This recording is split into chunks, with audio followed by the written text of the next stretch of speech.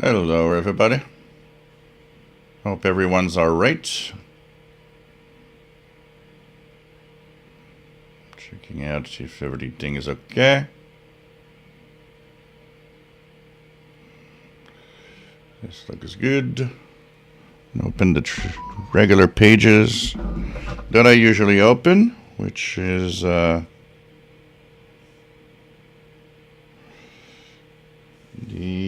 schedule page for the IBI space, in case we want to search for something. What's on? The laptop a little closer here. We're going to bring up the pre-on page for number stations, if anything's there. Well, next one is only in 2 hours, so not much happening. And we're going to bring the HF Underground page for pirate activity.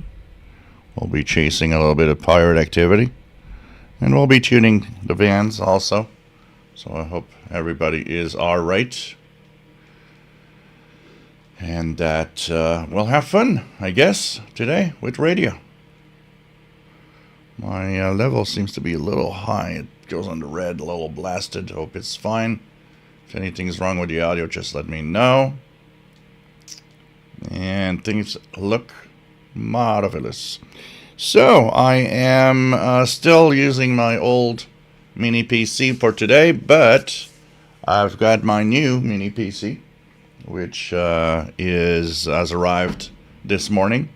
It's setting up right now, so we're going to let it do what it has to do. So next show will probably be done using that new mini PC that I've got, which will be great, much more powerful also. So there's not going to be as much lag and problems as there could be on this one. This one is starting to get old. I mean, it's technology from, it's an 8th generation Intel on the one that I'm using right now. So it's getting a little old, and it shows that there are things that I'm doing now that kind of show that it's a little slower than it used to. The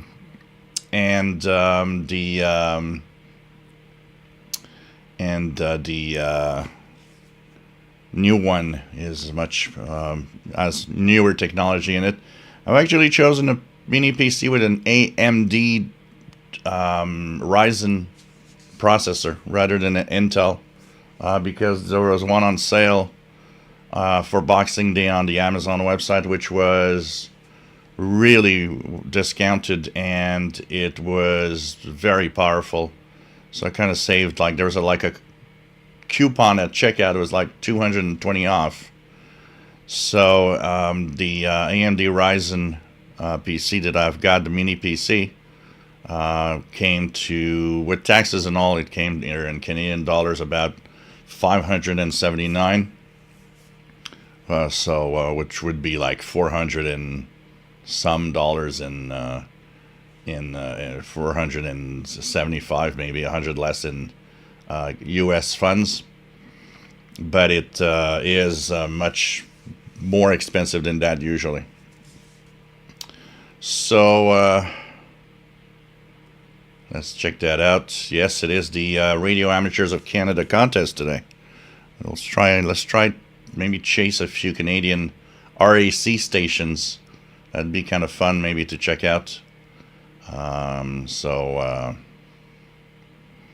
be checking that. Yeah, well, the Ryzens are good. My gaming laptop is an AMD Ryzen also, and it is. I've been very, very happy with it, so it's going to be cool. So that's going to be kind of nice to check out. So no, AMD doesn't overage on that. You're talking of AMD of 10 years ago. AMD chips, Ryzen chips today, they don't overheat at all. Older chips, the AMDs before the Ryzen came out, were overheating a lot. Ryzens don't. They're as good, if not better, than the Intel ones.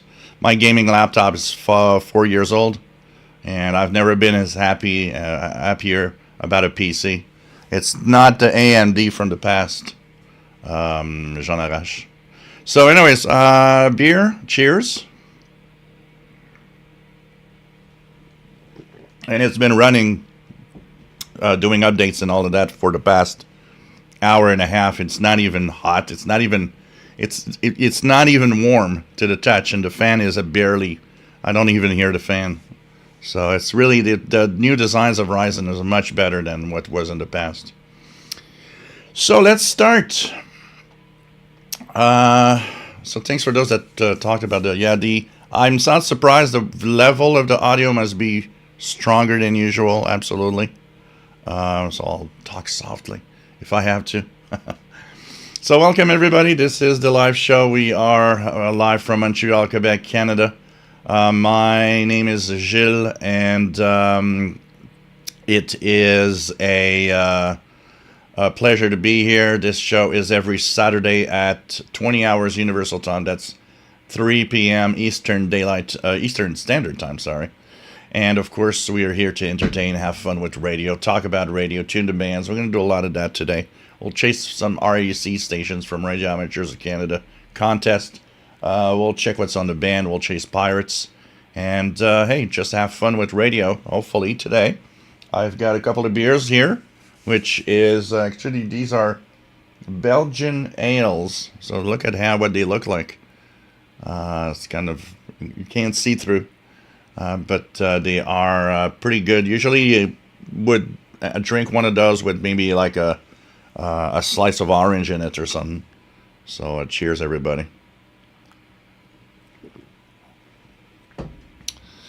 And so we are here to have fun with radio. There's a beautiful chat room with wonderful people if you like to join in and say hi. If I look a little tired, I am a little tired. I went out last night, was the kind of family gathering at my nephew's with my brother and sister-in-law and my two nephews. It was really a lot of fun.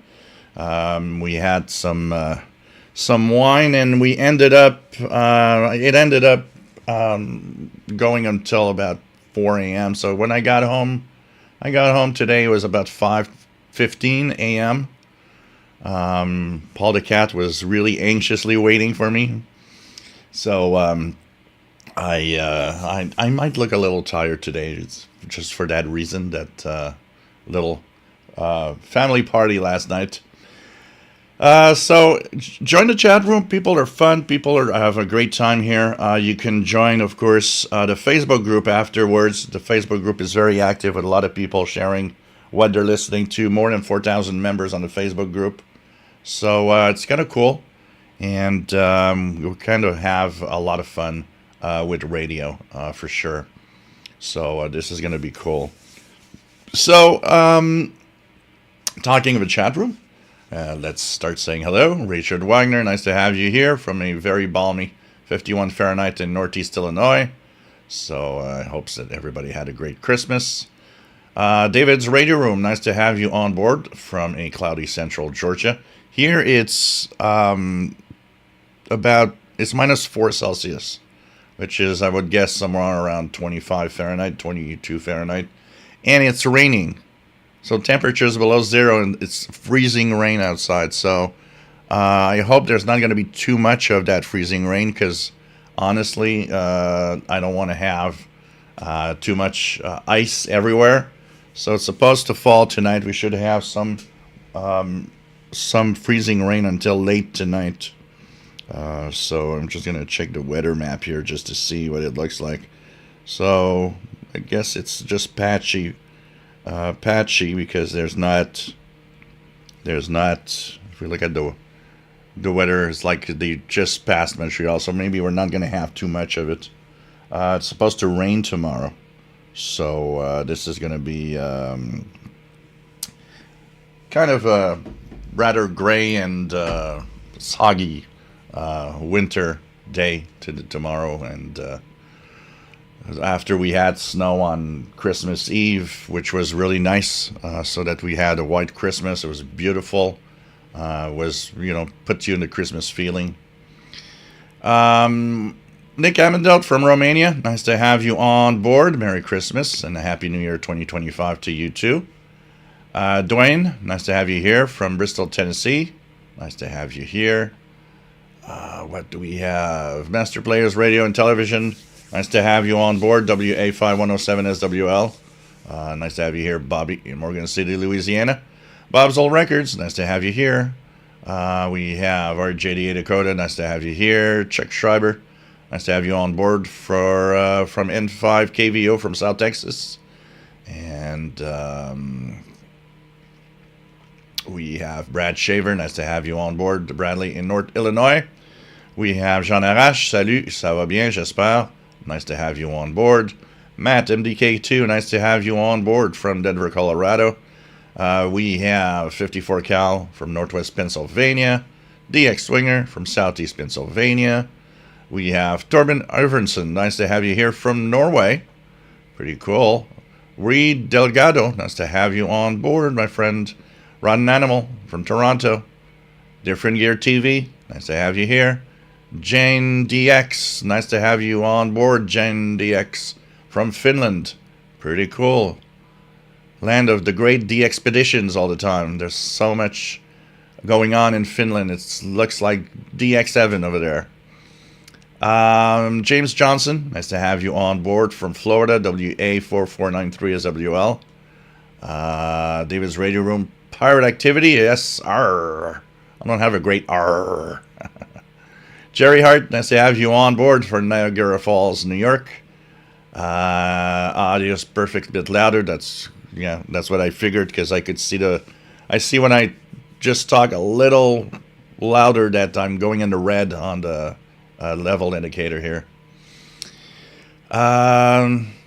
Matt says, just a reminder that every New Year's Eve, WDDR, Drunken DJ Radio, which is Wolverine Radio but with a live DJ and no particular theme, likes to play in the New Year. So we're going to check that out, of course, New Year's Eve. There's probably going to be some interesting stuff there. It's really, really cool to check it out. And there's been a lot of activity actually in the pirate bands in the last week, so pretty cool. RJ Dakota loves to hunt pirates. Robert Varner, nice to have you here. KC2TEL in New Jersey, and he just worked at VE9REC in the Amateur Radio Amateurs of Canada contest, the winter contest. So it's pretty cool. Alabama Red, nice to have you on board. Levin Radios, nice to have you here. And pretty cool to be here. Blogger and I, what's my tech channel? My tech channel is, I'll post the link here. Tech channel is here. There are quite a few of the Shortwave guys that follow me there. So here's the link to my tech channel, which is Windows Computers and Technology. And here it is. So here's the link, Blogger. I saw your email today, by the way, Blogger. I'm going to reply back to you a little later today. Darren Rogers, nice to have you on board from Long Island, New York. What else do we have? Don Royale, nice to have you here. WA7330SWL. Nice to have you on board. We have Blogger Dice says my car is an AMD Ryzen 57 Steve DX1. Nice to have you on board from warmish and overcast Southeast Georgia. 11 Radios, nice to have you here. Keith Crandall, nice to have you on board.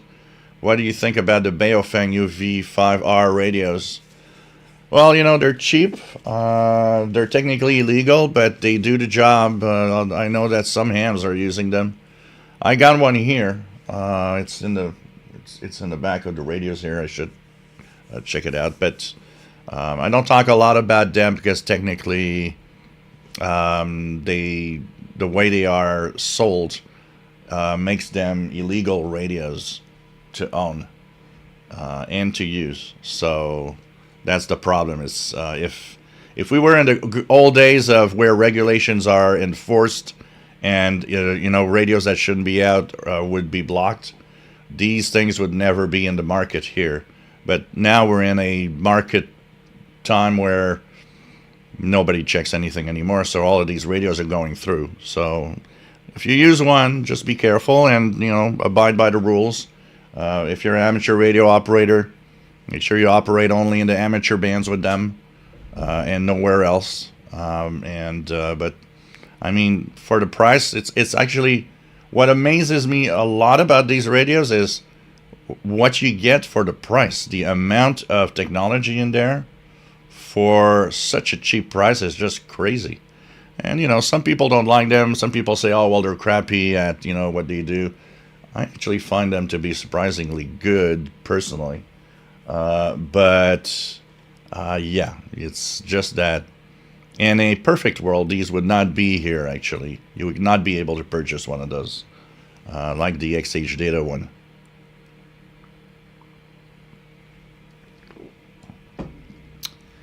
What else do we have? Red says, I noticed that using same antenna, same radio, I can't get the same stations now as in the summer. Yeah, absolutely. It's normal. Propagation changes from season to season. There used to be a time way back in the day when actually some stations would change schedules 4 times a year. There would be a summer schedule, a fall schedule, a winter schedule, and a spring schedule for the broadcast. But that made it so complicated that a lot of stations had to, retune the transmitters and work hard to have all of that working well.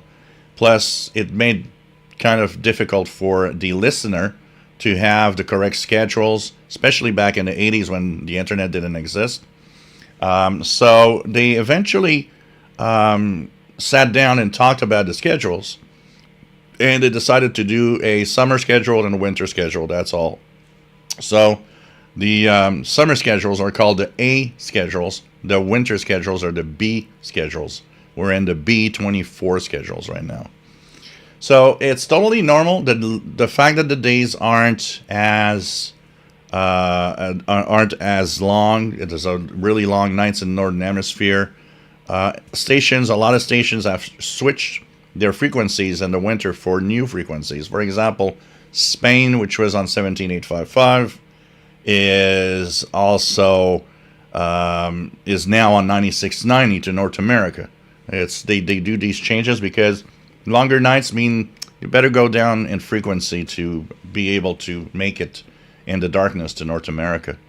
So it's absolutely normal that you don't see and don't hear the same thing. An example here, I always call Radio New Zealand my summer listening, because Radio New Zealand comes in well in the summertime here in Montreal. But in the winter, like now, the frequencies they use it in the evening for North America, well, they're not using to North America, but the frequencies they're using are too high. And so they're not propagating in the darkness up to Montreal at this time. But we're going to get into January, February. Days are going to slowly get longer and longer. We already have a few minutes more every day. And those frequencies will slowly come back. So it's totally normal that in winter and summer you don't hear the same thing. There are a lot of stations that, like I often say, there are stations that are only heard in certain time of the year because of that, and there are stations, of course, that change their schedules for that. Glenn Danzler, nice to have you here from South Carolina. KU, nice to have you here. Living in Radio says around 2 8K displays with mine, the fan turned on once. Brian Penny, nice to have you on board. Happy New Year. And yes, I've got yesterday Paul the Cat had a couple of gifts at my at the family gathering. One was a little plate that says, I live in my cat's house. And the other one was a very nice little Christmas tree decoration. I should have kept it and brought it here. I put it in the Christmas tree. It's a little cat that has the same colors has Paul the cat that is in kind of a teacup, and you could hang it on a Christmas tree. It's pretty beautiful. It's very nice. So Paul had some gifts yesterday. Pretty lucky little guy. Kamikaze 76, nice to have you on board from West Michigan. Happy New Year. Ricky Sadush, nice to have you on board. And best wishes, of course. It's cloudy and 0 in Calgary. Pretty cool. Loving radios, Jill. Have a wonderful show. I love your show as always. Great chatting. Cool. Thank you so much. And really nice. You're the shortwave boss. Chris Way, nice to have you here from Southwest England. RJ Dakota says Belgian ale is a lot like Boulevard beer from KC. I used to work at a local bar and tried both brewed with wheat instead of rice. And that's why it's so cloudy. Yeah, it's cloudy. But it's really good. Honestly, it's very good. I had the closest equivalent to it is it tastes like what's the name? Belgian Moon, I think is the name of the other Belgian ale that I've had that actually is as cloudy as this. There's a bar that has it, and it serves it actually with a slice of orange in it, which makes it really nice. Westlake, nice to have you on board from Ontario. Steve Vernon, nice to have you here from Central Pennsylvania. RGA Dakota, not so cold here today, nearly 60 degrees. Living Radios, Moline, Illinois, home of John Deere. Metalunar, nice to have you here. And happy holidays, Alabama Red. Metalunar, speaking of the weather, I was always a fan of Weatherband, but I find I just don't use it much anymore. Most people probably don't even know it exists. Wonder what's the future of it will be. Well, you know, the Weatherband has always been that little unknown thing that unless you're a scanner buff or unless you were a fan of Radio Shack, and then you could see that they had these weather radios. I know a lot of you had what I had, which is the little weather cube back in the day. I guess when you're in radio, and if like me you've dabbled in VHF, UHF, and went through all of these bands, listening to whatever was out there, we all know that in North America that exists. And it's a very unique feature that it's just North America, which is weird. I always thought it should have been some worldwide thing. Every country should have a weather radio frequency like that. So in the US, it's the NOAA weather channels. In Canada, it's Environment Canada weather channels. But they share the same features. They share the same alert system. So they're compatible with all the weather alert radios. The problem is that most people don't know they exist. Absolutely. Today, a lot of people will, you know, like I just did. I just showed you the map. You know, there's something about, you know, using your phone and checking the weather on your phone. I mean, yeah, it's just so great. We got visuals, we got maps. So when things go right, yeah, we tend to use our phone. I sure tend to use my phone a lot more than anything else for the weather. But the NOAA weather channels, the VHF weather channels, have a very specific purpose. They've always been important for regions where weather can get bad real quick. So, for example, if you live in an area where tornadoes are a common occurrence, you will want to have a weather radio. It's very important. You don't just want to have your phone because at any time that connection can be lost and not work. You want to have something that will work. So I would guess maybe more people know about it on in places where it's extremely important to have such a weather radio. Anywhere technically is an important place for a weather radio. Here in Montreal, we've had ice storms. We had so many things happen. I think there will be a future because there are places, and this is an example, I think here, because there are some shutdowns. I know that some of you guys have talked about some of the nowhere channels from your areas that it's shut down over time. Here we had, and that's interesting because here in Montreal, the weather channel we have had a announcement a couple of years ago.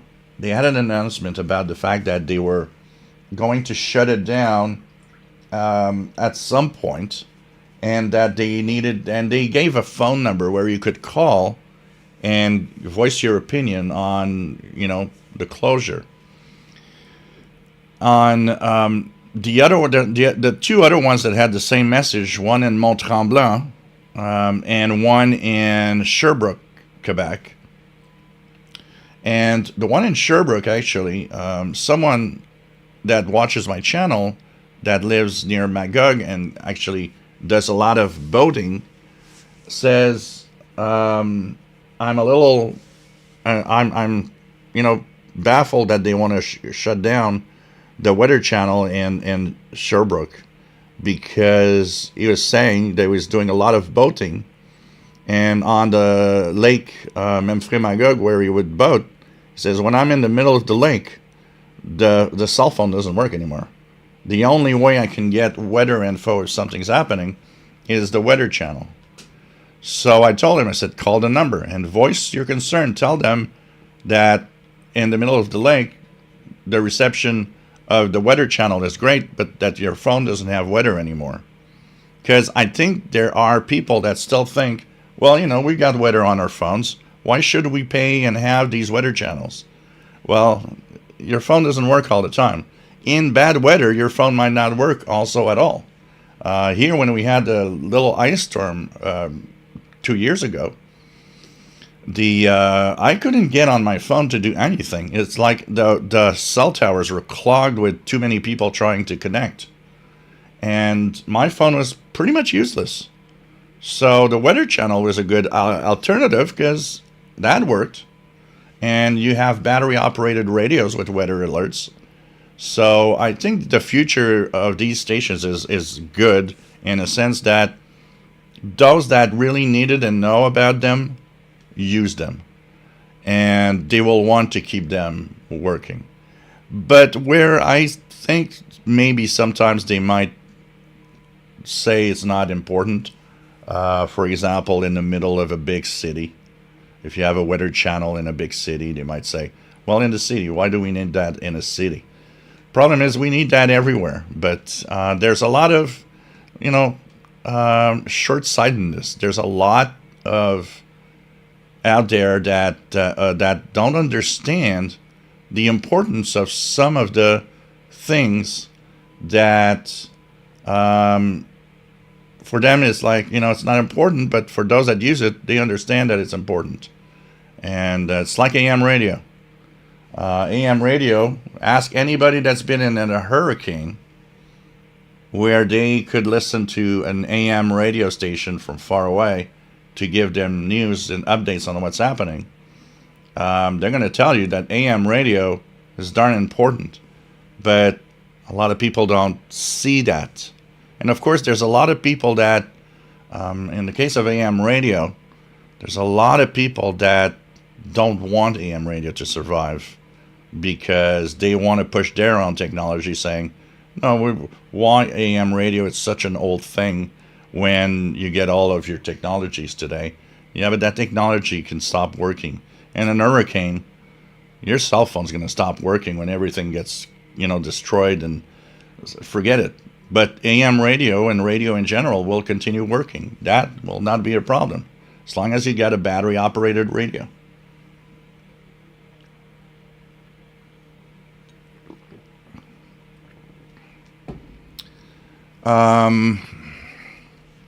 Jeff King, nice to have you here from Florida. Not just the loving radio guy. My name is Todd Schmidt, just a German who loves radio. Cool. Nice to have you here. Steve Marchi 128, nice to have you here. Bubbles Records says, I used to write North American reports for DX Kundila in Finland back in the 80s.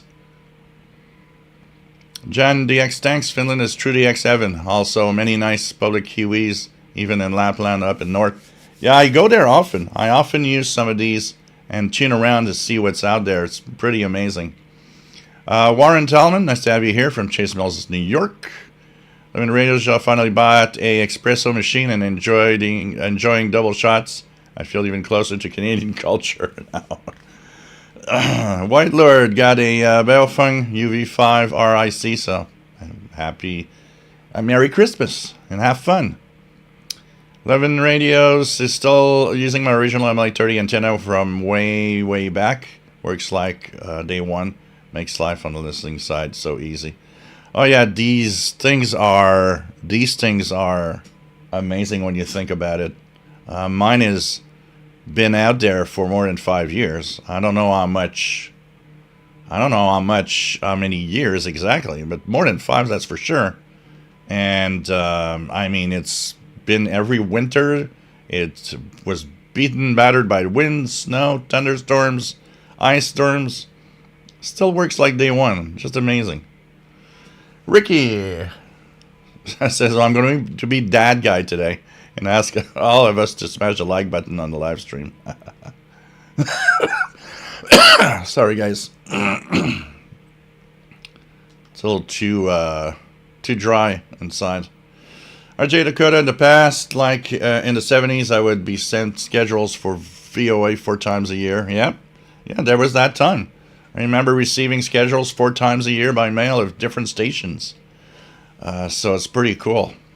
Idaho Head, nice to have you here from North Idaho. And Blogger Die says, I never make New Year's resolutions, but I'm making an exception for 2025, resolving to install a new outdoor antenna. So that is, going outside for listening, yeah. That's you gotta do it, because when it's cold, you don't want to go outside with your radio. It's like, it's not comfortable.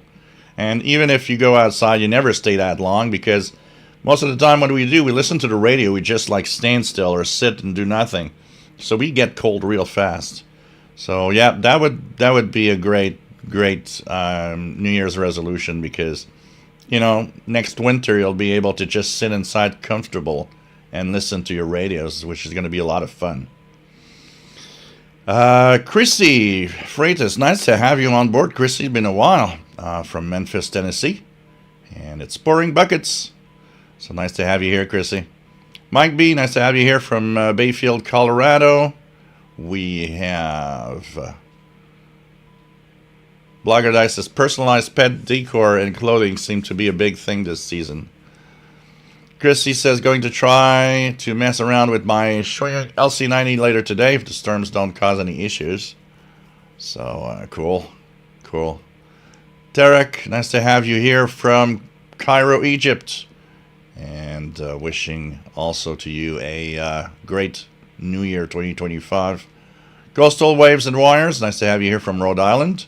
Walt, K4OGO. Simarchi, Chris, and KN4EXM from South Carolina. 11 radios, not gonna lie, but 2 different internet radios, and listening to the BBC is so much easier than shortwave.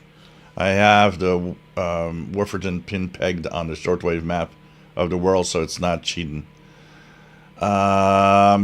It's, I think we got to understand that there are different ways to listen to stations, and things like the BBC World Service, which I love. It's stuff to hear, especially this winter season. I can't seem to really find a good BBC frequency this winter's schedule. Last summer, I had 12095, which was great in the evening. I had a few choices, but now this winter I don't find anything that's really good enough. So yeah, I'm going to the internet radio. I keep this little A8W real close, because I kind of enjoy sometimes, it's like it's always on the BBC World Service. So what I do is I just turn it on, and it will automatically connect and start the stream automatically. So it's kind of cool to play with, and it's fun to have this capability that we just tune around and just listen to a stream. It works great, and I love this radio for that. So, but also the LC90, of course, which is really nice. LC90's firmware, the last they were hoping. I don't know if they're going to actually succeed. They were hoping to release the 4.7 firmware before New Year's. Maybe it's not going to happen. Maybe it's going to be early. I think they're still having issues on how to make SSB work correctly. And I was thinking of maybe trying to make a new video for them and explain it in a different way. Maybe it's going to highlight something that they need to know that they're missing on the radio. I mean, it's better than it was. There's the way to kind of bypass the problems now, but it'd be fine. It'd be fun if it worked really good like every other radios.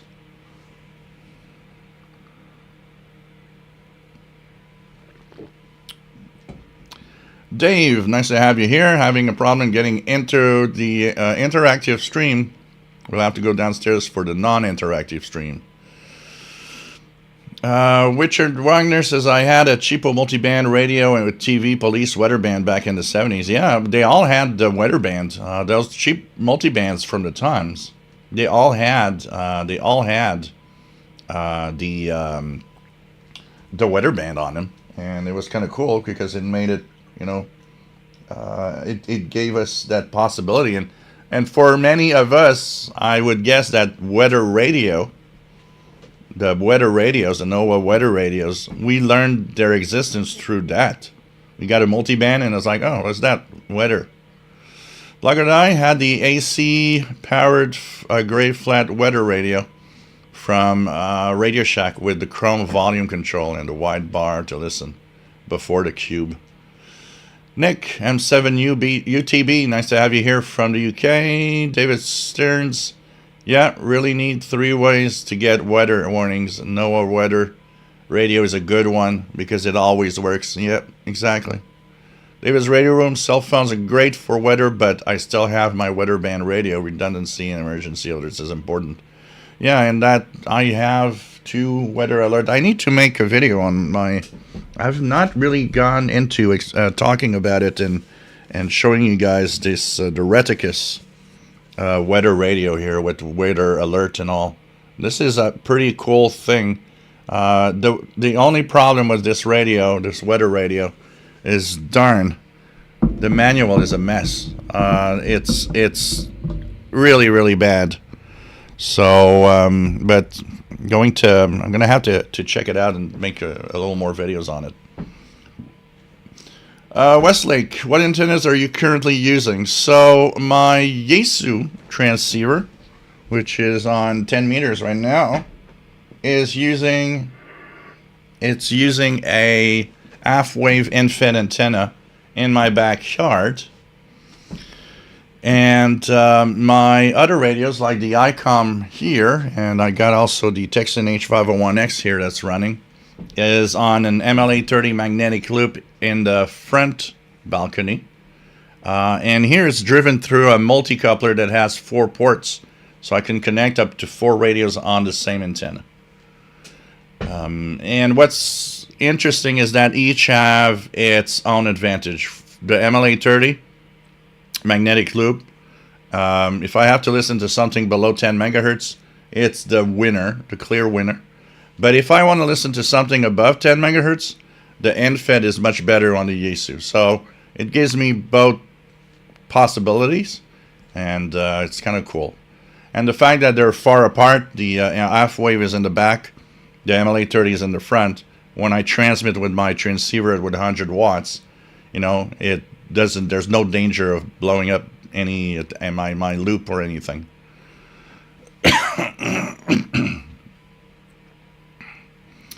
Blogger, I'm not sure how many weather radios I have. The problem is that weather alert mode eats batteries.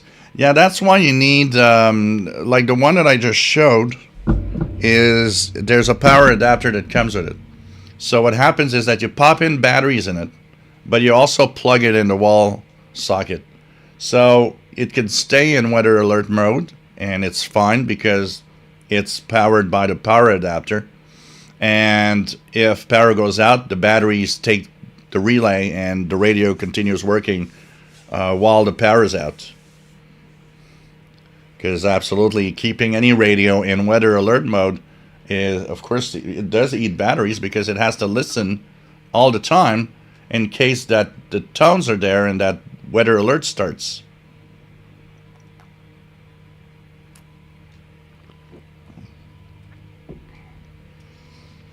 Jeff King says, here in Florida, I think 40% know about weather radio. May not have one, but they know. Our RTA 08, NOAA radios have battery backup for that reason. Yep.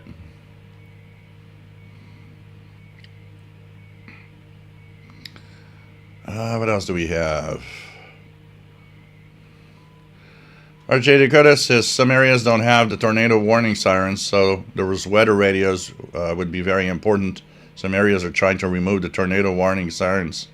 You know, when you see things like that, like trying to remove tornado warning sirens, you could see that there are people out there totally disconnected from reality of what could happen. It's dumb. By the way, thank you, Dave, for the donation. And, of course, you guys, if you want to help out with the pizza fund. Also, it could be the computer fund because I had to purchase a new PC. If you want to keep up the live shows, we got to upgrade the old technology from time to time because you need new stuff. Super chat, you have the little dollar bill on the sign in the chat. Or you have the pizza fund. If you don't want me to die of hunger tonight, you can send the pizza fund either through here the super chat, or even better, the PayPal at the email I'm posting. What's cool is that the restaurant that I order from actually accepts PayPal payment for pizza or any other dish that I would like to order. So it kind of makes it easy. So if you want to join in for the pizza fund, here's all the details. Thank you so much for everybody that has donated. A few of you have donated throughout the holiday season through also. So thank you so much. It helps a lot. Makes it possible to continue doing this, buying new PCs, and having this live show every Saturday that I know a lot of you enjoy. If you never donated, maybe it's the time. How about thinking about it? Sometimes, I like to say it's not always to the same people to donate. Sometimes it's fun to see that somebody that never has done it before will, give a little something. And like I always say, any amount helps. It doesn't have to be, you don't have to give me $1,000. If you do, you're really, really a great fan. But if, it could be just $1 or $2, and that's enough. Don't worry. It's, what counts is the support. So thank you, Dave, for the donation. Jasmine, nice to have you here from Seattle. Our teaser right says our tornado sirens went off a lot this year. And Jeff King, Weather Channel just south of Jax was shut down. A lot of people complained, so they are redoing it. You know what?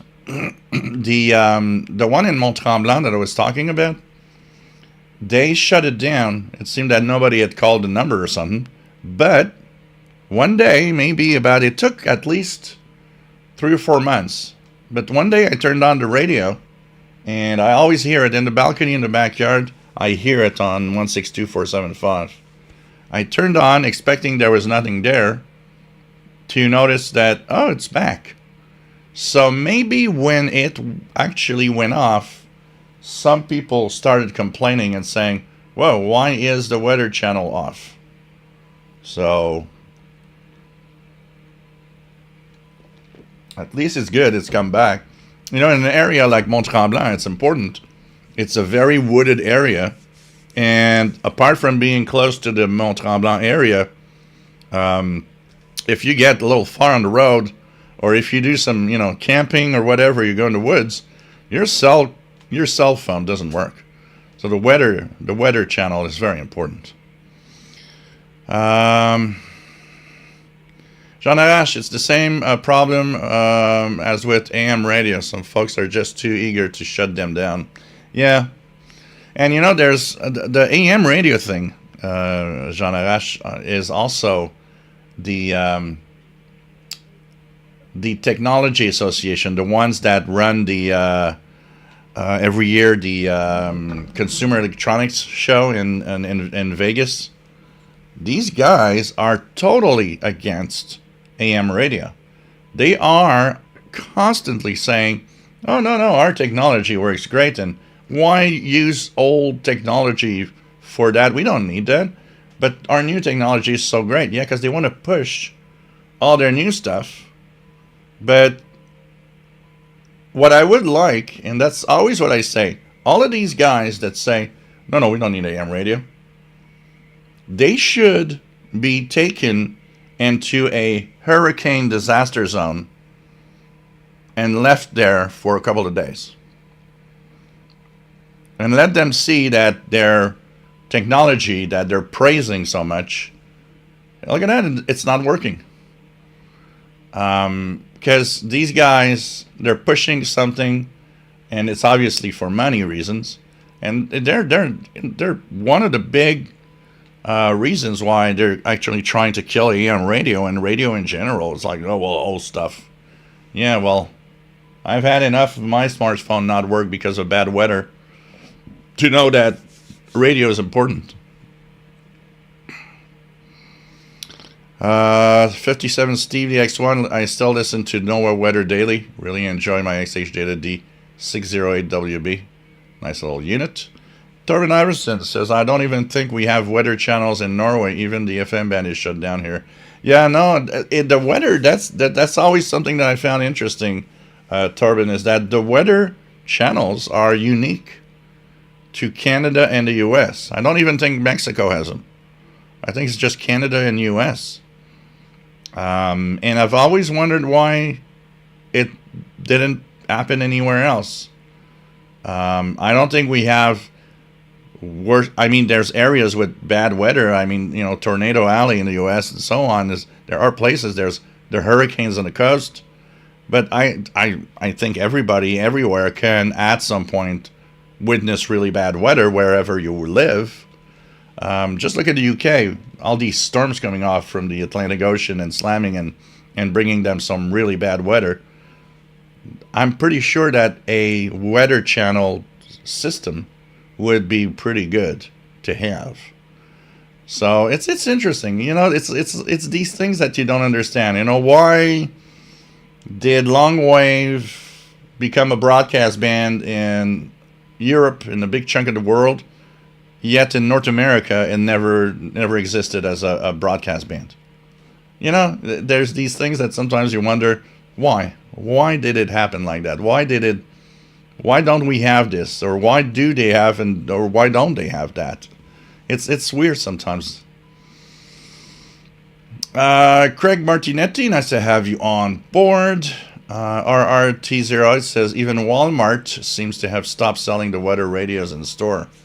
So that's a dumb idea. If I'd be a Walmart in any region of the U.S. that might be prone to tornadoes or hurricanes, I'd have freaking weather radios for sale. So these people are not helping. I think there's too many people that think that our smartphone are the answer to everything. Well, they're not. Steve Brennan says, I actually occasionally listen to it on one of my CBS and my CBs, I would guess, and my portable scanners that I have. Yeah, it's like, the Uniden here, the Uniden 980, Bearcat 980 SSB. I find it really cool that they've included weatherband on it. I mean, where else could it be so, important to be? Well, on a CB radio, yeah, especially a mobile CB radio.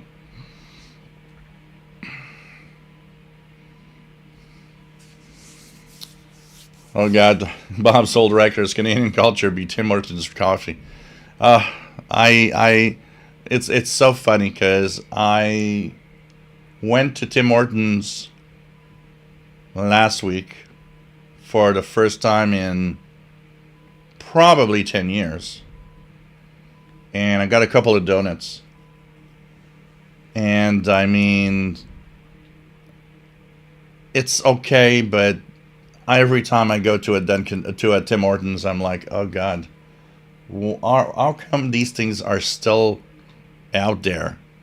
Nothing in a Tim Hortons, personally, I find is good. And even the donuts, I miss Dunkin' Donuts. When they shut down here in Montreal, all the Dunkin' Donuts, oh boy, man, no, Tim Hortons donuts are far from what Dunkin' Donuts were. So it's like, I don't know.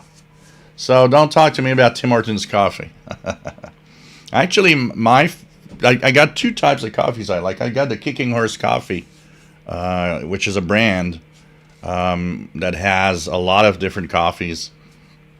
One that I like is the Grizzly Claw coffee.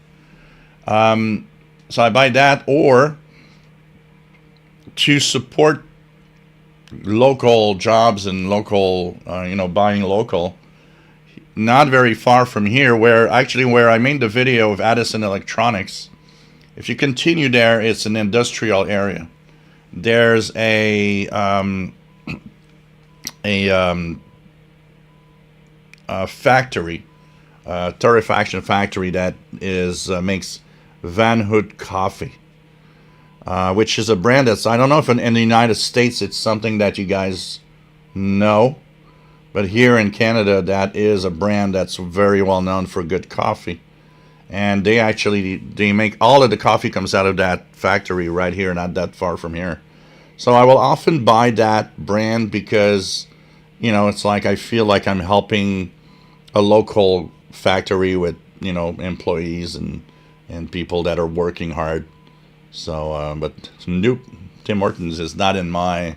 But Tim Hortons are always full of people. That's always interesting. I pass in front of a Tim Hortons. Lately, I've been going a lot to a hospital to visit a friend, and I pass in front of the Tim Hortons every time. So probably 3 or 4 times a week. And I always look inside when I'm passing by to see, how many, is it full? And there's people all the time. I was amazed at Christmas Eve. I passed in front of it at Christmas Eve around 9 p.m. It was full of people. And I'm like, wow, people are spending their Christmas Eve at Tim Hortons. Jeff King had a young roommate for a while. I asked him what would happen if in a hurricane cell towers went down and no internet. I've got battery backup. That's the answer. The young generation doesn't understand that our phones are transceivers. This is a transceiver. This is something that receives and transmits. It's a radio. It's a radio. And you look at that and you're like,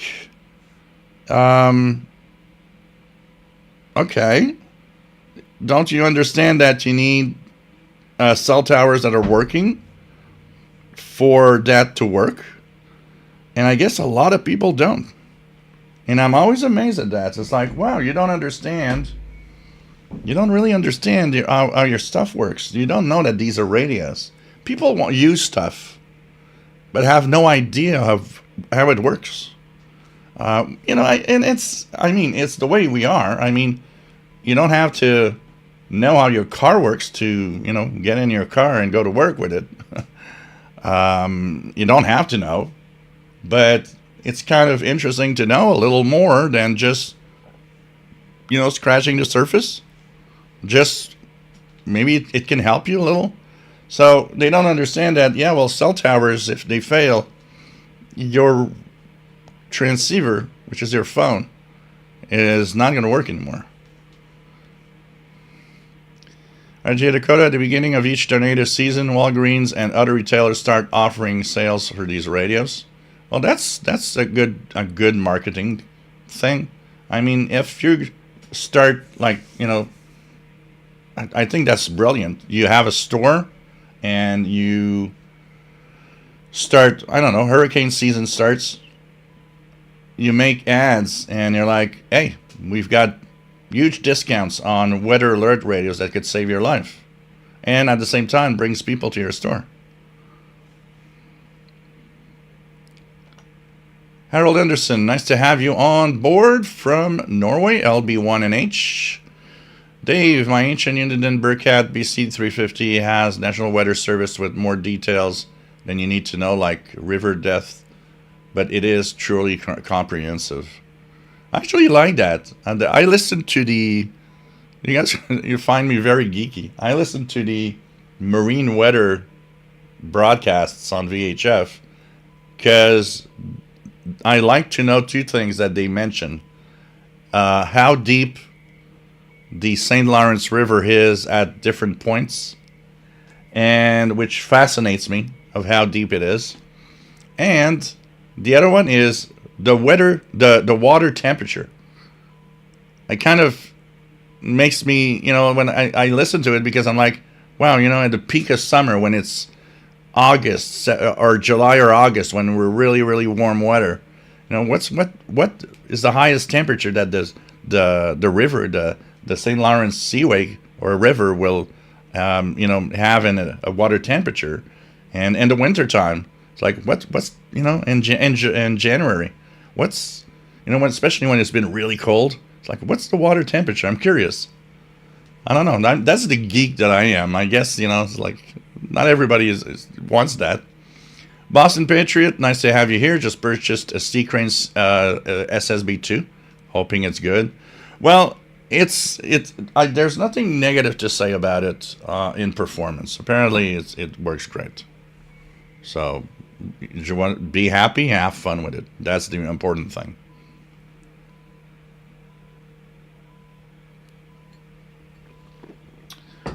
Chrissy says, yep, been a long time. My work schedule has been crazy with the holidays and just in general. Well, it's nice to have you here, Chrissy. RJ Dakota, Tesla is designing phones that use their own internet system through Skylink. Yeah, that's a different thing. Skylink is something that, can connect pretty much all the time. But the problem is that you have to pay for it, which a lot of people don't. So we'll see what happens. James Farley, nice to have you here. KD2GUZ from Old Brisbane, New Jersey. Don Weil says, Shortwave says version 4.7 should be out by the end of the year. Yeah, that's what they're saying, but I think they're having a hard time with SSB, and I think that's what's making it a little longer, because they were hoping to have it before Christmas, actually. So we'll see.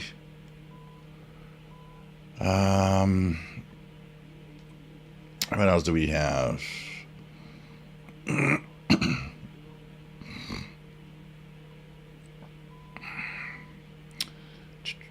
Chrissy Freitas, looking forward to the new firmware. I've been enjoying listening to the BBC World Radio Network. And if I need shortwave, FM, and Bluetooth, it's all there. Yep. I love the RDS feature that they've implemented. When you guys get it, oh boy, it's beautiful. Great RDS on FM.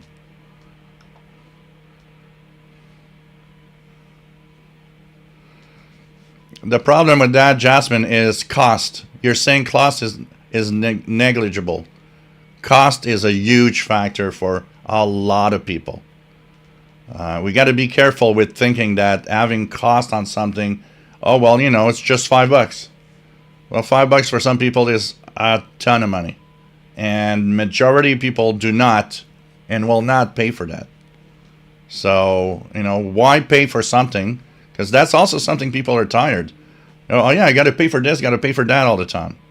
Well, why pay for that when we've got NOAA weather channels that are free, that we can use and hear all what we need to know, and stuff like that.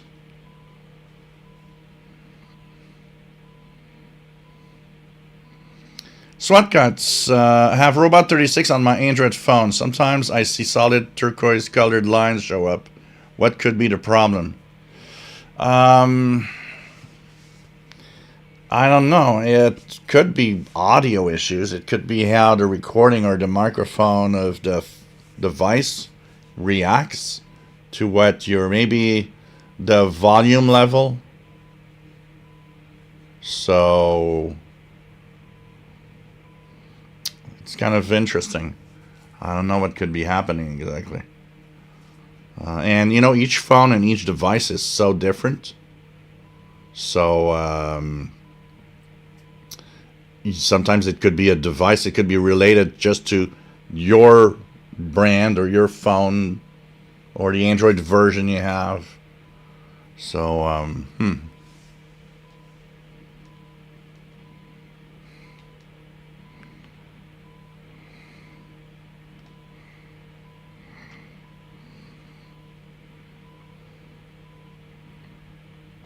I don't think that any phone that uses Wi-Fi can use Starlink, Jasmine. It doesn't work like that. I think they have their own frequency range. It doesn't work like that.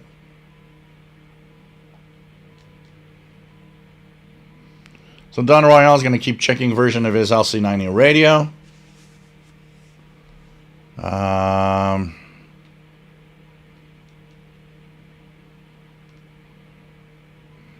My listening place is the garage with little oil eater. Good for a couple of hours. This chilly weather. Cool. Yeah, most scanners all have weather bands. If it's not a dedicated button, they have the VHF range for it.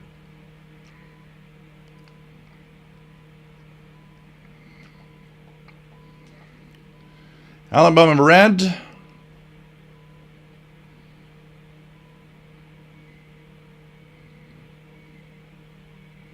I'm gonna go back here. Lost my spot. Go here. Go here.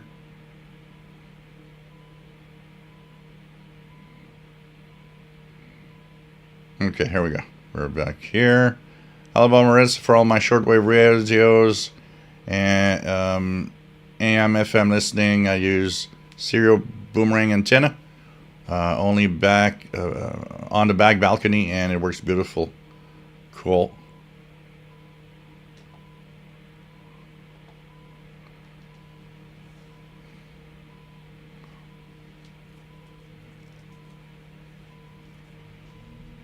So maybe that's the thing. It needs, because it doesn't work at the frequencies of Wi-Fi. It must be a specific range, and it must be a specific phone that does it.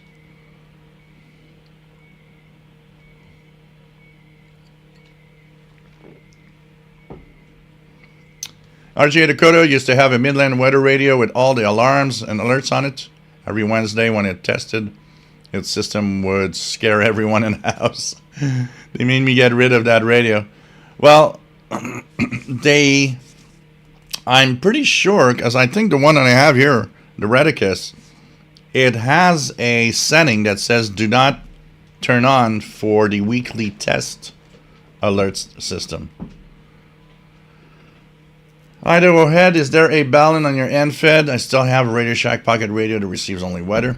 Yeah, there is, absolutely. It has to be. So to match the impedance of the Yaesu transceiver, it's 69-to-1 ratio balun, and that the infant antenna has, and that makes the antenna match with the I'll just check something here.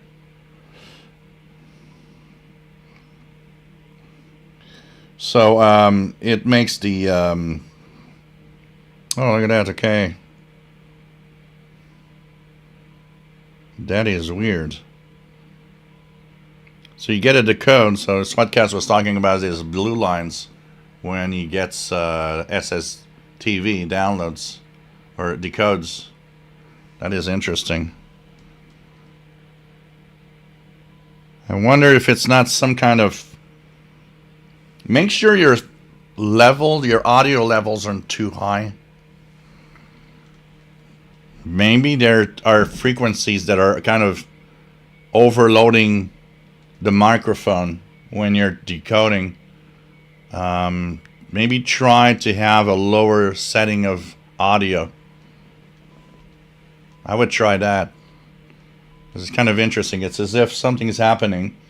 So either audio overload or... Unless the app is having some issue, which is weird. What else do we have?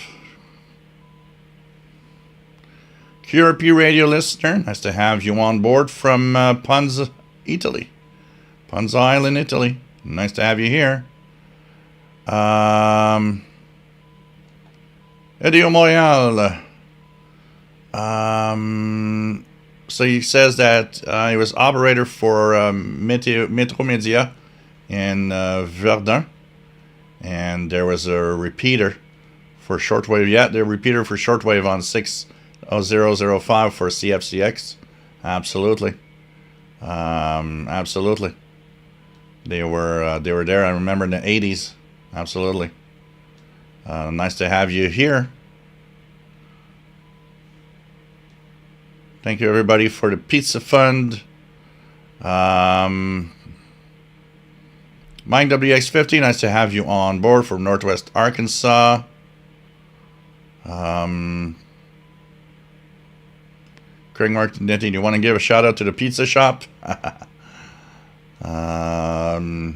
It's called Miami Deli. Miami Deli, actually. That restaurant's been there for a long, long time. It's one of those 24-hour restaurants. Not a lot of them are left today. RJ Dakota, nice to have you on board. Mike WX50. Craig Martinetti, WDX2ROE.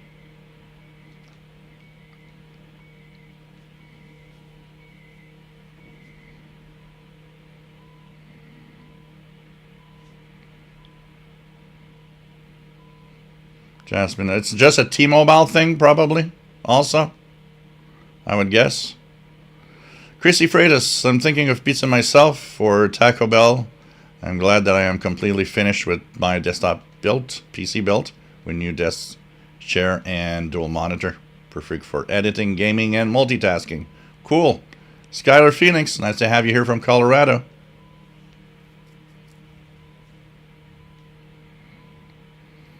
Nigel Phillips, nice to have you on board from the UK. G6PGV, thank you for the pizza money. I got the I saw your pizza fund come through. Thank you so much, Nickel. Much appreciated.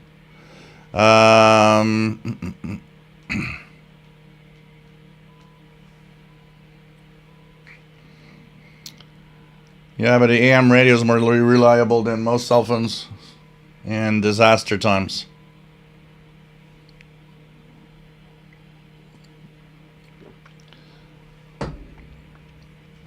Skylar Phoenix, James Farley, have you decoded any ISS slow scan TV? No, because they're in the middle of the freaking night. All the passes are like 1 a.m. to 6 a.m. So it's like, yeah, I got to be up late to get some. I haven't yet got one. I'm going to try to stay up tonight to get at least one or two.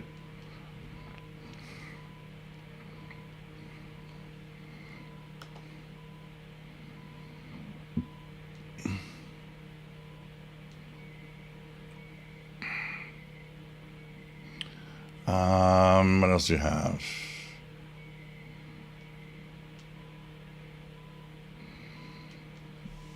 No, weather radio has always been that odd thing that only radio geeks knew about, or people that do outdoor activities like boating, stuff like that. So it's really a thing that most of us learned through the fact that, oh, look at that, there's a thing called weather radio or something. But the regular folks don't know about it. It's like shortwave. It's always been that obscure thing. It's like regular folks didn't really know that it existed. You had, radio geeks knew it existed, And today, radio geeks know it exists.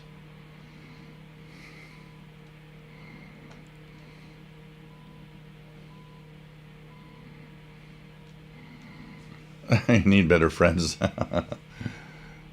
Scatter Phoenix in Colorado, USA. We not only have weather AM and channels, but also highway safety and highway traffic on AM. Matt says if they nationalize ISPs, including Starlink, it would be more trustworthy. Needing to pay is simply a bad idea for public safety broadcast. You should not have to pay for anything for safety. That is definitely something that should never be. Sean Ash, how good is radio listening in Norway? Does DAB Plus perform as well as FM used to? What I've heard, and maybe our friends in Norway can tell about their own experience on DAB Plus, is that the coverage is an on and off thing because digital, unlike analog, digital either works or does not. So there's a lot of cutoff points from what I've been hearing on all those countries that actually have switched to only DAB and switched off the FM. William, nice to have you here from Virginia. I have some Allicrafters tube radios. Will MLE30 work with older radios? Chances are it won't. To give you an idea, this 1949 Westinghouse International receiver, which is a tube shortwave radio, the MLE30 has no effect on it. And I would probably think that your Hallicrafters tube radios will not, because these radios work differently from the modern receivers. So unfortunately, I don't think that's going to work. Jasmine, yes, best propagation in 2025. We're at the top of solar activity, so I guess it could be good. Scatter Phoenix, can you use the Texan 2200X with the power plugged in and no batteries like you can on the Aethon 750? Yeah, the radio will work. Absolutely. Yeah, radio will work. You can just plug in the little power adapter in that little cable. You can get yourself a longer cable if you need, and it will work plugged in. RJ Dakota. Yeah, okay. Jeff King says Walmart still sells radios here in Florida. A weather radio, cheap pocket radio, and cheap boombox. And also an armband radio. John Vargas says need weather radios in Florida for hurricanes. Absolutely. Absolutely. Paul Aaron. What are you talking about? Not filter. Rob's radio channel. Nice to have you here. J Projects. NOAA weather stations are hardened against the MP even. A good service to maintain. Scatter Phoenix in Colorado has Krispy Kreme. We got Krispy Kreme here too. We got a couple of one. Jasmine, average person, AM radio is just full of nonsense. Well, AM radio is fantastic when it's just the trash that we hear, but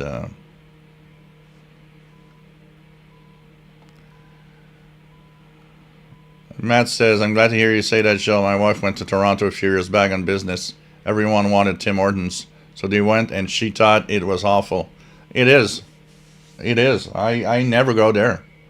I've given them a chance. I given them the chance. I have ordered stuff, new things that they have, breakfast sandwiches, and no, I'm sorry, can't.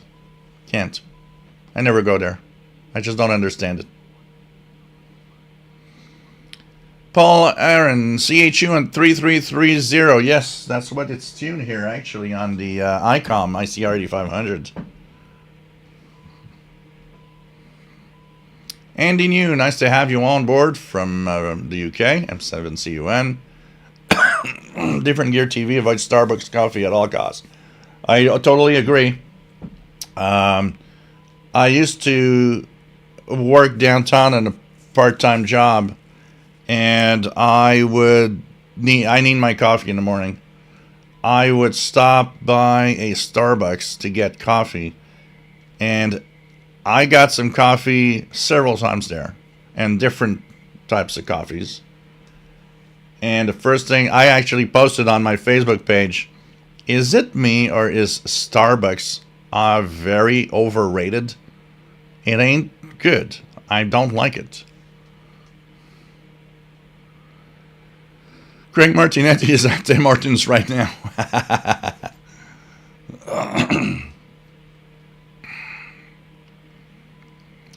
Here we've got a new thing called Homer's Donuts. It's like a new shop in town, and I need to try it. Apparently, it's amazing. And of course, it refers to Homer Simpson. Thank you, Rob's Radio Channel. Happy New Year. Thank you so much for the tip. Jonathan, nice to have you here. Says, I heard CHU transmission. Okay, Martinetti, I says, I am drinking a large iced coffee with my coupon. $1. Hey, for a buck. That's okay. That's okay for a buck. RJ Dakota says, in Wentzville we have something called 7 Brew coffee shops. Huh, interesting. Darren Rogers. Don Royal, WA7330WL. I can scan all the weather channels on the Uniden SDS 200 scanner. Yep, absolutely. Seattle Phoenix, since Jill is busy right now, does anyone else know if the Texan... No, I answered it a little earlier. You can just... with no interference, that's another story. That's another story. Because the original came with a magnetic... the power adapter itself didn't. It was not a switching power supply, so it actually did not itself create noise. If you had noise on the original Ethon or whatever, it was because your power line had noise. But now the Texan S2200 operates off of a switching power supply with the little cable, so it's not guaranteed you won't have any noise. I would have to try it here. I haven't tried it, actually.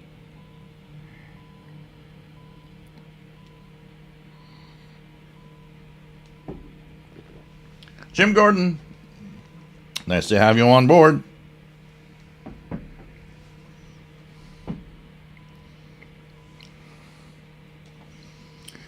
John Beckham, nice to have you on board from Northeast Florida.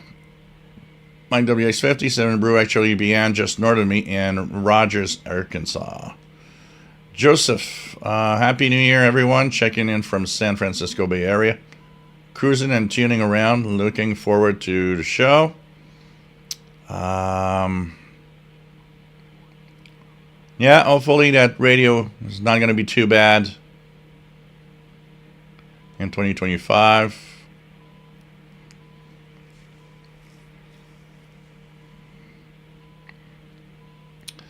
Don Royal, yeah. Well, the fact is, Don Royal is like all scanners. When it's called a scanner radio, all scanners have the weather band. But some have a dedicated button for the weather band. Not all of them, but some have a dedicated button, and some have also the same, the encoded message feature for alerts. I've got a Pro 92 here, handheld, the trunk tracker, that actually does have it.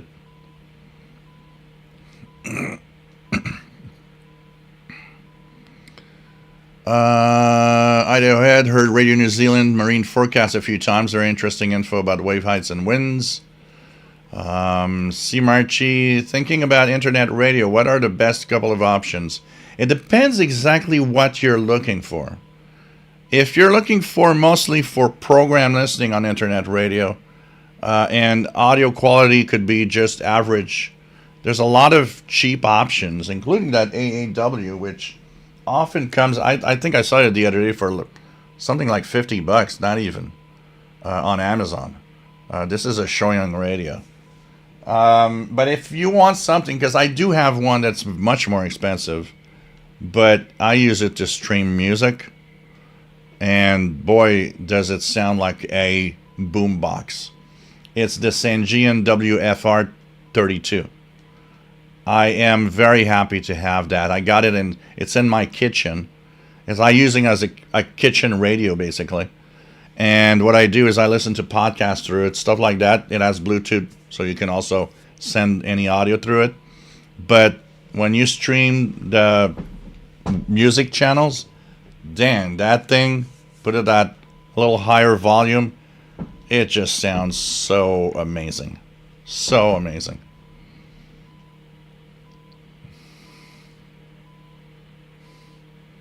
Yeah, that's for sure. 911 is free for everybody, even if your phone doesn't have any service. Absolutely. Like I die, only one Walmart store in my region has a weather radio in stock. Joe Walker, nice to have you on board. Says winter is here. Really, a real Delgado says, is there a Discord server or Telegram channel for official? No. It's there's a Facebook group attached to it, but there's no Discord server or anything. So, Jasmine Escujo think most people would buy a weather radio when 90% don't live anywhere which needs one. Actually, this is the biggest mistake of what you just said. Everybody needs a weather radio because it's untrue that there are places where you don't need them. It doesn't work like that. Everywhere bad weather can hit, everywhere your cell service can go out, everywhere you need a weather radio. If people don't buy them because weather, it's like in a big city like Montreal, bad weather that is bad enough to create, problems. Yeah, it doesn't happen often, but I can tell you, it happened enough in my lifetime to know that we should all have one, even in a big city.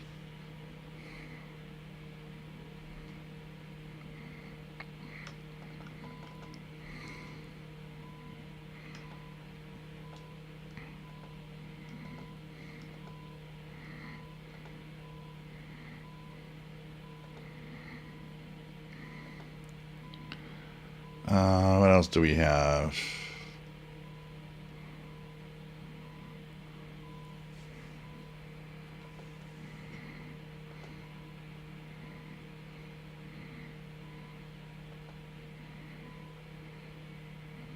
What else do we have? Let me check it out here. Okay, let's continue. I'm trying to go faster because I'm getting behind. I'm about 20 minutes behind right now.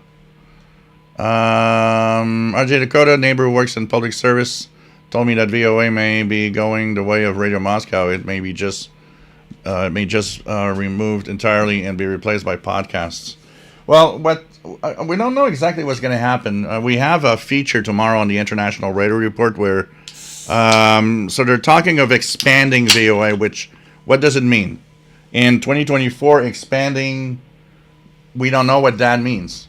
Expanding only online, or is shortwave going to be expanded, or we don't really know. And it's stupid to put VOA online only because VOA has just been kicked out of several African countries on their FM outlets because the governments of several countries there don't like what they're saying.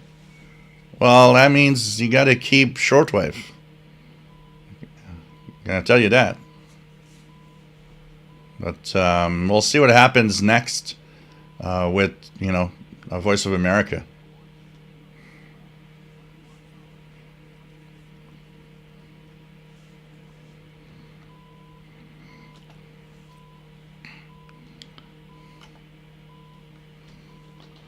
So, I think there's short-sightedness in many of those services.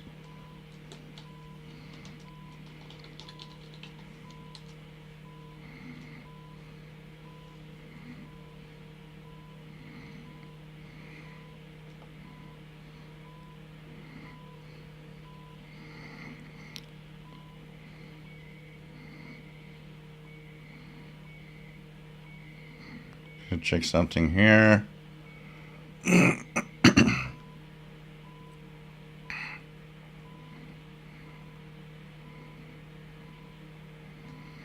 Okay.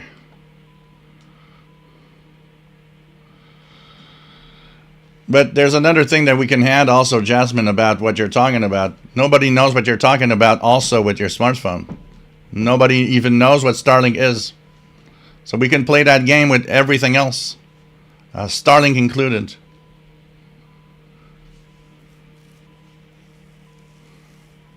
So the blogger that I received VOA from Warford in the Vatican State a couple of days ago. I hear VOA from Botswana 9775 pretty well for their 2 hours from 03 to 05 on the 31 meter band.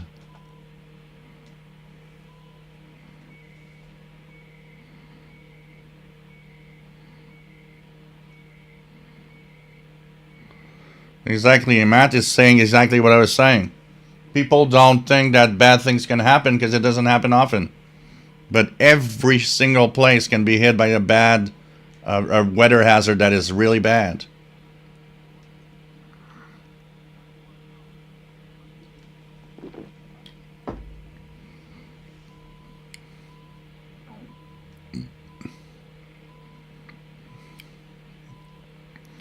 This is where you've got it totally wrong and you don't understand bad weather. Is you've been probably too long in a safe place thinking that where you live, nothing bad can happen. It doesn't work like that. Harold Anderson, not about all the drones, orbs, and UFOs in the U.S. Have any of you seen one? Well, there's all the drones in Virginia and stuff, which are probably owned by regular folks. There's a lot of weird things when you look at the sky, you know.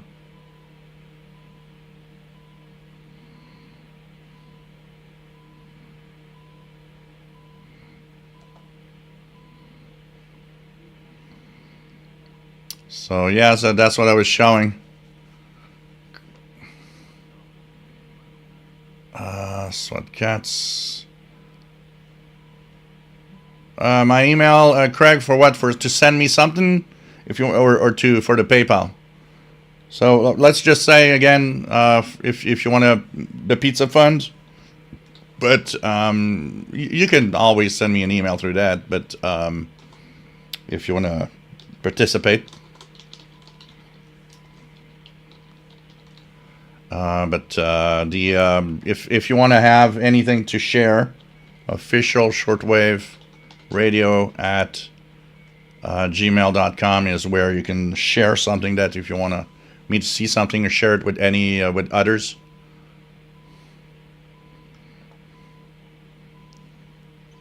Yeah, try to it, because when I see it, it seems maybe it's overloading audio or something.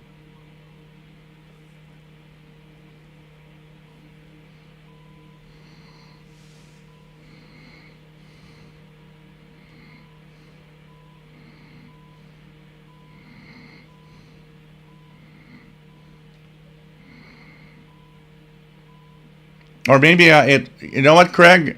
Maybe it went to the spam folder or something. Send it again, Craig. Just send it again. Jim Gordon, there's a e-German weather service on Shortwave that is widely heard. Yeah, that they do have a couple of those services. Yeah. Ricky, it appears Starlink uses cell phone frequency ranges, among others, if Google is to be believed. Starlink's own literature refers to LTE for cell phone reception. It does not use Wi-Fi frequency ranges. Yeah, that's what I thought. Wi-Fi is not used, that's for sure. That it uses maybe some LTE or some other... Because a smartphone, you got to remember, most smartphones have several different ranges that it goes through. One thing for sure, Starlink is not on Wi-Fi frequencies. That is for sure. It could be on some range that smartphones are capable of, though.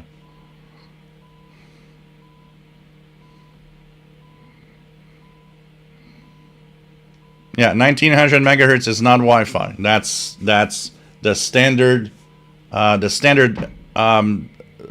smartphone frequency ranges that they use.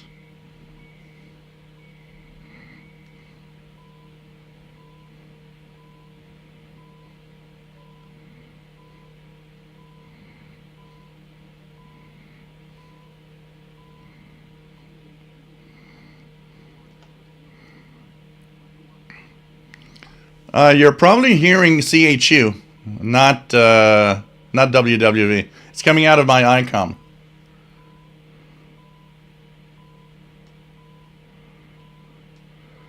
And that's the other thing that I don't believe. Like Different Gear TV. Say your smartphone receives 1900 megahertz direct. I don't see how it's sending back data. Well, the Starlink satellites are low orbit, so I don't know. I don't know about this one. J Projects report ISS using 437.55. Okay. Ricky, there's still a capacity issue. Imagine a high populated region. Yeah, that will be a problem. You know, and a region where, like you say, Ricky, where say a hurricane disaster area, the sheer amount of people using those devices to try to connect is going to take it down, just like cell phone towers.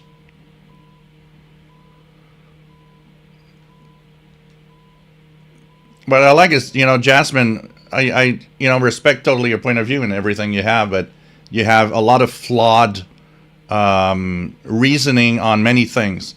We only 10% of the people or less need a weather radio. No, this is absolutely false.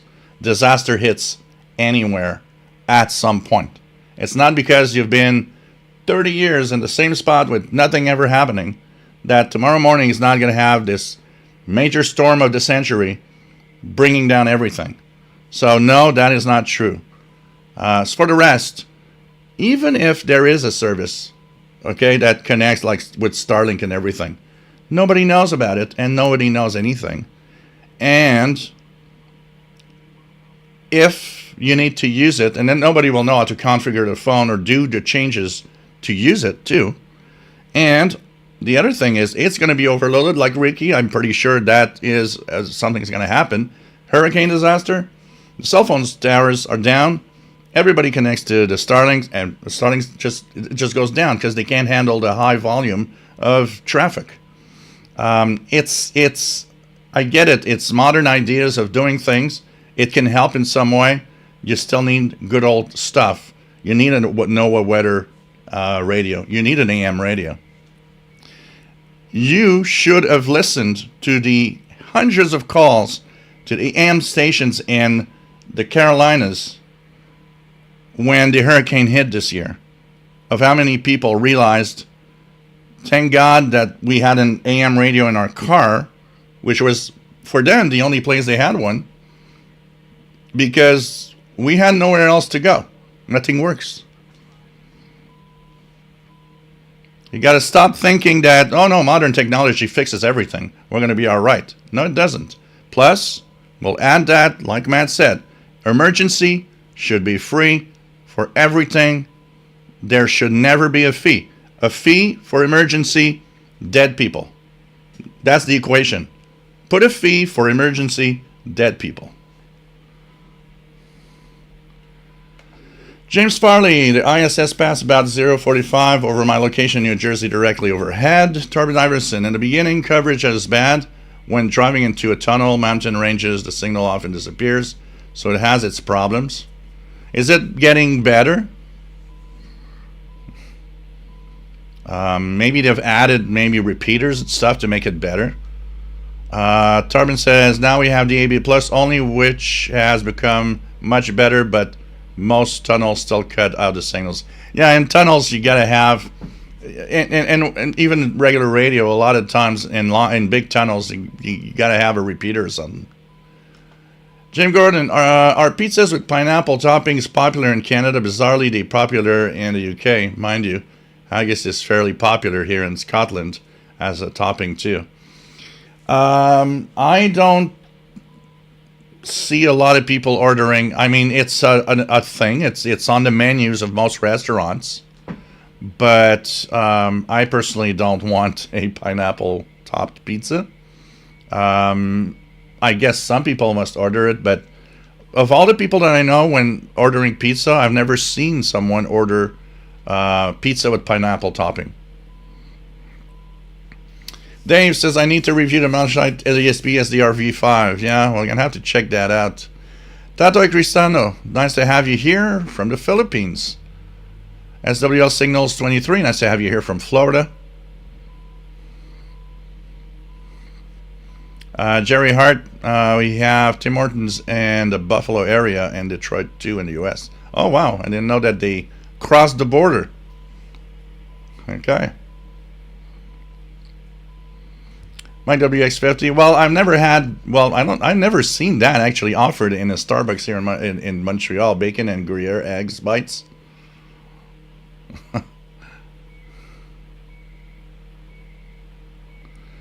Scatter Phoenix. I love Starbucks, but not their plain coffee. I like only their fufu drinks and grab and go bakery items. Okay. XX Ghost. Nice to have you here. Jasmine says yes. I'm from Seattle, and Starbucks is overrated. I can't think of the last time I was in one. Much better choices available. Mike B, I like to cut a plain glazed donut in half and make a ham and Swiss out of it. And when I was living back in Ohio, there was a restaurant who serves a cheeseburger on a Krispy Kreme donut. Oh, God. Craig, it doesn't close at 3 a.m. It's 24 hours. It has a time where you can't order past, midnight or something, but it's a 24-hour place.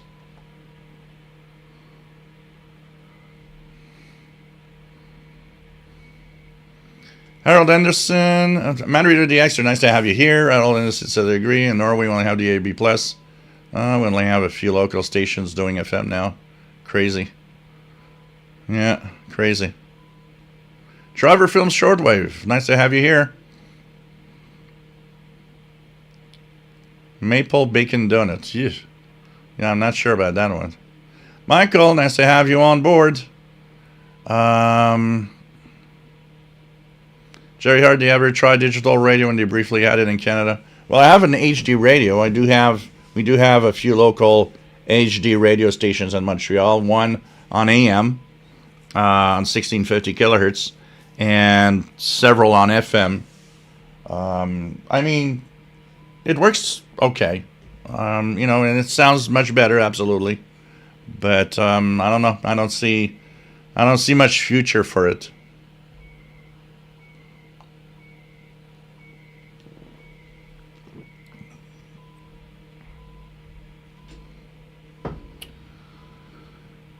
Would connecting a portable scanner to a cell phone charger in the wall introduce enough noise to hurt reception on different bands? It could. Yes, it could. Absolutely. It depends on the power adapter and so on.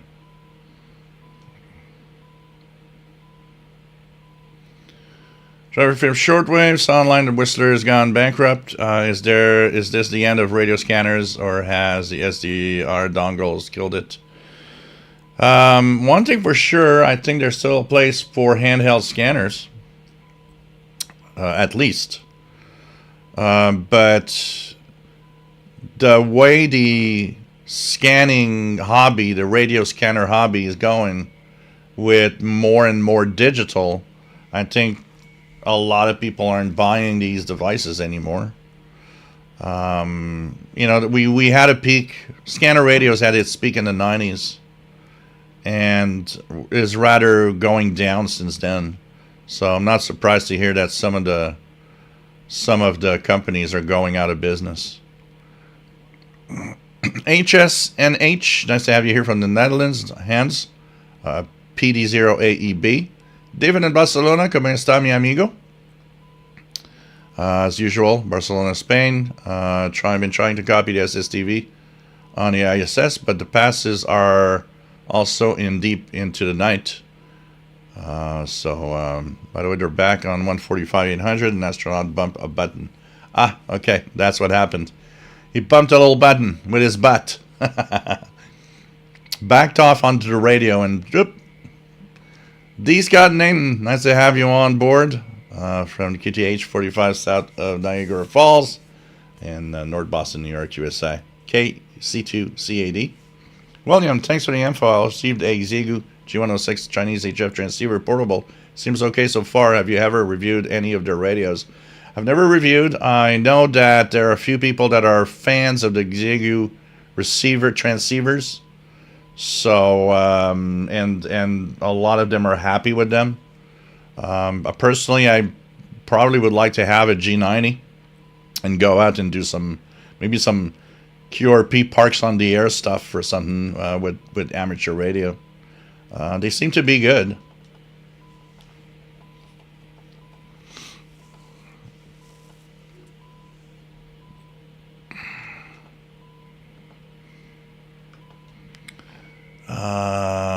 What else do we have?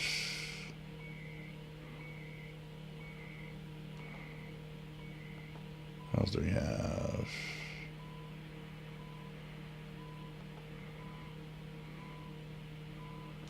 Just going to check it out here. Try to go down as fast as I can. Okay, here we go. Go down. Mike WX50, my go-to pizza, pepperoni and black olive. Oh, that must be good. I would try that. I like pepperoni pizza, but I'll eat whatever. You know, when there's a gathering and they're like, "What do you guys want?" I always go with whatever you guys take. I will eat. I mean, even if there would be pineapple on my pizza, I would still eat it. I'm not that kind of guy that, poo-poos a specific type of pizza because of some condiment on it. But if I order alone, for me, usually it's a pepperoni. Sometimes it could be pepperoni bacon or pepperoni bacon and onions. But most of the time it's pepperoni. 54 Cal, I've never forget May 31st, 1985 tornado outbreak in USA and Canada. It's good to put any local Sky1 frequencies on your local radio. Yeah, that's also something that people don't know a lot.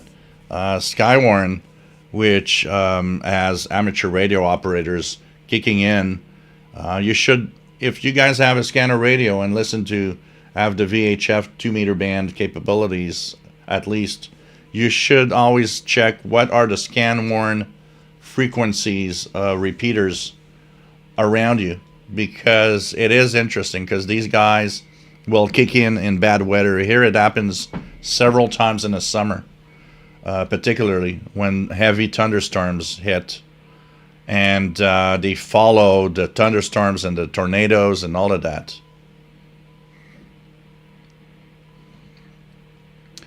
PVM, good afternoon. What was the name and model of the SDR that has great audio? How much does it cost? It's not an SDR. It's a internet radio, which is its own little device that connects to audio streams on the internet. The Sangean WFR32. It has the most amazing sound.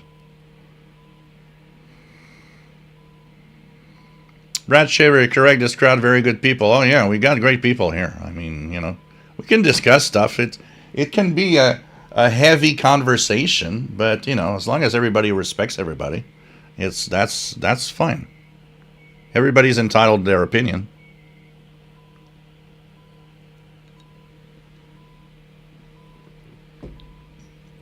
I think Jasmine tries to wake us up.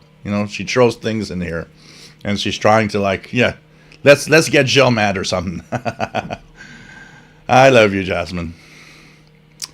NDK2, my parents were snowed in for 4 days once, about 20 years ago. No power, no digging out. They had a camp stove and a battery-powered radio though, and right here in Denver, I was in Seattle then. Here in Montreal, we had one of the famous, it was before the forest fires in Nunavut and western northern territories of Canada. which were very, very amazing a few years ago. The biggest natural disaster in Canada occurred here in Montreal in southern Quebec in 1998. If you guys want to see that, just go anywhere, YouTube or Wikipedia. The ice storm, the big Canadian ice storm of Quebec, or you guys are going to see what disaster looks like. We had a week of ice falling. Things were so heavy with ice, trees were breaking down.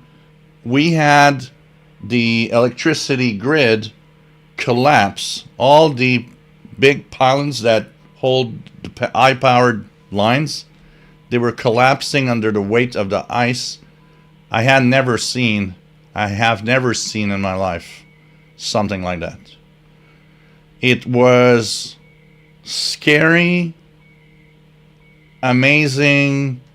The feel, when I think about it, I have the feel of what it was like. I remember after, I think it was on the third day, they asked everybody that didn't have to, it was not in like, if your work was not required, shut down your business for the time that we go through this. Where I would work, I was working back then in a place where the street to get access to the job was full of trees. And I remember the company calling me, the boss of the company calling me and saying, "Don't come in. It's like you're gonna kill yourself. A tree branch is gonna fall on you if you come here." It's like I told everybody to stay home. And I mean, the field, the ice. I didn't have power I was lucky. Didn't have power for about 2 days, which is, I'm very lucky because some people didn't have power for 3 months. And I mean, before that, I would have been the guy that said, well, you don't need to have any emergency radios of any kind. Why? Why should I have a radio? What should I have? Well, that was a big lesson. And we had a smaller version of that 2 years ago in April, where we were hit with a very quick one, but that left a lot of ice in a very short amount of time. And I mean, power went out because here it's full of trees. So, of course, the trees fall on the power lines. And once again, I couldn't have access. My phone wasn't working. Anywhere. We're in a big city. I mean, Montreal is not a small city. And I mean, you would not expect that a city like this could have a disaster, weather disaster like that. But lately, there was also more of that. I remember waking up one morning. It's like it's the first time ever I hear that. Waking up and the weather channel saying, tornado warning for Montreal. Like, what? A tornado warning for Montreal? I've never woke up to hear that before. The weather is changing, and I gotta tell you, we need to have many ways of getting our information, not just one. RJ Dakota says she told me VOA would be podcast only.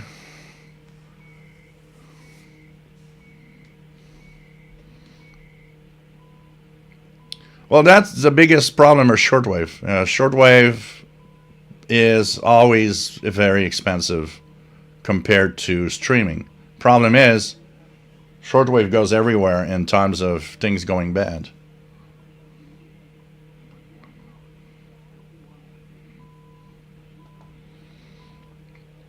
What else do we have?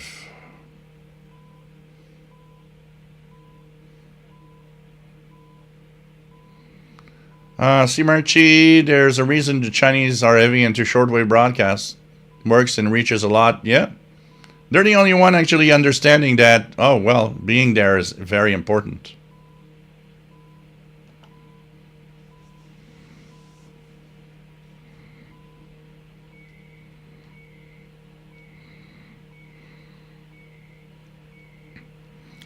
Wyatt Knowlton. 4 projections. Nice to have you here. Matt says, oh, bad things can happen in Seattle.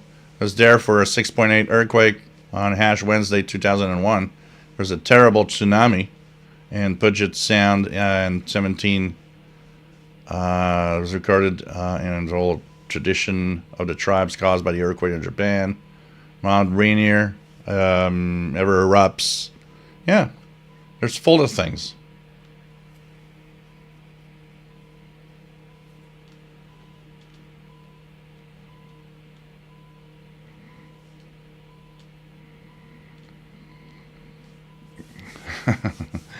Aliens will always be. I mean, it's not new. Aliens are always and was always something in, wherever, for as long as we go back in time. It has to be aliens. It's cooler to think it's aliens than your neighbor flying a drone over your house.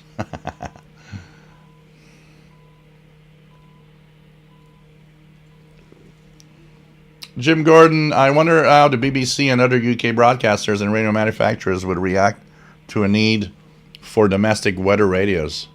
Yeah.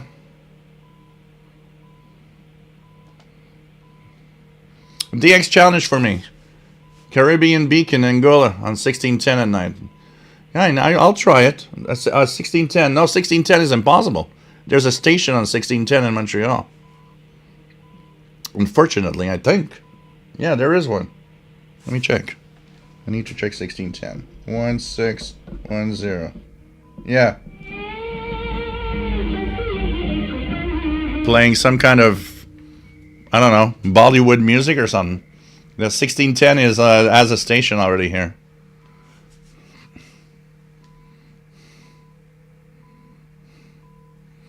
When we talk about these things about aliens and whatever, one of the biggest cause of sightings for people that think some alien, some flying saucer, whatever is out there, planet Venus. Venus right now is in the west at sunset. It shines so bright. Add to the fact that if you're in an area where the atmosphere is unstable, it seems to move or change. And people focus on that as like, oh, I've just seen some alien ship or something. It's like, no, it's planet Venus. And you can easily be fooled. Even people that are very sensible, very intelligent. I had my brother come in once and say, you got to come and see this. There's a dancing bright light in the sky. And I go out, and it was summer. It was very hot that day. And there's this very bright, low in the horizon, very bright light that changes colors, seems to be moving, and it's because of the instability of the atmosphere. And the colors come from that too. So I look at him and I says, oh, that's Venus. And he looks like all surprised. It's like, what? That's Venus. It's there every night. And it's like, okay.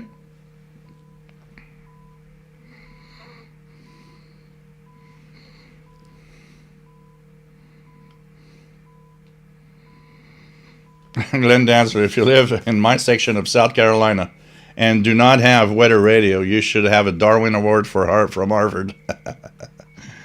Oh, God.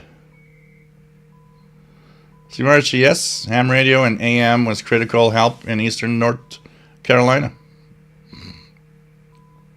Sheila, nice to have you here from Belleville, Ontario.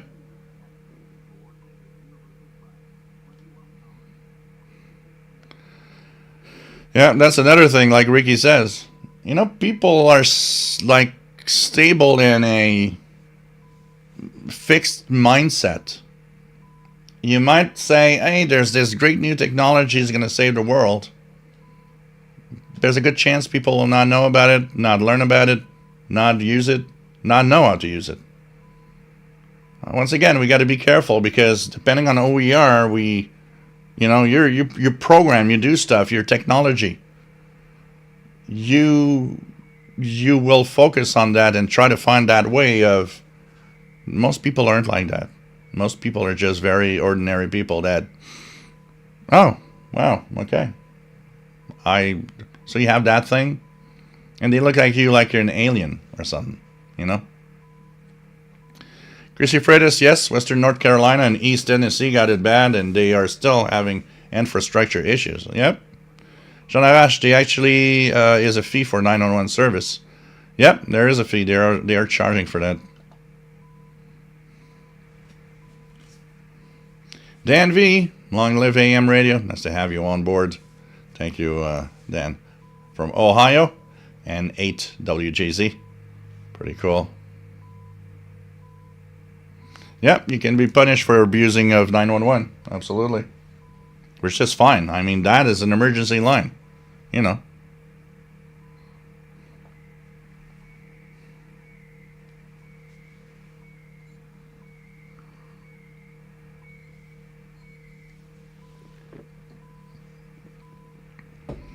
Harold Anderson, all radio amateurs, AMs, should have some good charged batteries on charge just in case. You know what? This is a thing that I actually was thinking of the other day. So right now, if disaster hits, I've got 3 capable transceivers to use on the amateur bands VHF, UHF, which would give me some amount of time in power outage in a disaster, but not a lot, because I would not be able to charge them. I presently don't have the capability to use my Yaesu transceiver when power is out. So I've been thinking of getting some battery, those new sodium whatever SO something that have high power, and having one always ready here just in case power goes out. I do think, and you're totally right, that every amateur radio operator should have some way of operating in a moment in an environment without power suddenly.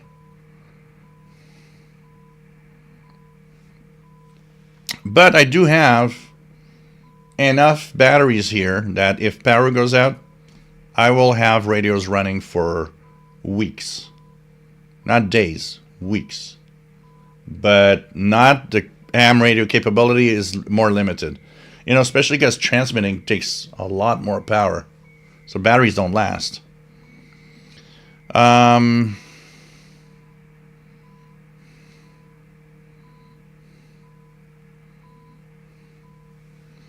Yeah, the signals need to be good, RJ Dakota, for HD to kick in. Rock and Rod says, that guy is a new guy from Shortwave, and your channel helped me a lot getting started. Pretty cool. This is what it's all for. This is what it's all for. So let's try to go down, and we'll tune the bands if you guys want to tune the bands a little bit. Check that out. What else do we have? Kevin Michael, they need to go back to analog for broadcasting over the air, digital, and the internet. RRT08, my 1985 Volkswagen Golf came with AM radio. Jim Gordon, woe is me, no Guinness in Dundee. I'm having to drink Hobgoblin Ruby Ale instead at 4.5. Suppose I'm lucky as off licensed stores come under pressure here around the new year. Wow.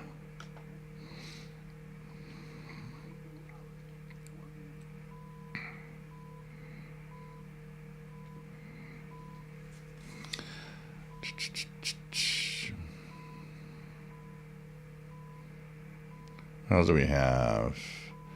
J Dakota, I know that some medium wave stations are digital only, and you can have to have an HD radio receiver. Yeah, there are some, a few. I know there's one in the state of New York, I think, but it's low powered and I can't get it here. But it is HD only. Craig Martinetti, I love Starbucks caramel crunch frappuccino venti. That's the thing. That's what I don't buy, because I'm trying to have a drink that doesn't have too much sugar, too much calories. Because of course, caramel crunch frappuccino venti, that probably is very good. Madrid Xer, more work-based comms here in the UK are going to from FM to digital, and in some cases encrypted to avoid eavesdropping. So analog scanners are not a good sell these days. Yeah, Ricky, alrighty, to have to step away. Take care, Ricky. Always nice to have you on board. Stay safe.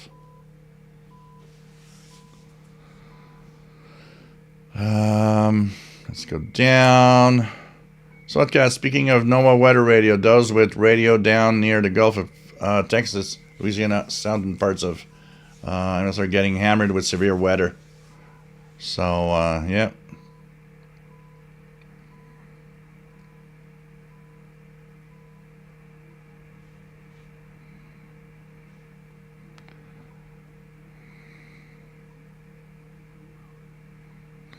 D. Scott Nathan, what did Paul the Cat get for Christmas? He got one little Christmas tree ornament, which is like a cup of tea with a Paul the Cat, like is the same color, little cat on it.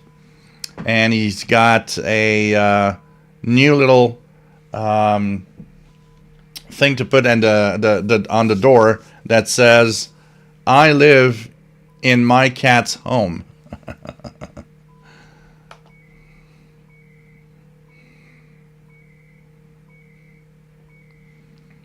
Jasmine said, "I do keep you all awake."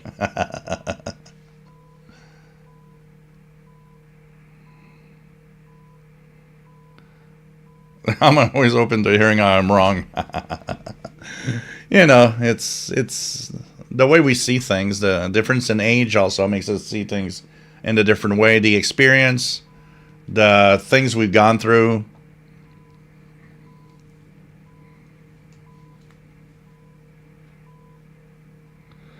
X50 says, I remember being on Excite Chat back in '98. The Montreal folks were talking about the ice storm. Yeah. Oh, it was something. Kev Michael, I like watching storm chasers on YouTube. Used to watch during the C-band satellite in the 80s. It was pretty crazy.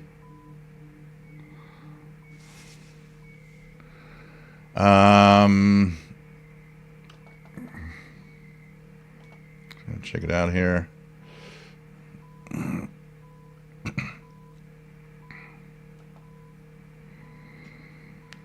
Apart from scanners and radar detectors, what did Whistler make? I don't know. For me, it's just scanners. I don't know what they made anything else. Chrissy says, I still find shortwave very interesting. Yeah, there's some interesting stuff there. So Outcast's been between 4 and 10 January 98, sections of the St. Lawrence Valley from Kingston to Quebec East townships received 100 millimeters of ice pellets and freezing rain. Yep.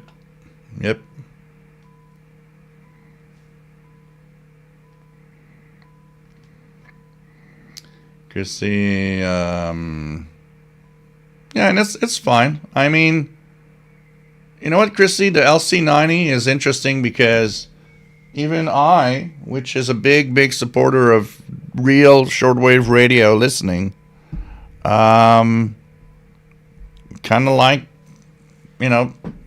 playing with that radio, which is a hybrid that does it all. And when shortwave isn't interesting, you go to the, smart radio side and listen to streams.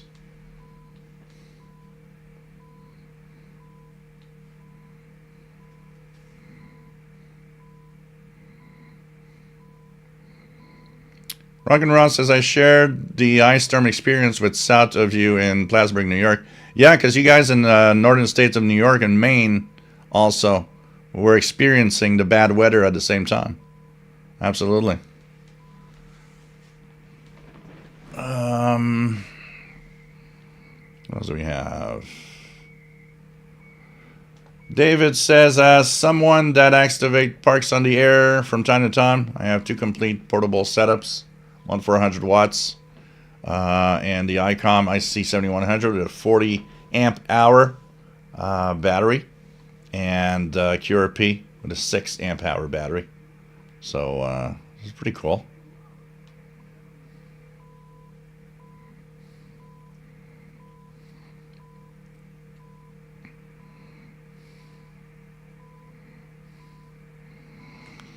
What else do we have?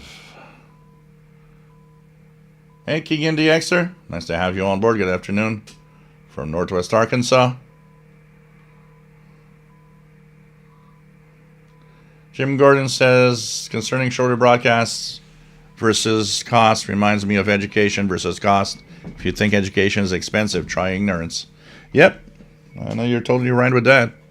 The problem is people don't seem to see what's happening, and especially now, it seems that the world's getting more complicated than ever, you know? I don't know.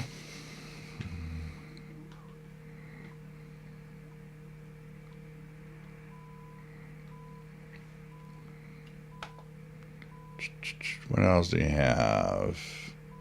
You youngsters. Jasmine, it's so true. It's always amazing when people say that they see the same UFO low on the horizon night after night. I really feared for our science education. Oh, absolutely. Ajay Dakota, you can't confuse Venus for anything else. And if you look at it long enough, it will look like it's dancing because our atmosphere in the eyes. Yeah, yeah. Absolutely. Yeah, Michael. Oh no, 1610 in California is the Caribbean in Anguilla in that night. I got it in 1991 in San Pedro, California. Christy, if aliens exist and have been visiting, can they take me off to this planet? If an alien comes and says, we've got thousands of stations on shortwave, I'm going to their planet. And I'm bringing all my radios. I will try to ask him if I can do some interstellar streaming. I don't know if it's going to work. That's the other problem. Might be here in southwest Colorado. It's nice to be warned when lightning conditions and hail conditions are coming. Absolutely. Keegan DX, remember the ice storm here in northwest Arkansas in 2009, which knocked out power here from January 27th to February 2nd. Yep, absolutely.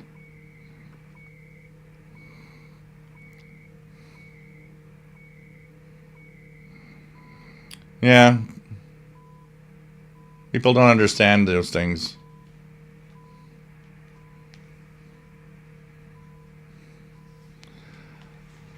I think the problem is, alien life, I also believe it exists, absolutely, in many forms. But I think we'll probably never be able to communicate because we're too far apart. And you got to take into account so many things. You got to take into account intelligent life on Earth has been fairly recent, and a 4.5 billion years amount of time where pretty much there was nothing, or if there was something, it was very basic life forms. Dinosaurs did not have any capability of transmitting anything. It is very fairly recent that an intelligent life force can actually do something and transmits its signal in space and sends spacecraft. So if you imagine it took 4.5 billion years, it takes probably billions of years everywhere else for something to happen and to have some form of life. Probably the majority of life in the universe. My theory, my personal theory of that is life is abundant in the universe. But the intelligent life that is capable of sending a spacecraft, that's a small, very small portion of it. And we're probably scattered so far apart from each other, we'll never know we existed.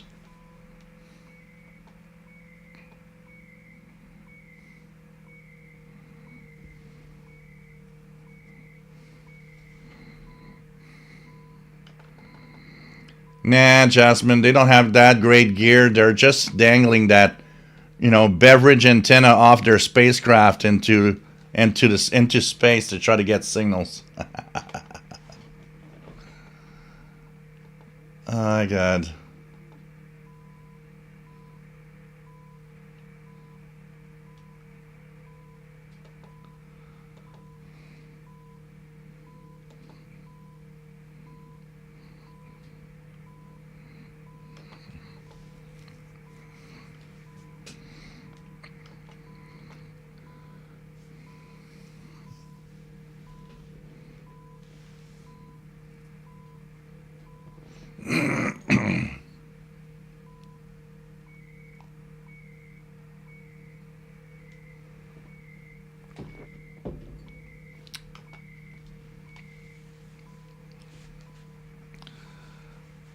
So think about your 2009 ice storm, Keegan and Mike DX, WDX50, with their description that you have is exactly the description it was here.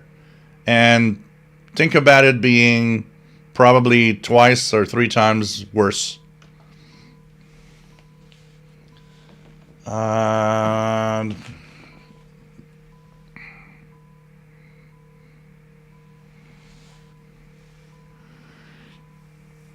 Oh, they'll be everything, like RGA Dakota says. There are people that will probably be more advanced than us. Some life form, way more advanced. But it's pretty crazy.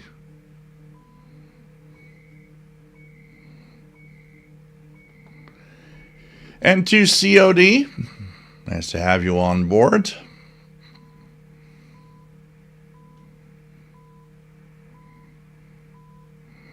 I think it will be very unlikely. Well, remember that science fiction movies, and that is something sometimes that I think about. How many science fiction movies from a long time ago have these gadgets that today it's, yeah, okay, we have these gadgets. We've got a laser, we've got so many things. So, it's. Check it out here. Okay. Someone has been calling me like crazy. So, it's interesting when you think about it and just looking at the night sky and thinking, wow, somebody out there is some life form out there, in one of those stars that I'm looking at.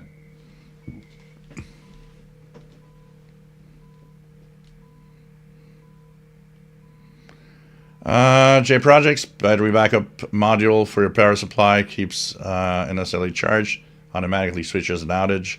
I wonder if there's something like that for newer chemistries. I would guess there should be.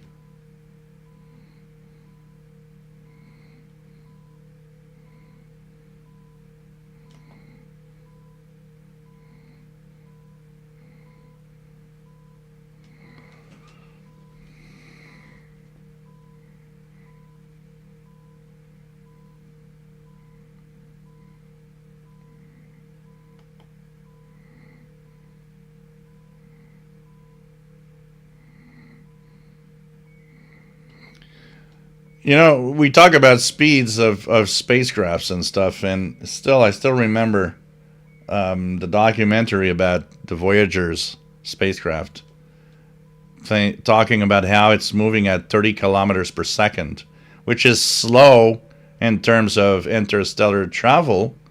But yet, imagine you're on Earth and something would move at 30 kilometers per second. Dang.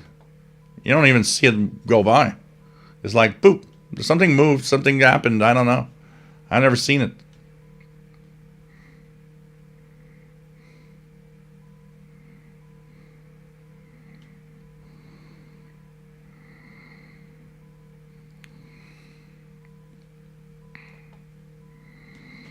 Sheila, remember the ice storm here in Belleville caused havoc, even here. Power lines down all over the place. Yeah. Yeah, because you're probably in that same path. Yep.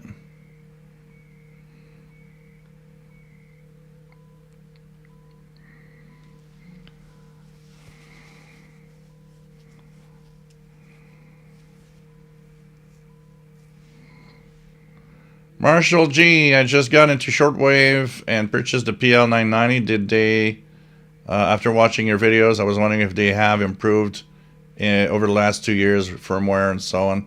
From what I know, the PL990 has been pretty much on the same firmware, the same update for several years now.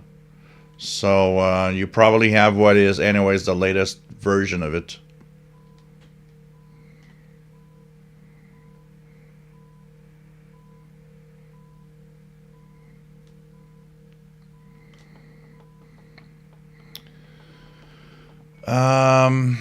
What else do we have? So we've gone into space probes and so on.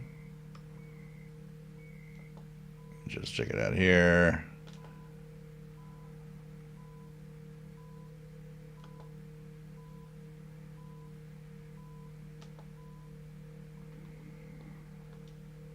What else do we have?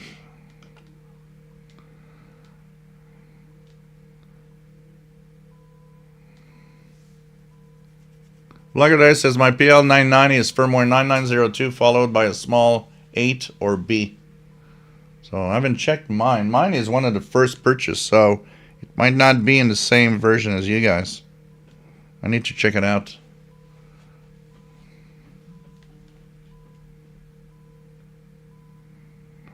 Well, aliens are existing in a way because, I mean, even when we went to the moon, we were aliens on the moon. You gotta remember that, though. We were aliens. It's like we went to some other, you know, place in the sky. We were aliens. Yeah, you were hearing CHU in the background.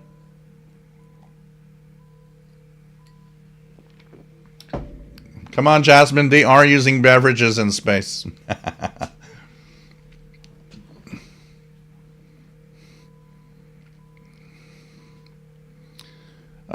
Marshall J. that the PL990X was experimental first released. I purchased 990. Is it less a machine than the 990X?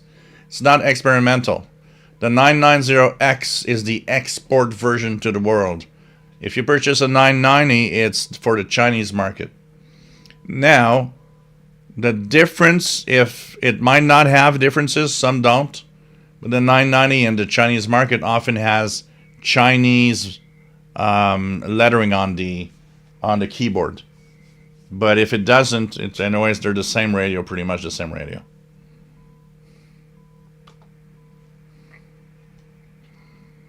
So that's CHU. Torben, it's CHU Canada time signal 3330.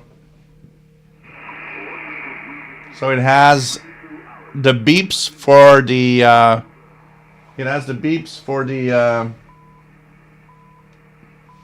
for this time signal.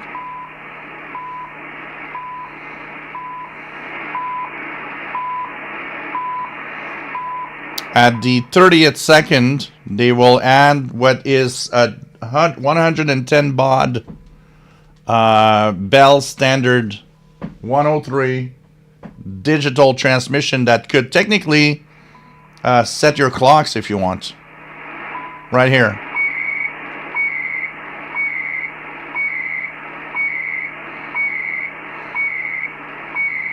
And then they go back into the beeps and they give time in English and French.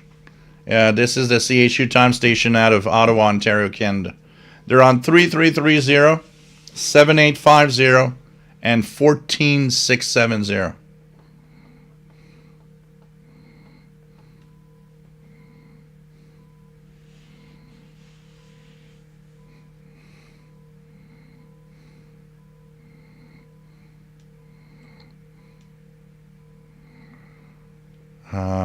What else do we have?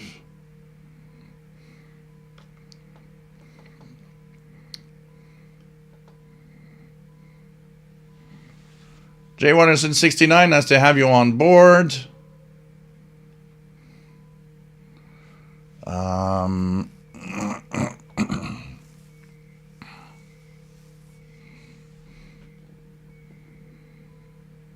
do we have? Yeah. And to COD, I love the series, The Expanse. Mostly, it's the most reality-ridden sci-fi show. That shows that what could be possible in space travel in the next 100 years.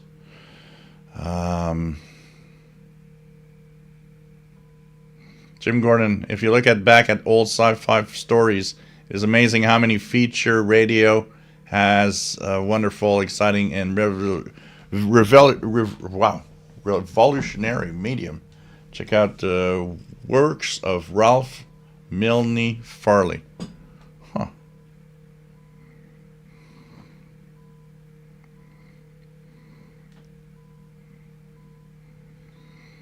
KW1161, nice to have you on board. Pretty cool to have you here. Keegan DX remembers the announcement in early 2009 about CHU moving off 7335. Yep, they used to be on 7335 slowly, and then they moved to 7850.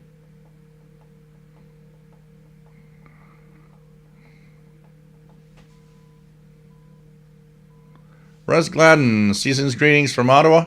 Any thoughts on the Web 888? Not really. Not really. Mike WX50, aliens use the MLA-30 app, so also, yeah, I'm sure. Sure. Nothing like an MLA-30 hanging out of a flying saucer. That'd be good.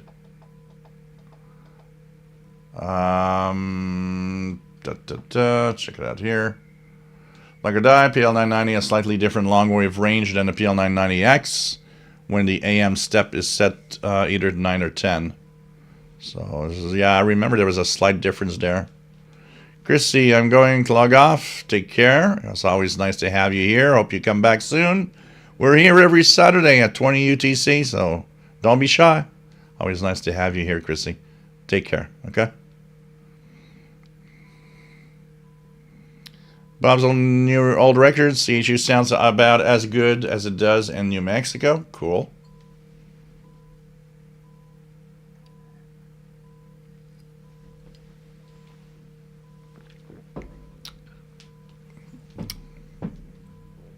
Okay, Michael, heard many times in my life, CHU Canada.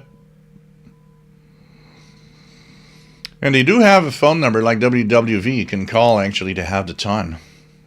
Cab Destiny, nice to have you on board. El Gato, is the TID Radio TD H3 better than in the Baofeng 5R? I have no idea what that radio is. I know what the Baofeng is, but I don't know, and I probably don't have an answer to it. TID Radio TD H3, what's that? Let me check it out here. TID Radio TDH3. TID Radio TDH3.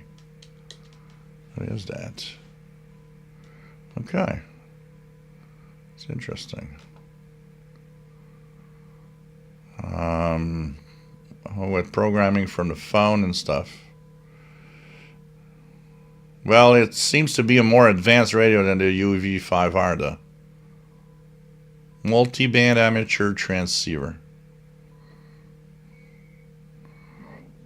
This is incredible, the amount of these little radios coming out. Is it better? I have no idea. That's a simple answer. That's the real simple answer. 14670 coming up in Tucson, Arizona. See, Archie, wonder what kind of radio system NASA uses on Voyager. Yeah, it's I'm trying to remember the frequencies. They're in a gigahertz range. I know that the transmitter is very low power. The Voyager transmitter is like 4 or 5 watts of transmission. They have to filter out. They use computers to filter out the high amount of noise to go and dig in that data stream that it's sending out. It's pretty crazy. London 19657, congratulations on the 23rd anniversary, the wedding anniversary. London 19657, thank you so much for the tip. Much appreciated. Nick Hansen, sorry I'm late for the party. I passed my ham radio exam just before Christmas. Congratulations, M7NHR. Hope we can see you on the bands. Are you going to be on the HF bands? Marshall G, last question. I live in Dallas area, and I was wondering if a 100 feet copper wire or 150 feet would make a better antenna, or should I get the MLA30 Plus? It's cheap on AliExpress. So here's the thing: a wire antenna, okay, a wire antenna will always be better than an MLA30. Where it isn't, and that's where you've got to understand it, is that if noise is an issue, if there's a lot of electronic noise around you, then the MLA30 will beat the long wires, because the long wires will be getting a lot of noise. The best thing to do is to hang the wire out and see if it receives well. If you hear stations and you hear a lot of signals, then you probably don't need an MLA30. If you don't hear anything except very powerful stations, then an MLA30 might be what you need. So it's really a question of how noisy is your environment where you are.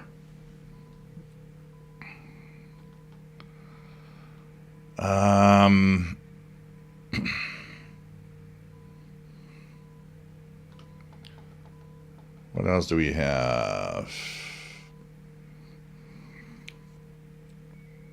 Suncat spacecraft normally transmits data to Earth over the D-Space network. Yep. Using a frequency of 2.3 or 8.4. And says, well, signals to Earth from Voyager to Voyager. From Earth to Voyager transmitted at 2.1. So, yeah, since that those ranges, there's specific frequencies that are kept without any transmissions of any kind that are specific for space exploration. There is a list out there of all of these, actually.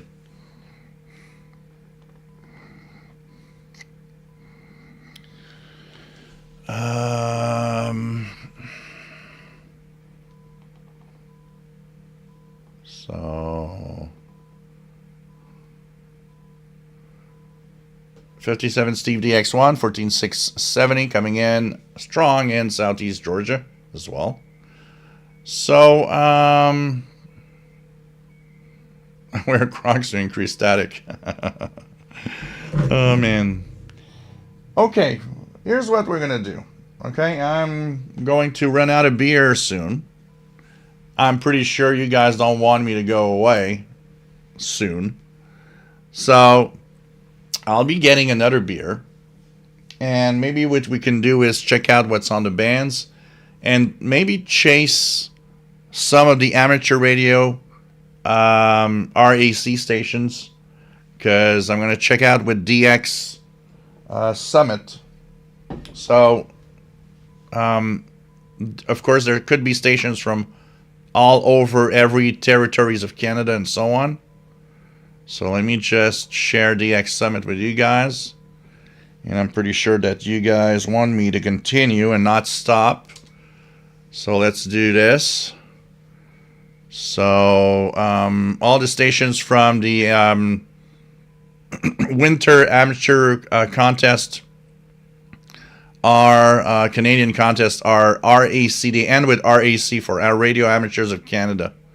So we'll try to chase the RAC stations a little bit, see what's out there.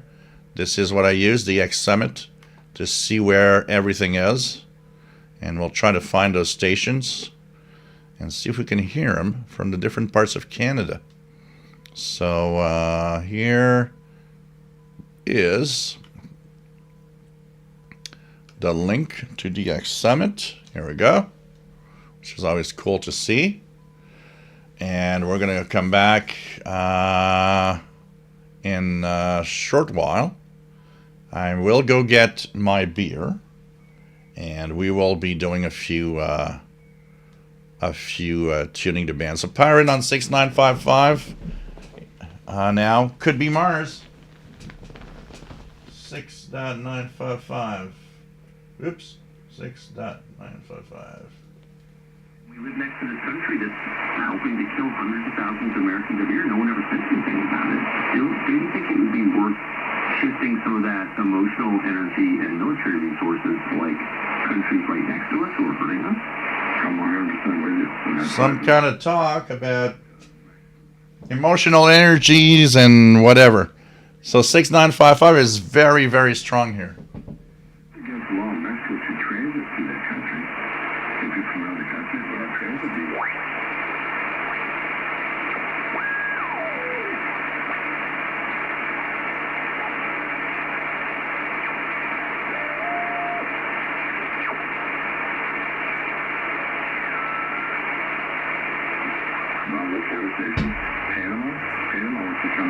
Talking about the Panama Canal and stuff. So 6955 is very strong, and there's an AM one on 6925 that is not very strong, but I could detect on my ICOM here. If you guys want to check it out. So just gonna go down quickly, and then gonna go get my beer. So what do we have? 15-7 Steve DX1, 14670 coming in strong in Southeast Georgia. What else do we have? MDK2, Matt says, beer makes the show go long. Jim Gordon, it's a Belgian ale that I'm drinking.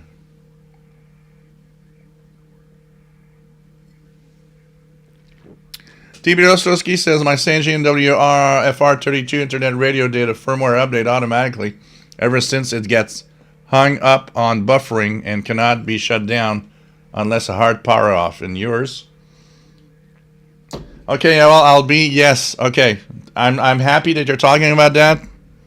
Mine doesn't do that, but my WFR32, and I will need to test it out tomorrow, but can't connect to my Wi-Fi anymore since that update. I think they messed up the update. It's really, really horrible. It's like, no, I shouldn't. When because I was about to listen to stuff, and it said, oh, there's a firmware update. And I thought, well, let's do it. And then it was like, trying, and never connecting. So what I'm going to do is I'm going to reset mine.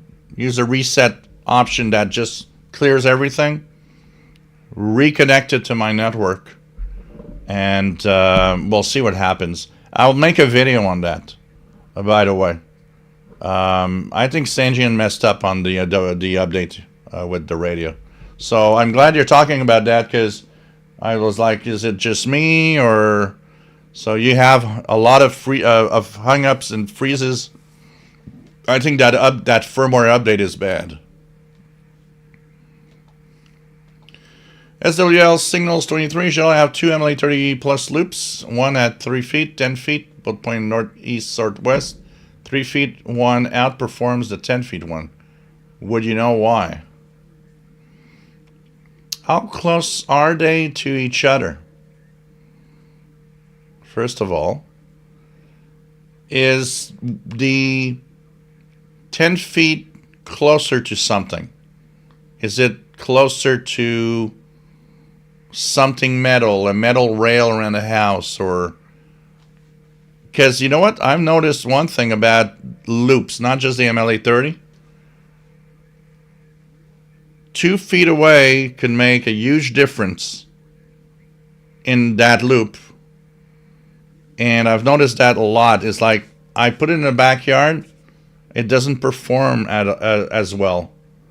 I put it at a different spot on the balcony in front. No, it's not. It doesn't work the same. It's very sensitive to where you put it.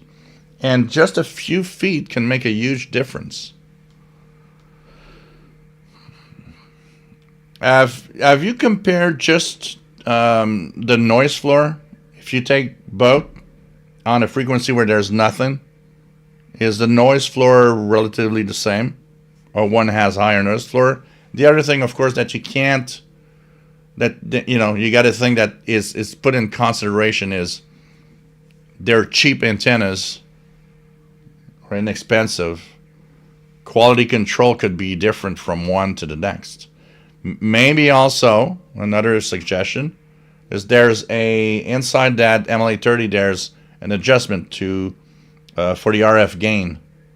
Maybe one has a stronger RF gain setting than the other at factory setting, which would make a difference performance on one compared to the other. One might overload. I think it's Ricky that was here earlier that said he lowered the gain on his because the antenna was set too sensitive. So all of that together, all of these suggestions are there to maybe try to help out in what you could be having as issues, for sure. Brad Shaver says 10-4 refill. Thanks London 19657 for another tip. Don't forget, guys, I'm going to go get my beer, but you know what? When you get beer, you need pizza fund. You need food. So if you want to go to the pizza fund and help out so that I will not starve tonight, this is the email address. Last week I used the pizza fund to do something I had never tried in a long time there, which was their lasagna, and boy, that lasagna was so good. So, and the small fry was just amazing. Thanks to you guys. And of course, like I was saying earlier, it's a new PC. It's in front of me right here, a new mini PC. And I'm setting it now. This is going to be next week, the new device driving this live show and everything. You know, people are asking, well, you know, you're asking for money or you're making money and stuff. It's like, why? And you know what? It cost me some money to do this. From my pocket, better internet connection. I got to have a decent PC. Got to upgrade the PCs regularly. And I got to have radios and got to have a lot of stuff. That's part of, you know, doing all of this. And so you guys helping me out is, of course, helping you guys out at the same time. More live shows every Saturday. Thank you so much, guys, for the donations. Robert Varner says beer. KW61 says nothing on 6955 or 6925. And let me just go down quickly. Blogger Die 6955 strong in Virginia. PL990 with a whip. So pretty crazy. And Vicky Pelletier, salut. J'espère que ça va bien. Nice to have you on board, Vicky. And says, what else? James Farley.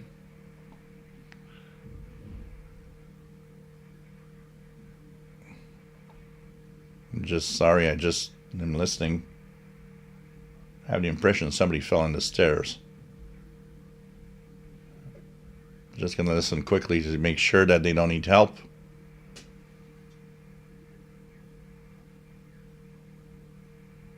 Well, seems like I think somebody just stumbled in the stairs. It's like, oh, whoops.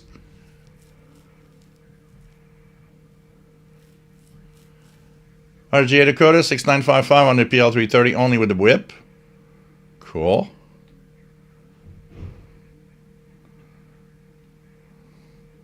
James Farley, voice of the Sons of Liberty, is what is on 6955, according to HF Underground, which explains what they're talking about. Marshall G says, I was listening to Shortwave for my first time. I heard a pastor say, if you have a flat tire, use a credit card, but save your cash for the Lord. So funny. I'm a preacher myself, but this was crazy. Yeah, there's all sorts of these things. I mean, you know.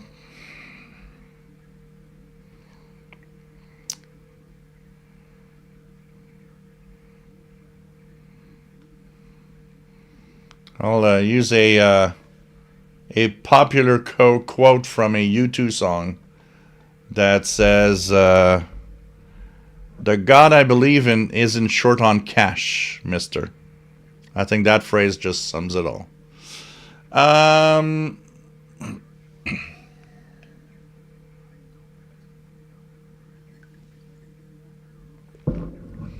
Jim Gordon remembers a favorite local pub did a bottled Belgian beer promo. Buy 3 bottles and you get a box of Belgian chocolates. The pub barmaids made sure I bought that beer for my name would have been mud. Oh God.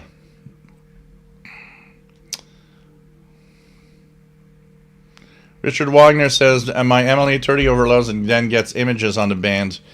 If you open it, you might see that there's a potentiometer. You can actually drive it down a little.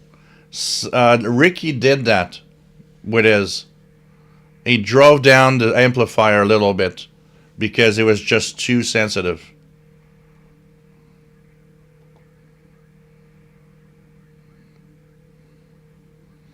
Shalash, I have something in USB 6955. Yep, that's the pirate station. So I'm gonna go get my beer, and we're gonna check out if we can chase some of those stations.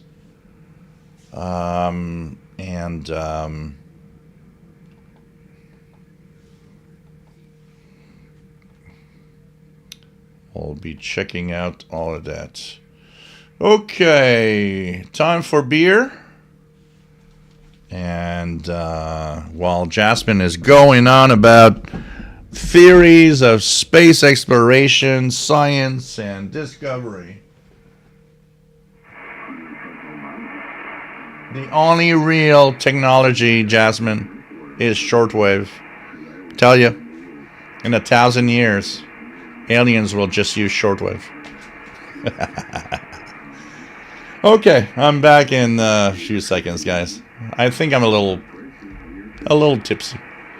A little tipsy. I'm gonna go get my beer.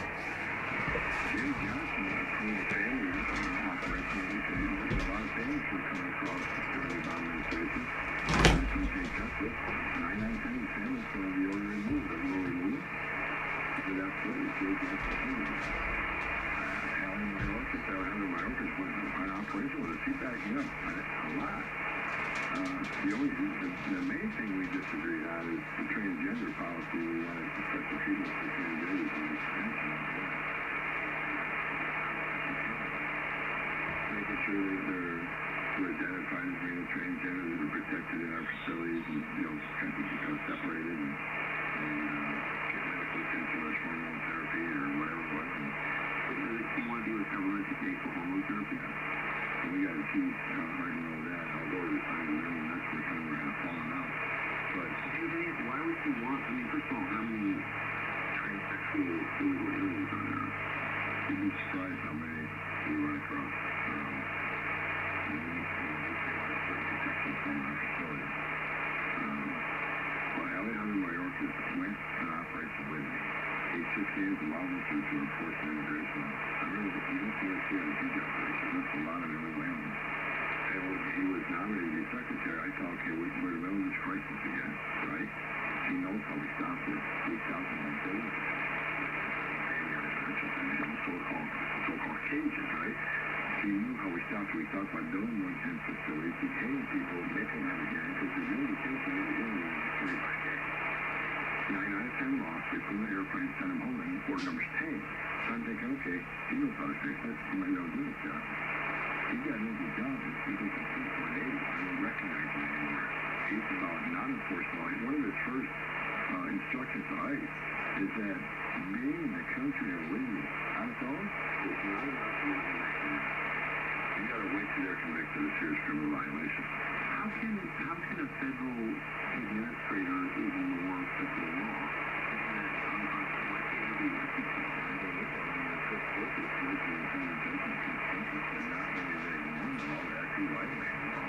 Again, that's when we get these people accountable in the incoming administration. I believe we violate the law, and the Mexican Congress never did anything like that. They want you to think interesting, and I said at the time, I think we had 5 or 6 Republican congressmen that didn't vote for impeachment. I couldn't believe it. And I thought they lost some day caucus at that point. I mean, if they can impeach President Trump and make a phone call, you think he's going to teach Alejandro Mayorkas what he did with Florida? The base that's the school is only doing the same thing I've seen. So if me and Christopher Wray, I'm not friends of his, I don't really respect him very much, but he agrees with me that the border has become the biggest vulnerability this nation's ever seen. You see more red flags than ever before, and they continue with the open border, even to this day after the election. Now they want to build the border wall. It's scary that we're going to need when we get the illegal behavior, the treasonous behavior of this administration has not stopped. What do you think happens? It's so interesting. I'm glad I asked you if you knew him. I didn't know that you did. But since you do, what do you think happens to Mayorkas?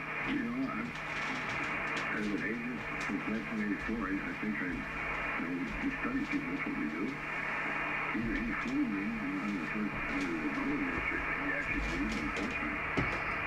Either I was foolish and just thought he wasn't beyond enforcement, or he always felt that way. And just he played the role under the Obama administration. And he came back, he actually did what he always truly believed in open borders. I know the NGOs, and he has a very close relationship. He worked for some NGOs before he came back. We're back. I don't know what happened. All I know is a man who I once respected, I have still respected now because of what he did. Not because we are back. he knows exactly what they were doing. And He knows how we shut it down. He knows how we secure the border. that's, Now it's high trouble. I don't know, that guy, he is going on and on rambling. Going on and on and on. Going on and on and on. Okay. What else do we have? Let's check it out here.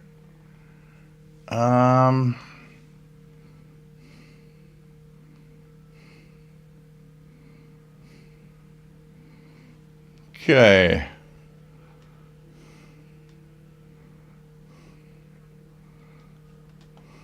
Go down, make sure I don't miss anybody.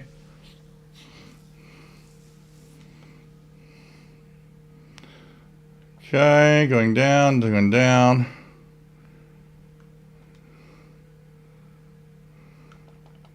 Yeah, Jasmine, shortwave. That's where it all comes to. Forget about time travel. Forget about, the universe. Shortwave is the answer. Okay, so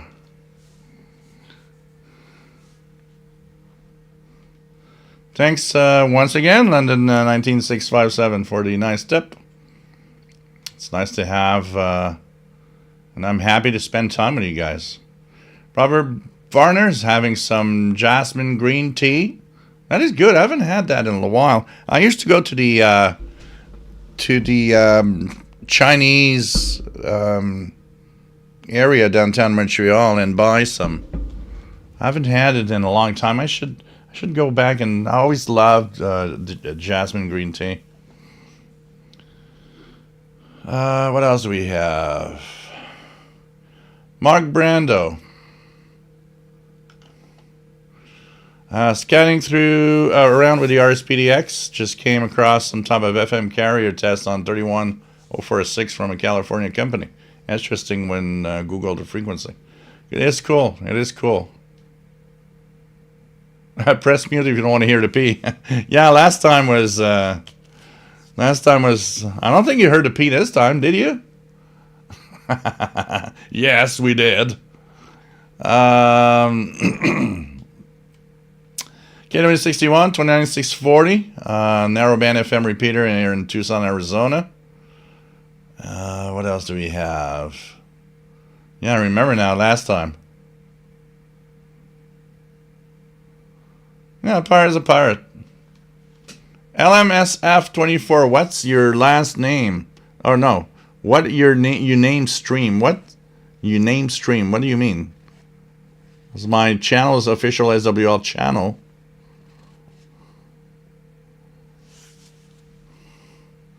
6955, no go in Southeast Alberta.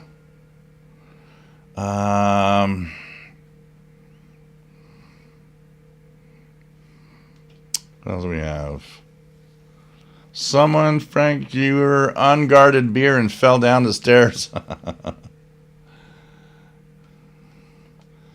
Well, we'll all, we all have stories here in this building. It all happens to everybody that we go out and come back late and something happens. In my case, there was never anything really bad. I did come home from, going out with friends at karaoke bars, stuff like that, and coming out pretty drunk. But, people don't like to have neighbors see them in a moment that isn't really the glorious moment in your life. And one of the best was just downstairs from where I live. So they were a couple, and then she broke up, and he goes out and gets drunk one night because he's sad about it. And it's the same night that I go out and go to karaoke. So I come back home, it's 4 a.m. He's drunk, sleeping in the stairs. And I'm like, ouch, that doesn't feel very comfortable. So it's like, I just, touch him and says, like, are you okay? And he says, I'm drunk. I says, well, yeah, I kind of imagine you are. And he says, I need help getting home. So as we go in, so I help him go in, and I help him get on the couch in his living room. He's looking at me and says, please don't tell anybody else in the building. So I'm not that kind of guy. I'm going to go out and blurt out. I'm going to blurt it out on the internet for everybody knows to see, but that's different. Nobody knows who he is. But it's like, it was just so funny. It was like, yeah, don't worry. It's like, and he's like, every 3 seconds is like, I'm sorry. It's like, don't be sorry. It happens to all of us that one day we just go overboard. It's fine. But it was just such a funny moment that, it's like, yeah, well, it happens to all of us. I said, take care. Go to bed and, take care of yourself. So this is the way this building is. It's like people being, helpful with each other. Okay. What else do we have? Yeah, well, I'm sorry to have left it on. I know that I was actually doing stuff, and I was like, yeah, maybe that wasn't the best pirate to leave on. It would have been better to leave on some, foreign language broadcast nobody understands. So cheers, everybody. My third Belgian ale. Hope everybody's enjoying the live stream.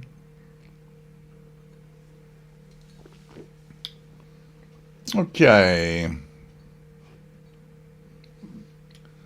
What else do we have? This is really zero politics.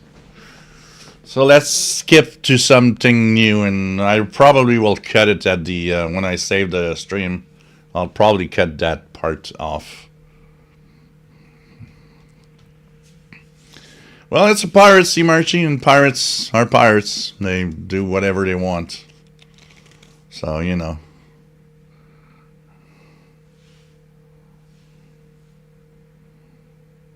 What else do we have? What else do we have?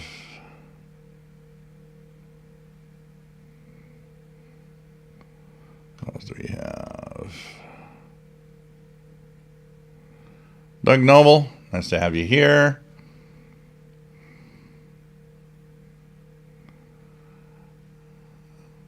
Let's just say that, leaving on a pirate broadcast that talks of whatever he talks has nothing to do with having any type of, political content. It's the way it is. It's radio. That's what he was talking about. That's it. I don't see why anybody's offended in that, because it's like, it's not my content. It's radio content over what I'm hearing and sharing. That's it.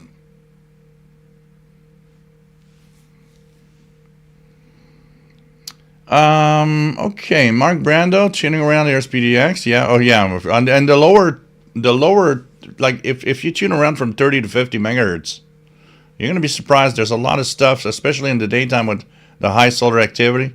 Check it out. There's a lot of stuff that skips from far away on those frequencies. Marvin Motz, good morning from the Japan Islands. Nice to have you on board. As you are caffeinated, I'm getting beer. Radio filled up with Chinese gibberish.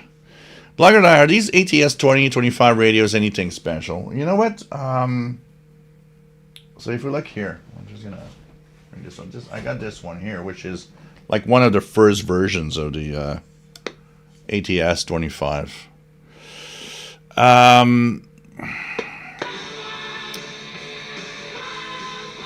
Oh, some music here. So, anyways, not too long for the music.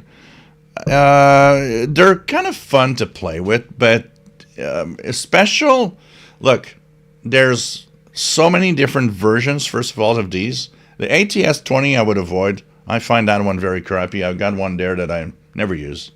The 25, 25 max, 25 2, 25 variants.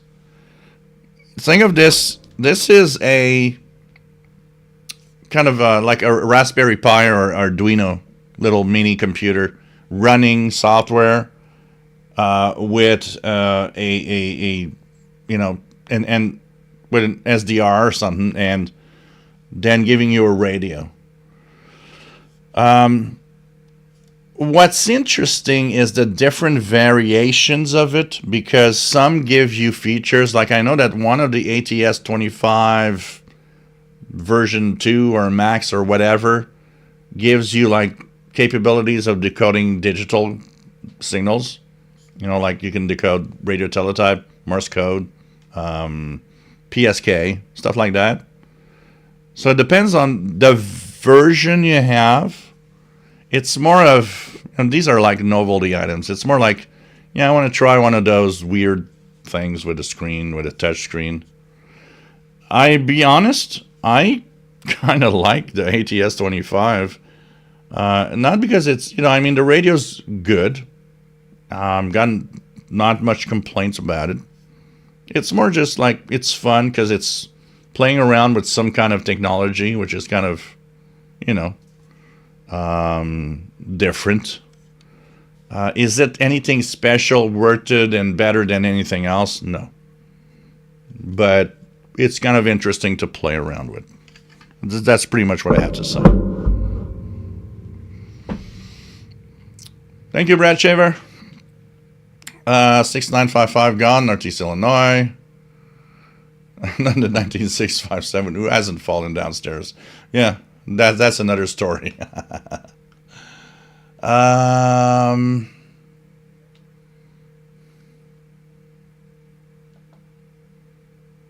Let's go here. Let's go down slowly. Okay.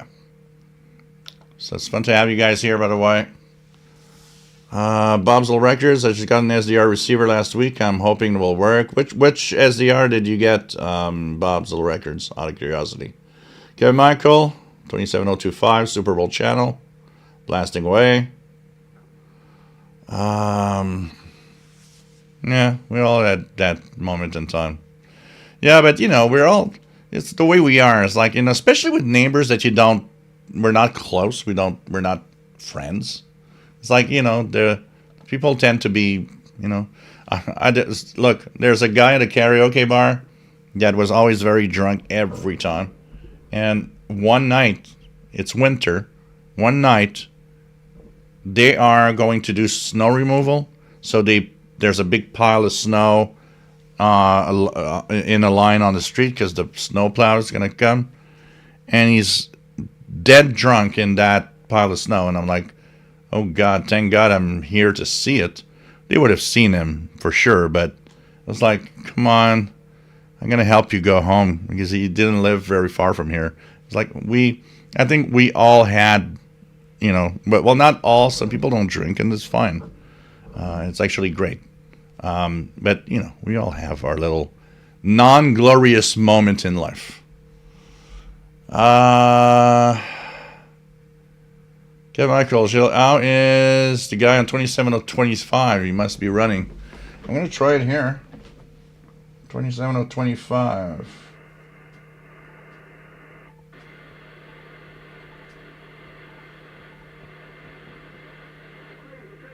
Oh, look at that.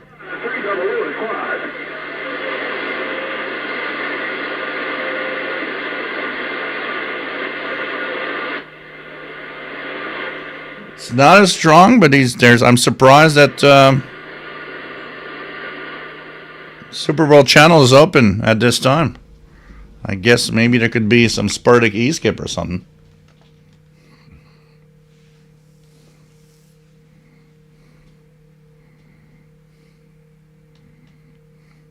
I'm not as think as you drunk I am.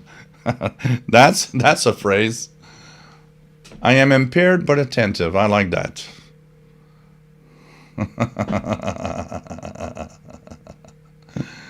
Scatter Phoenix, my favorite boozes, Breckenridge Avalanche Beer, Breck Vodka, Breck Bourbon. Okay.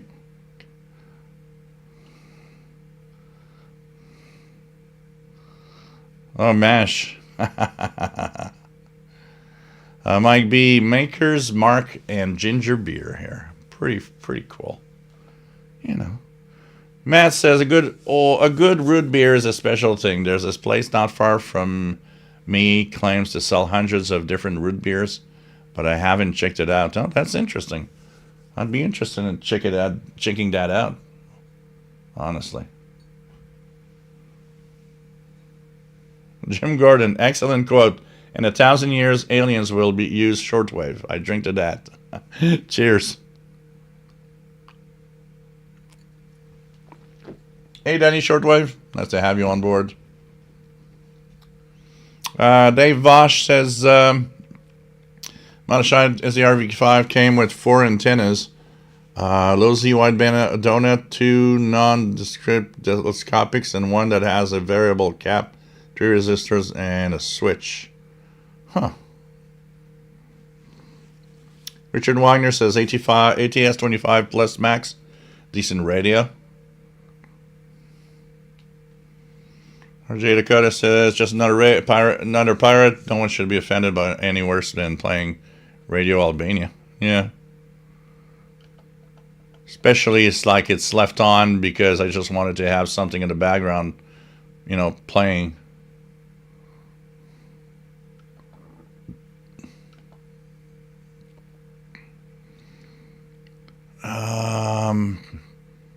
More variable tuning. It might have something to do. I don't know. Does it have more than one antenna input?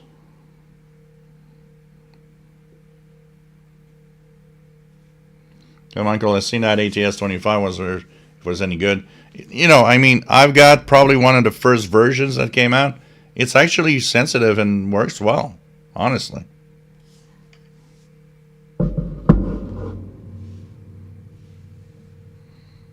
It's pretty surprising.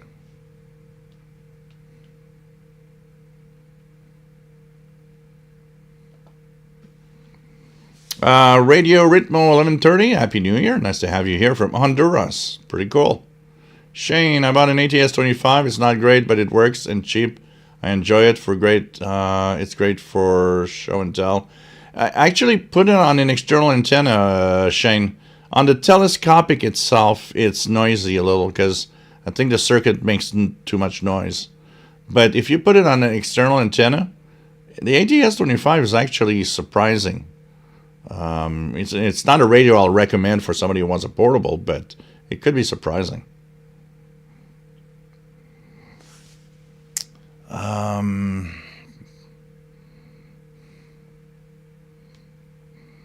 What else do we have?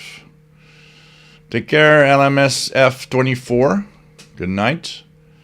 Scatter Phoenix, my girlfriend, the one that makes me homemade egg sausage bites, is now making me banana bread. You got one lucky girl there. Yeah, well, it's some guy in the U.S. somewhere. There's a lot of those on the channel, on the Super Bowl channel. Honestly, there's a lot on the Super Bowl channel.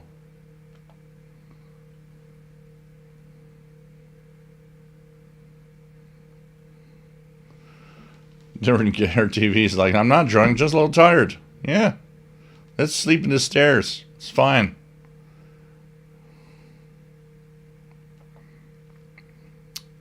What do we have here?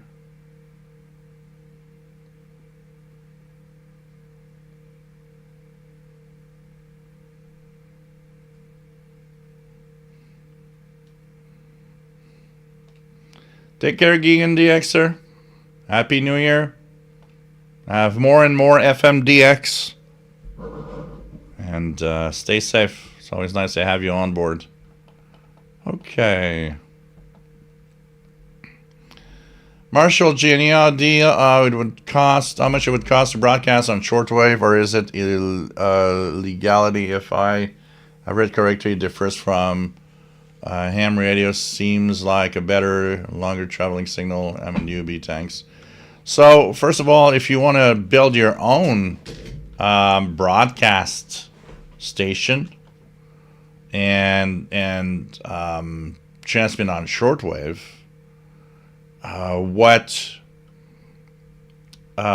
happens is that you do need a license for that, and you do need to go through hoops for broadcasting. And of course, you can be an amateur radio operator if you want, but the best is rent airtime over, to create a program and rent airtime over already licensed broadcasters that can, send your program out. I think that would be better. It's not complicated and it's going to work.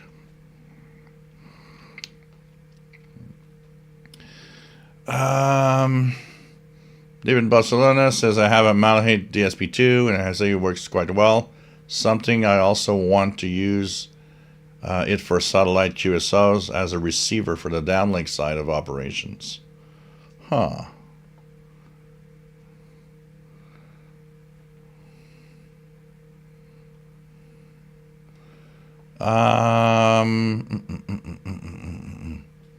Richard Roy, there's someone doing a quiz on 7192. Yeah, there's these nets sometimes. Some have the some trivia nets on the amateur bands, so it could be absolutely. Blogger, I'm going to try the ATS 25 Max decoder. Cool. Let us know how it goes. They're kind of interesting, honestly. TV Ostrowski, I worked in the Calgary Brewery for 3 years in my 20s, and I bet there are stories about me, but I can't remember it myself.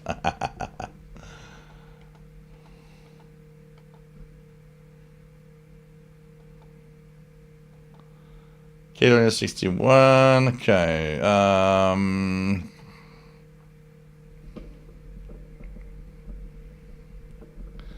Scanner Phoenix, I went with the Malahide DSP2. Works great. I got it mainly for the waterfall display, though I know Joe doesn't like that. I don't want to mess with SDRs and drivers and such. Yeah, well, SDRs like the SDR Play stuff, you don't have to mess with anything. Just learn, how to use the software on a PC, but, yeah.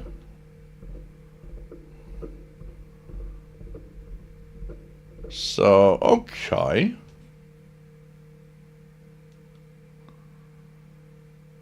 Yeah, well, I have, if you look here, this is like one of the original clones of the Malahide kind of radio. That mine was defective. I kind of did a little hack on it. That's why there's a cable coming out of it. This is, you put an antenna on it. I'm going to show you what it looks like. It becomes, one of those portables. Here we go. Honestly, once plugged into an antenna, and look, speakers on the back, it's interesting. It overloads easily. You got to play with the RF gains and the menus and stuff. But it's, once again, it's fun to play with. This thing has the digital noise reduction. And I gotta tell you, this is surprising. It's this digital noise reduction for this thing that is actually very much less expensive than my Yaesu is that the digital noise reduction here in this little Malachite, like the original one, Chinese clone, is actually as good, if not better, than the Yaesu, which is a $2,000 radio, which is kind of surprising when you think about it. So, I haven't played with this one for a while. I'm going to make videos. You guys are making me play with radios that I haven't dabbled much in a while. So I think this is what I'm going to do, is have, radios like this and this week and make some videos on them. A little more. Maybe the Deep SDR 101 also that I have right there in front of me. I think I'm going to play with that and maybe do some compare with like this compared to a Texan or so on. Because the digital noise reduction is surprising on these. Honestly, on this one, it is also surprising. I would have to, I don't have an easy way to plug in an antenna right now because I would have to plug an SMA connector here. But, it's very surprising. So I'm going to make videos this week, and I'm going to actually make videos comparing it with a standard radio. What's the difference between these gadgets and, a Texan receiver or something? I think it could be a lot of fun to do this week. Gives me ideas to do stuff.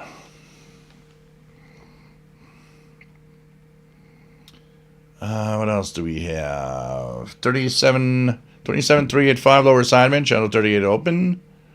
And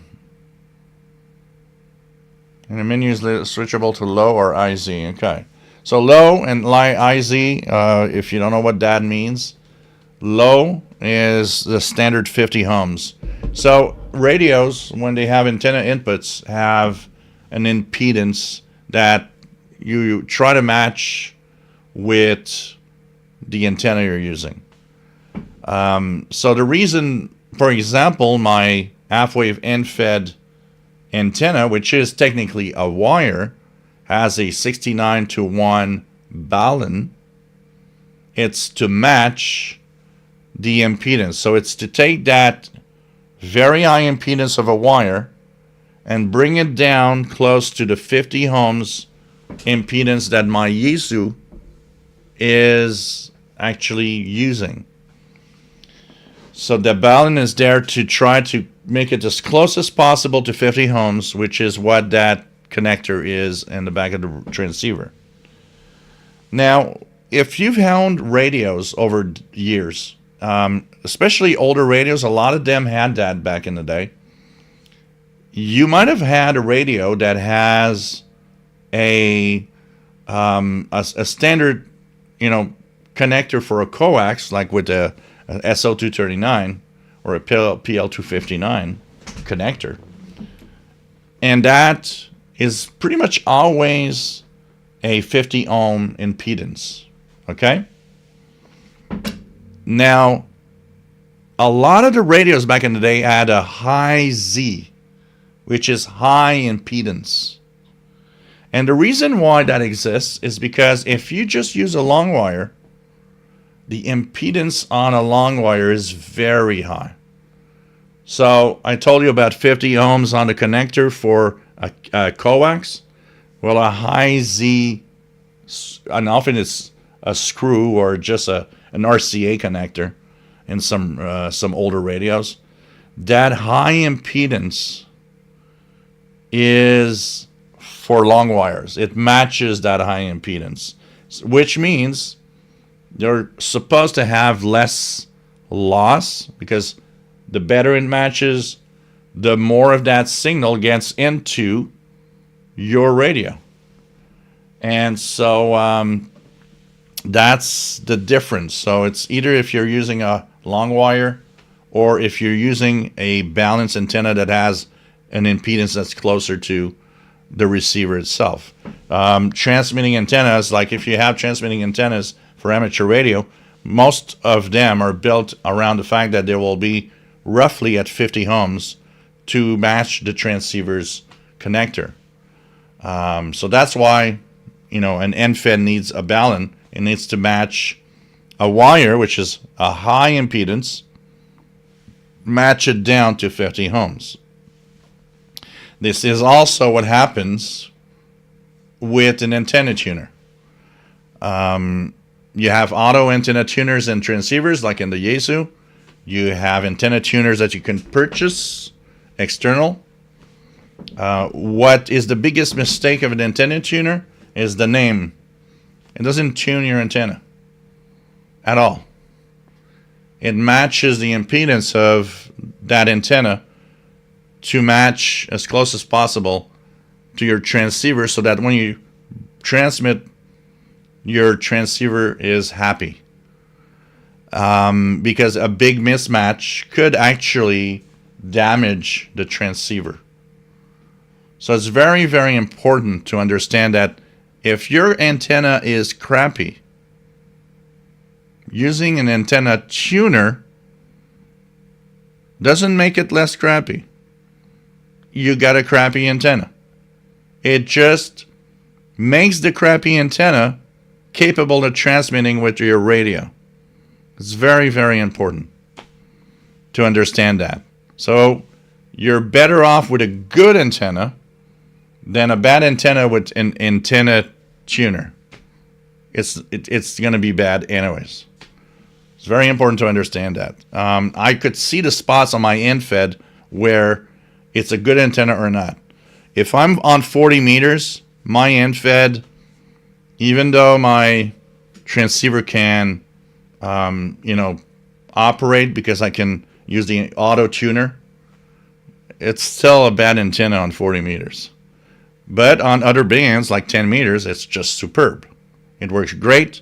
I probably would never have to match it, actually, and it would work great. So, Okay. Super Bowl channel. What's the Super Bowl channel? It's what we call channel 6 on the CB bands, which is also 27025, which is one of those hell of a circus and of a weird channel with all these guys screaming and just broadcasting, and often have very high power.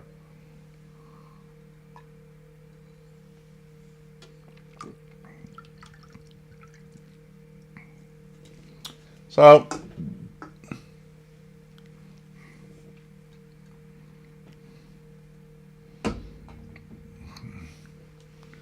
what else do we have?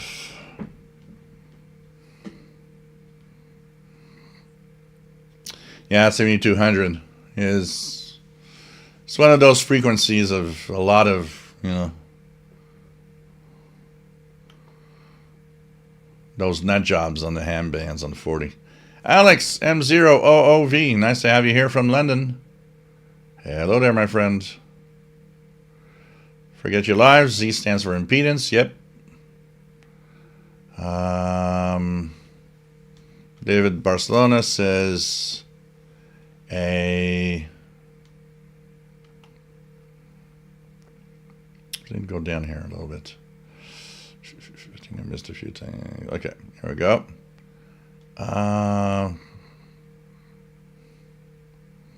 David says a full wave wire's impedance is of about 450. Around the frequency range, that wire is a full wavelength. So long, and it'll be necessary to use a 9-to-1 balun.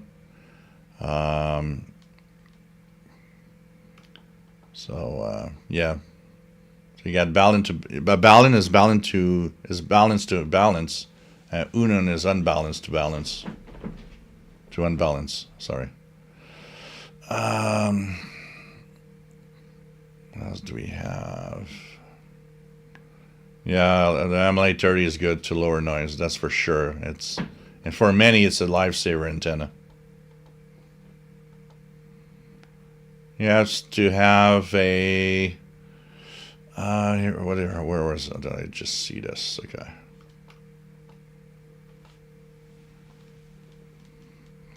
James Farley, I used to have shortwave antenna with ladder line 450 ohms. Yep. So cats don't want any reflection back to your transceiver. Yep.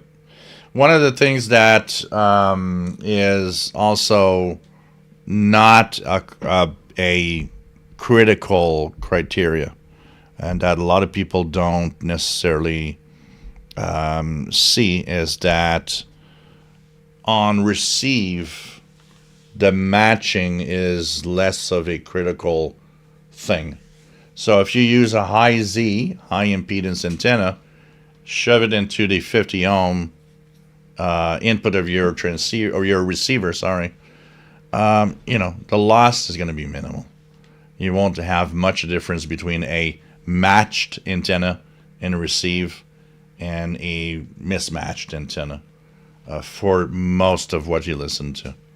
It's really much more important in the transceiver, because transmitting, you're going to transmit and there's a lot of energy in there, and you don't want to blow out your radio.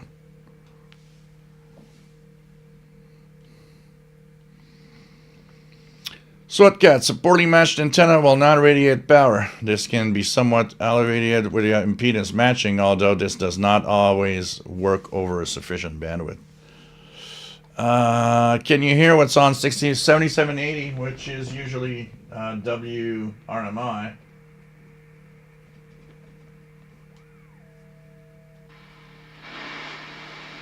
It's very noisy here. Seems to be music right now.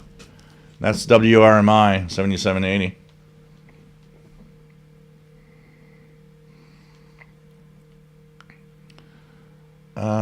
What else do we have? Beck confessed to wifing that bought a radio. What? And confessed my New Year's resolution, you put up an antenna.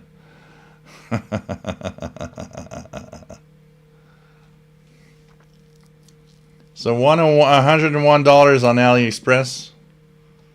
So okay, we'll hear back about.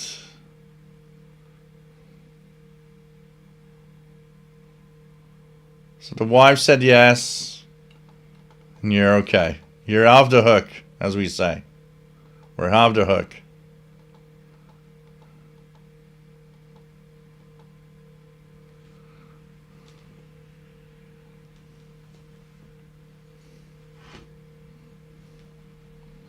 Is a dipole superior horizontal antenna? Well, a dipole is a horizontal antenna. A dipole is just that it matches the frequency range you want to hear. So we'll have two elements to match.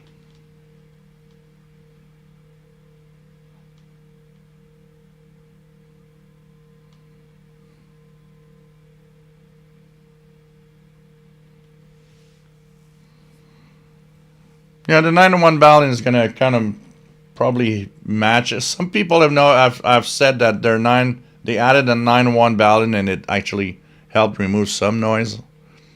Anyways, try it. You got nothing to lose.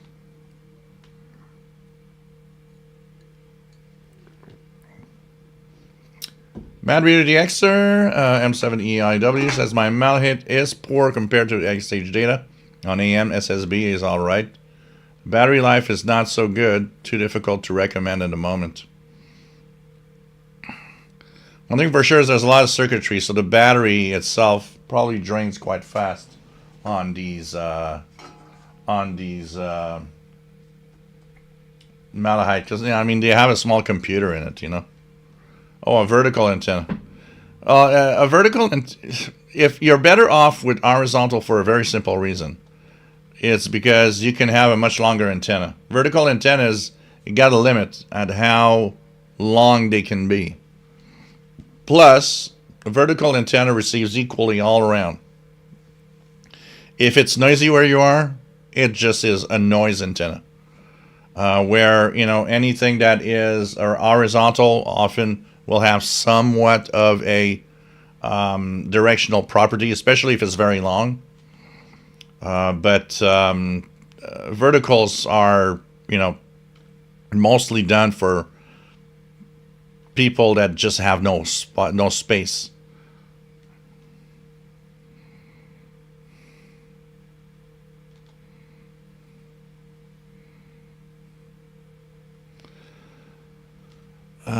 Something else is on it. Yeah, WRMI, but they might be playing because they have broadcasts. They have broadcasts on WRMI 7780 that might have some digital modes, but I think isn't 7780, isn't that close to the German? Let me check here. There's that German signal.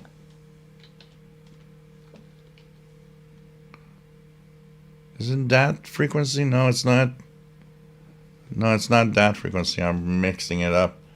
Maybe they're having some kind of digital transmission. It happens on some of the shows that are digital modes. Like they play the radiogram, and that radiogram is AM, and has, of course, some digital information.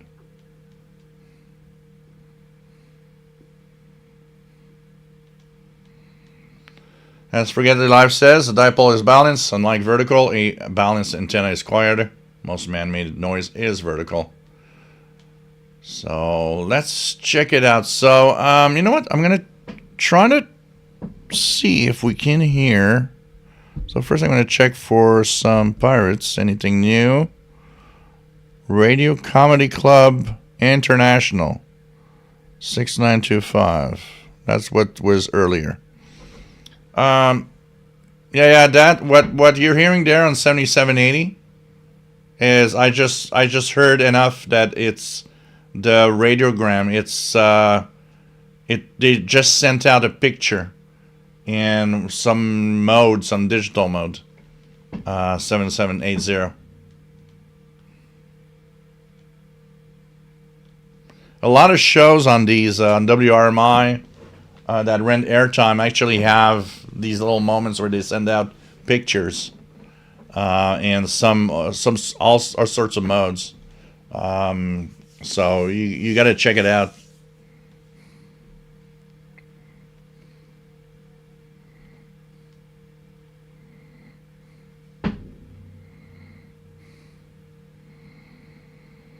Okay, so there's an amplifier in it. So there's a setup, a way of using it. There's an amplifier that kind of probably changes the impedance. I don't know what a trans impedance amplifier is, but there's something there that you can power that has or changes the impedance. KW61, I believe it's a VOA radiogram. Yeah, that's what it sounds like. Yeah, London 19657. I control your verticals, your horizontals, and your 3Ds. So you're going to be stuck on the shortwave channel forever. I'm going to just tell you that. Some piano on 12095.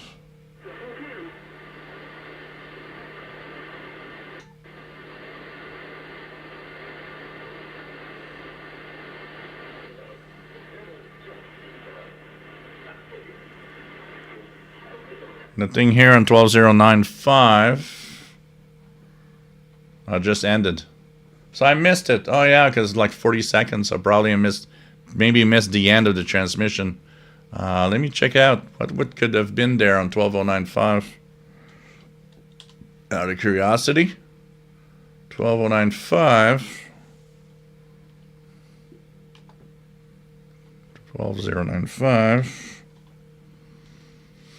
So we're what, 2330? 2330. Oh, you heard Far East Broadcasting from the Philippines. That's what you just heard. The Far East Broadcasting Corporation in Manila. So this is the Far East Broadcasting from the Philippines. That's what you just heard. So Philippines, pretty cool. Pretty cool.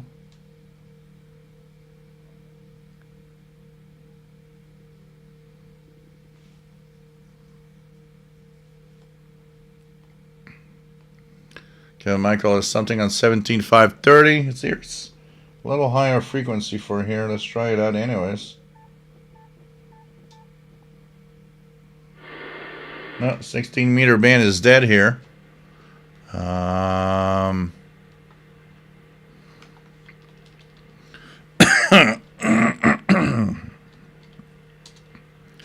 30, what just ended, or what would be there?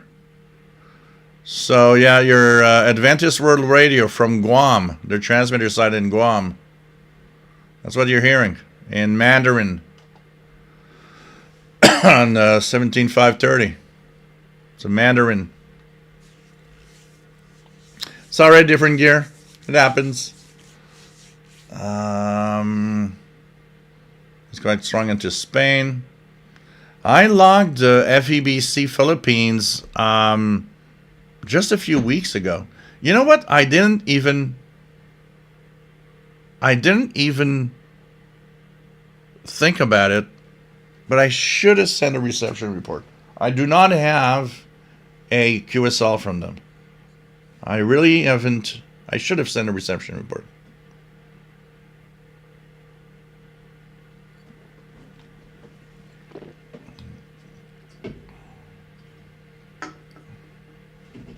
So, let's check out if we can find some of the RAC stations from Radio Amateurs of Canada contest. Winter contest. That's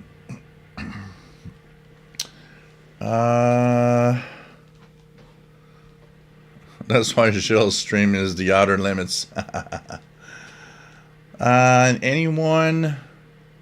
Anybody has ever gone to Party Star, got one of those helium balloon kits and hoisted 100 feet, 26 gauge cage wire? Yeah, I don't know if maybe it'd be, even if the wire would be thin, it might be just too heavy for a wire. I don't know. So, any of the RAC stations that we can try, let's check that out here. We're going to look at, first of all, I'm going to look at the VE, so VY, one of it is the VY, so I'm just going to put RAC, see what it brings out. Okay, RAC, no, that's not what I want. Okay, VY0, RAC, anything there?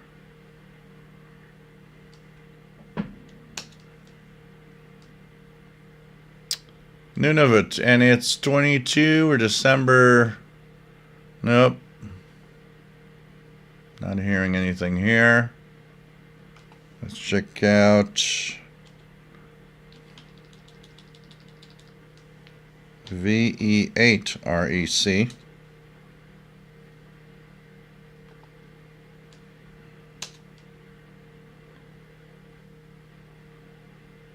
It was on 21st. The REC stations are so VE7 REC.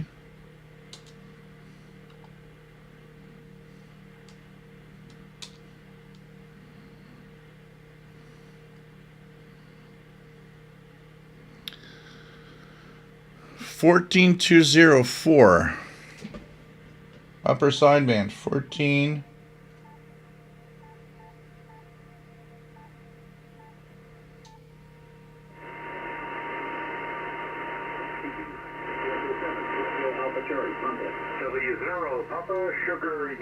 Yeah, so British Columbia station, VE7 RAC, Victor Echo 7 RAC, is on 14,204.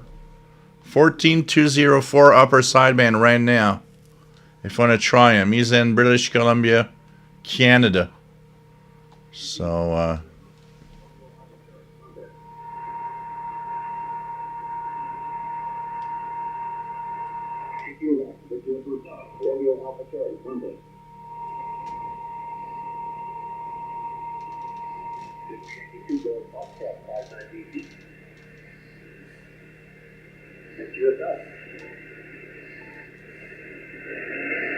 Victor Echo 7, Romeo Alpha Charlie, contact.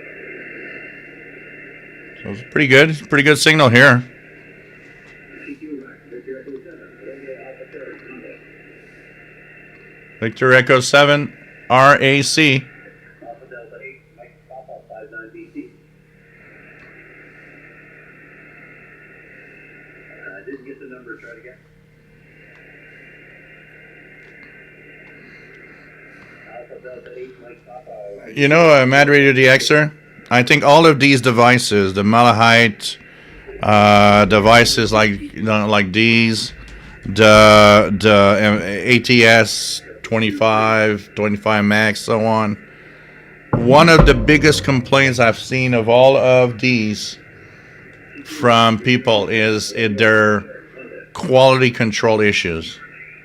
So I think it's normal that you're worried about the quality control of these devices. I think they're not all made equally good.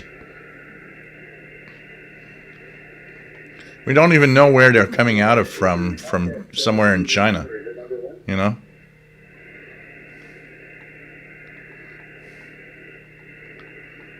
QSL, which is down at number 4. Thanks for the contact, and you're doing well on QRP.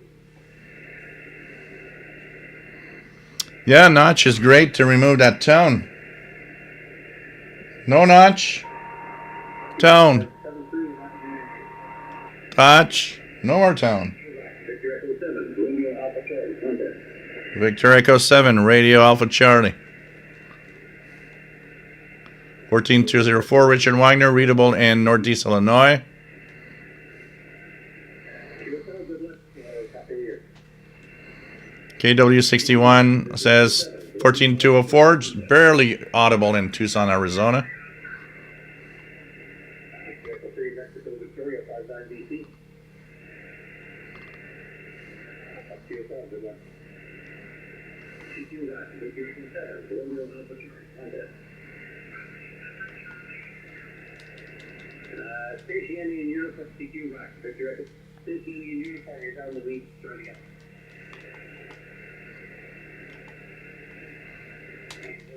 Norway 6. Yeah, sorry, I'm not getting it. Yukon is on CW, Morse code 21029. 21029. Let's check it out. CW.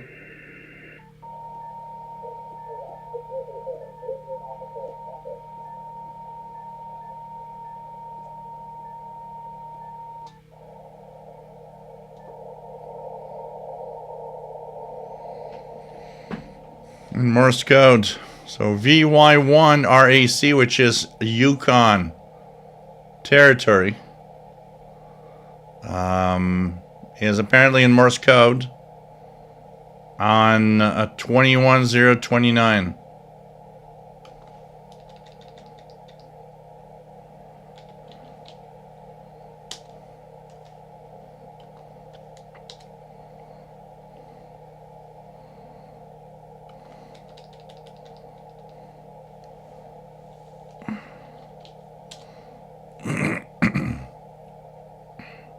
Not hearing anything here on VE6 on VY1 in Yukon.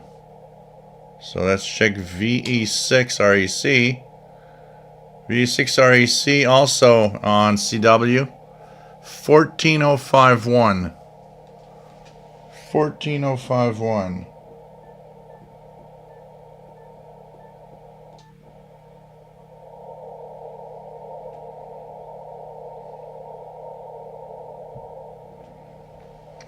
This is in Alberta.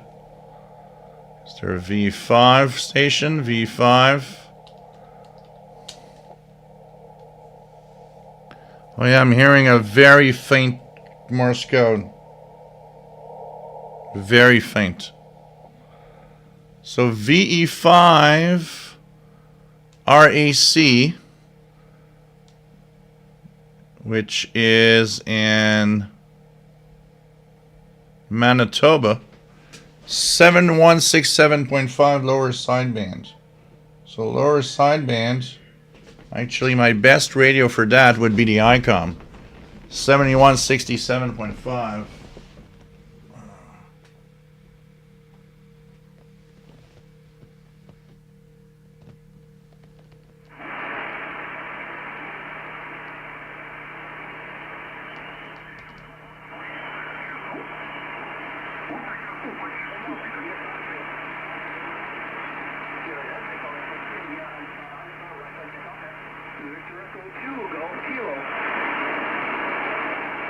Kilo.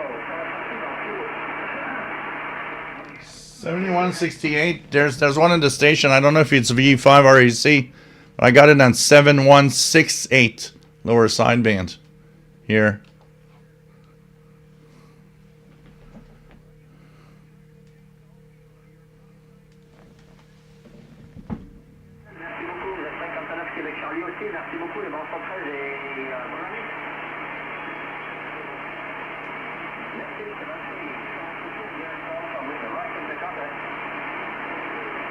Yeah, it's the the Manitoba station,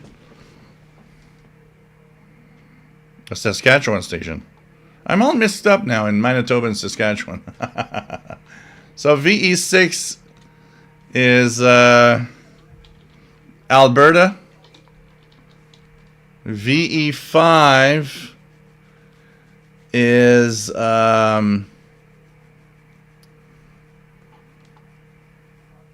I'm mixing my provinces, I think. No, it's Saskatchewan. VE5 REC is in Saskatchewan.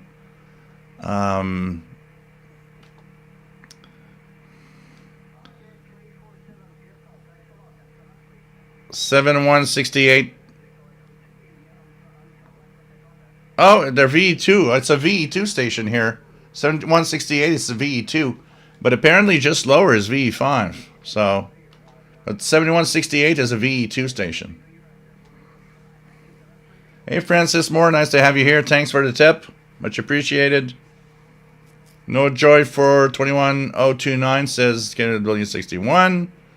WWV still coming in on 20, same as Jace Farley. Duck Marnichi, nice to have you on board. Jean Arash V7, yeah, British Columbia. Jean Arash. VE2 Quebec, VE3 Ontario, VE4 Manitoba, VE5 Saskatchewan, VE6 Alberta, VE7 British Columbia, VE8 I think is Nunavut, VY0 is, and VY1 are like, one is Yukon and one is the Northwest Territories. Spindle Twister has a good copy of 14204 in Wisconsin. And London says, amazing to get live signal levels. And yep, it's cool to be able to share all of this also. And you know, I still think every time that I think about what we do today and what I'm doing, dang, it would have been so cool to have all of this back in the day. You know, back in the 80s when I was starting out, when you didn't, you know, resources were club bulletins and magazines with old, outdated information. It's just amazing when you think about it. Francis Moore has some nice jazz music coming in from Radio Romania 7220. It's pretty cool. We're gonna we're gonna check it out at 0 UT in about 15 minutes for Radio Thailand English, which should come in well tonight, I'm pretty sure. I'm going to check that out. So,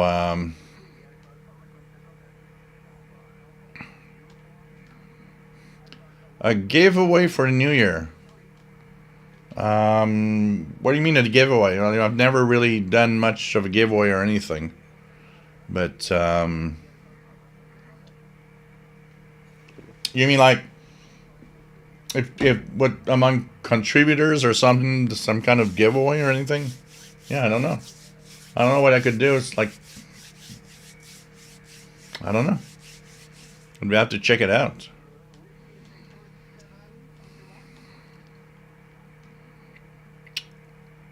What else do we have? Do I have a favorite charity organization? The only charities I usually give to are like, hospitals, or for, like, for example, if somebody, asks me for their, like my sister died of cancer. So of course, like, the Canadian Cancer Society or something like that, that I will give money, because it's like, or hospitals that have treated people that, have been sick, that in my family or friends, stuff like that. That's usually what I do when I give away something. Um,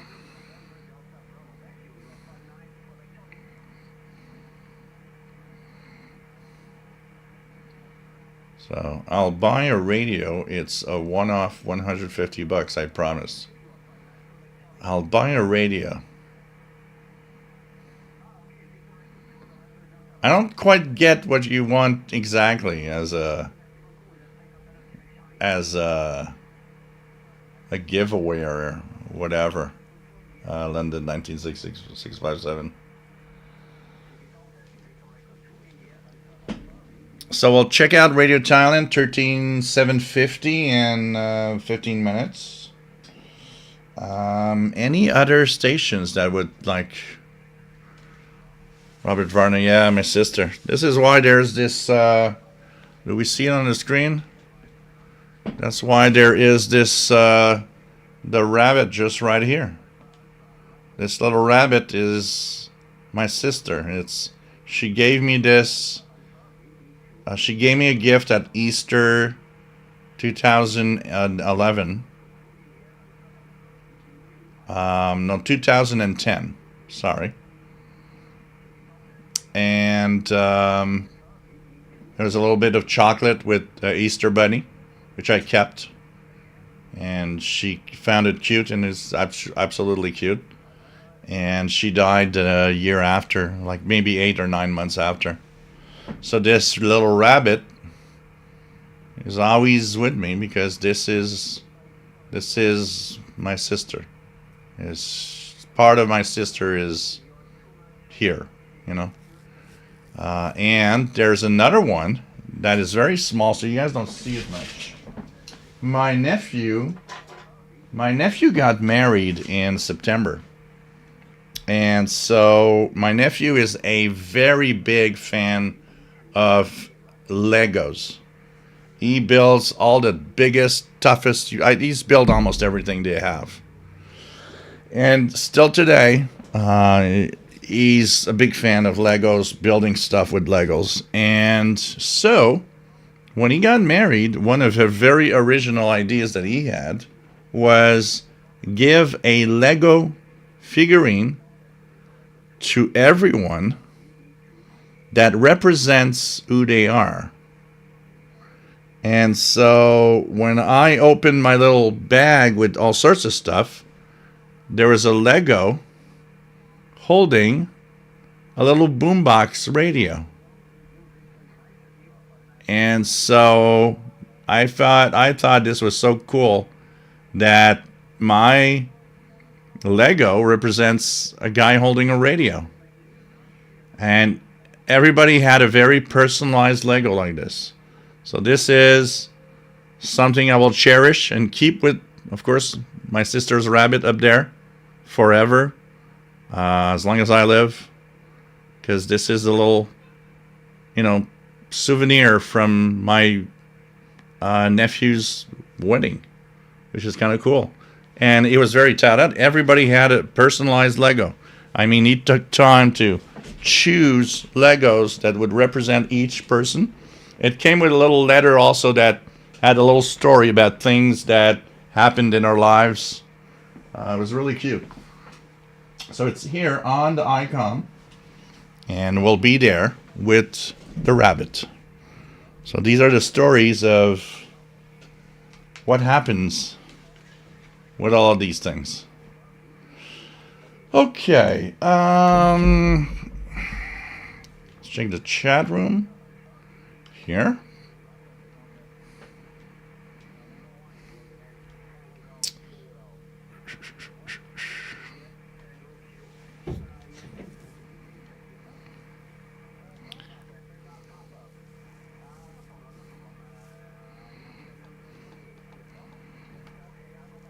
Shortcuts, yeah, 30 meters FT8 is always very, very popular. Mike WX50, I'm listening to K1VL Kiwi Online SDR. Sorry, that shows signal noise ratio 3426. Is this a good signal to noise ratio? It seems like one of the best Kiwis SDRs that I've run across. Usually you want to have a bigger difference when you're listening to a signal. One is actually showing the baseline noise of the SDR itself. So you have the choice of checking out what is the baseline and then the signals that you hear with that.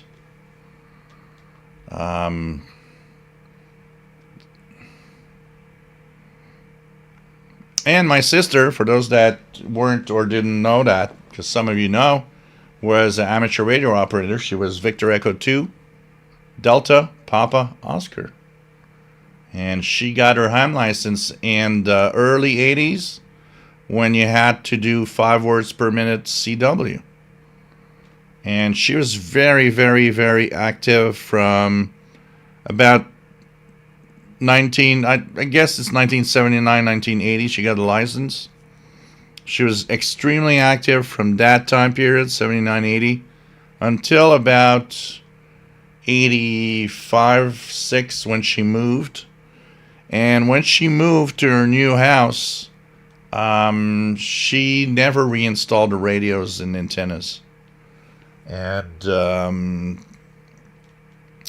so she never really did any amateur radio after that period. But that little 4 or 5 years period, she was extremely active as Victor Echo 2 Delta Papa Oscar. And so it was a pretty hard loss because we were very close. And not only were we close, we were planning, in the 2 years before she died, we were planning a trip to Egypt to go see the pyramids and all of that. And she passed away before we could actually do it. And I remember one of her last words in the last couple of weeks that we saw each other. She looked at me and she said, I wish I understood that life is so short. We would have been going to Egypt way before. And she ended and she told me, she says, I'm not going to be there, but I'd like it that if someday you'd go to Egypt and think, and have, touch a pyramid, whatever, and just, think about us. And I remember when she actually passed away, that moment. And I think about it sometimes. I actually took her hand and told her, I will honor this. I will go to Egypt for both of us. So I need to do something about it, because I promised it and I need to do something about it. So cheers.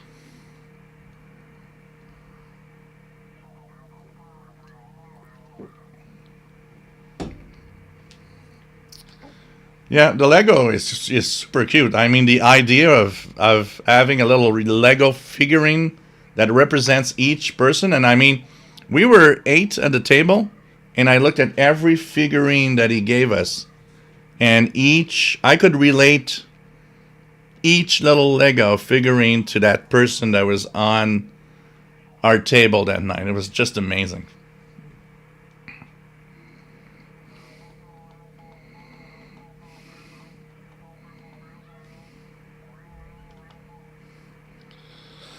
Ajay Dakota, very sad. So sorry to hear this. My sister took her own life. Fortunately, it was a very difficult time for all of us. Oh, man, that is tough. That is tough. I mean, having somebody take her own life is her life is You know, it's a sudden thing that's kind of hard to go through. It's crazy. Texan PL680, is there a shortwave broadcast that originates near the North Pole? Thinking of Santa. Well, the closest thing you would probably get is the Iqaluit Navtex weather broadcasts with weather.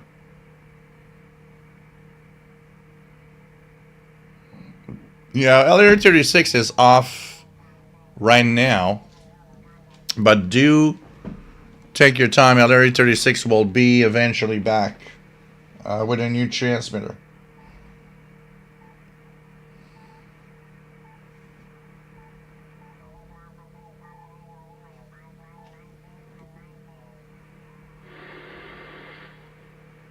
Wow, guys, a very, very strong signal from Radio Thailand, just a carrier, 13750. 13750.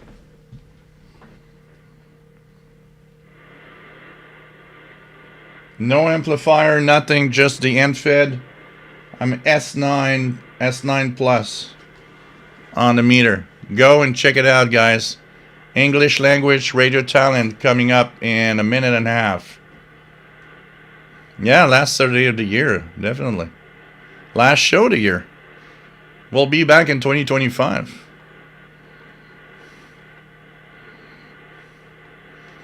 Yeah, there's that station also, VY0ERC, that is often there. He works in a mine. Kid at 61, my sister died of lung cancer in New Jersey about a month before 911, age 38. Yeah, my sister died of breast cancer. She had a really aggressive breast cancer that was impossible to treat.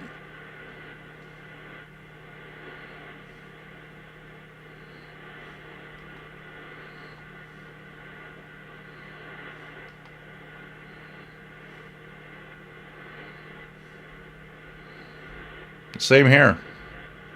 It's something you never forget. That day when it happens, something you never forget. It doesn't seem, my sister was 2011. Doesn't seem that long ago. My mom, 2008. Doesn't seem that long ago. Radio Thailand. Radio, online, and on your mobile. This is Radio Thailand, FM 88.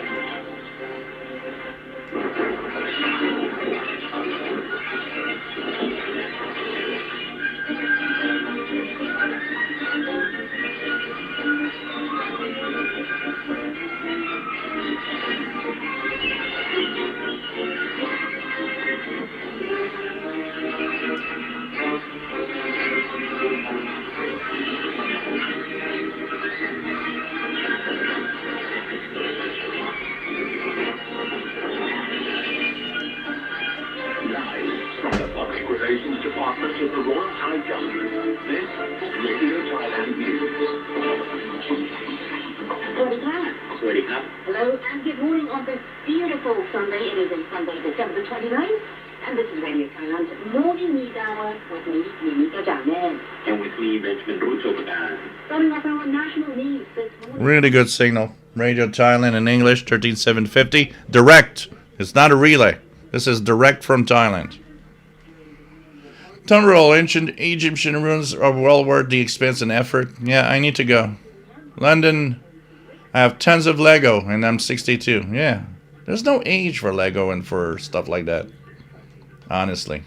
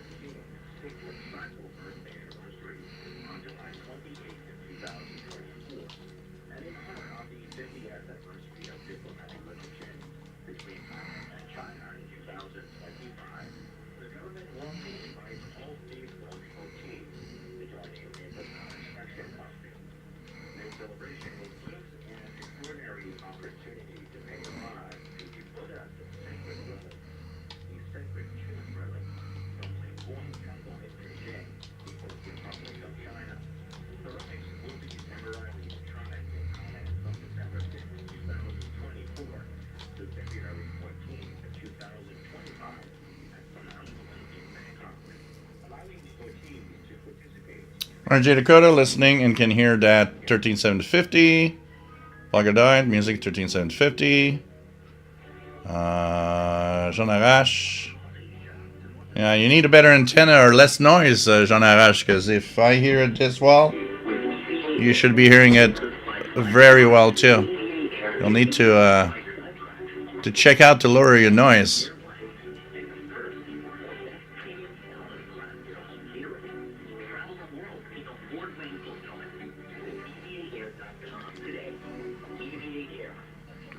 Matt, my daughter was admitted to the big children's hospital here, and they have an enormous all Lego model of the hospital that was built by a patient and his father. Truly stupendous. Wow, this is cool. This is cool.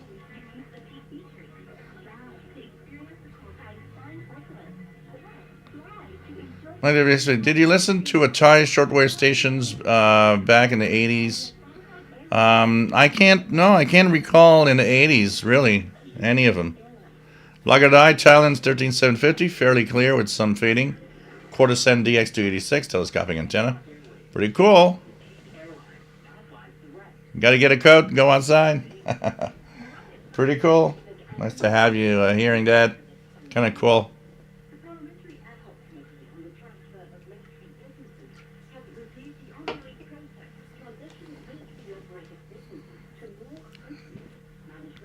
My nephew was always a big fan of Lego. It was crazy. He's like, he built everything. He built I don't know how many parts there was. He built a Titanic ship. He built a space shuttle that has moving parts, and he's built tons of things. He's a big fan of Legos.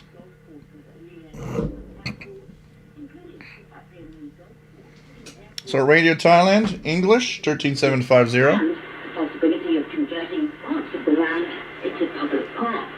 Other military-operated ventures, such as hotels, boxing stadiums, and tourism projects, were also reviewed. The committee emphasized transitioning welfare-focused activities into business-oriented models while ensuring compliance with public sector welfare regulations. The management of military land, covering approximately 5.9 million rai, was also discussed. The ministry is addressing overlapping claims involving an additional 12 million rai and has already transferred over 16,000 rai of unused land to the Treasury Department for civilian housing and agriculture. Plans for transferring another 59,000 rai are underway as part of the program's second phase. Health authorities in Thailand are closely monitoring cholera outbreaks in Myanmar, which pose risks of cross-border transmission. So it's pretty cool. Radio Thailand. Pretty cool. WS50, do you have any shortwave radios with tubes? I just found some tube-based headphone amps that I'm interested in possibly buying. Yeah, my shortwave radio with tubes is just here. Just here. This is the Westinghouse International shortwave radio. The only way to have it working, I would have to unplug my Yaesu transceiver and plug the antenna here, because the MLA30 doesn't work with it. And actually, I'd be curious to see if it gets Radio Thailand. Honestly, you guys want me to try Radio Thailand on this 1949 radio? It's going to take a couple of minutes for me to wire the stuff.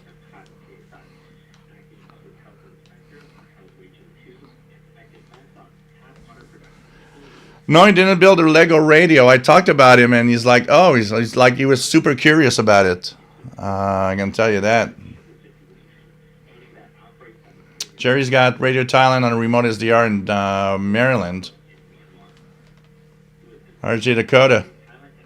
It'll take us back to 1949. Okay, guys. Sorry, you might be seeing my butt for a while. And I am sorry for that little moment. I will try not to be too... let me check it out. So, I'm going to turn on the transceiver, first of all. Unplug the antenna. Here we go. And if I'm not wrong, I left the wires connected, so it might not take that long. So give me a few seconds here. I'm just gonna move stuff around because I've got a lot of stuff on the ground here. So let's check it out and see if I can do anything about it. I need to move this forward so you guys won't see my ass. There we go. Let's see what I can do. Yep, so I got one wire here.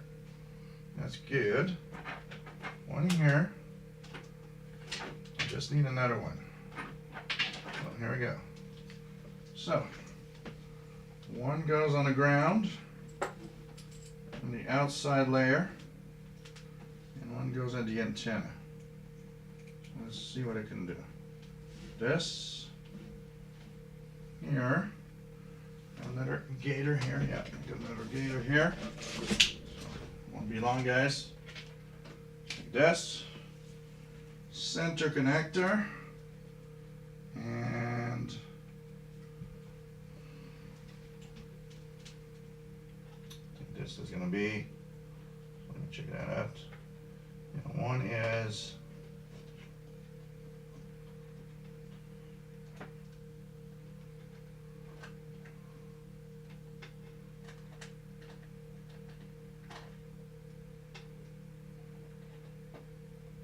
Let's see. Turn on the radio. Did the tubes turn on? I don't know if it's on or plugged in.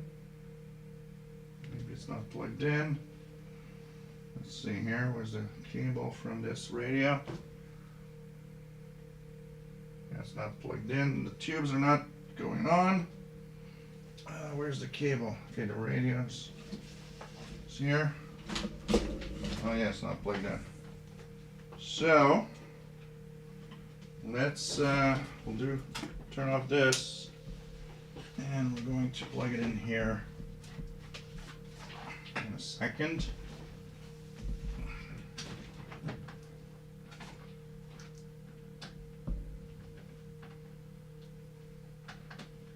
There we go. Turn it on. Oh yeah, we see tubes glowing. Tubes are glowing. It's coming, guys. I hear sound. Now, I need to make sure that this is plugged in correctly here.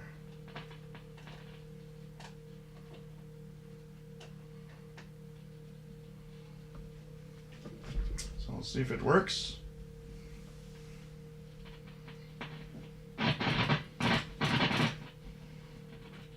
It's all scratchy.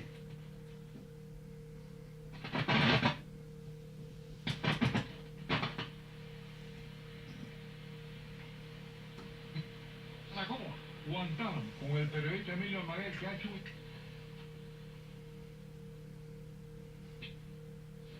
the impossible stand.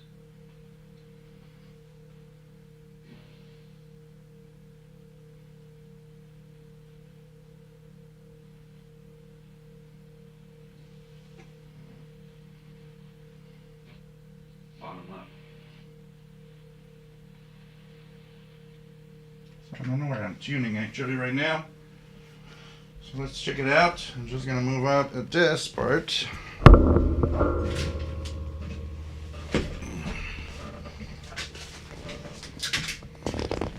we go.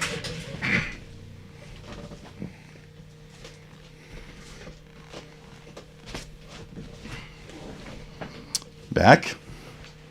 We'll see what happens with this. Here.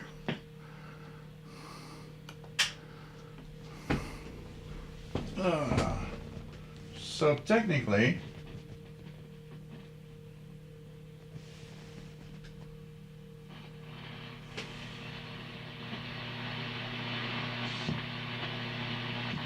say his flesh.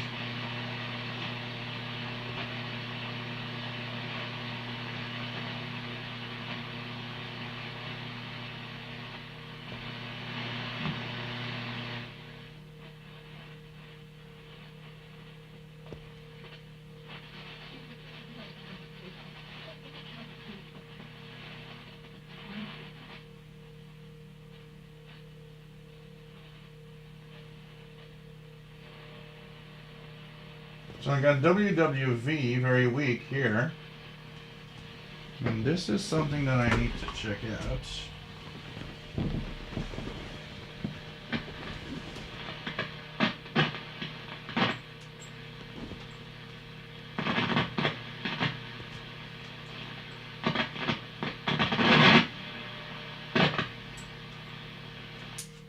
Because this, it's hard to connect.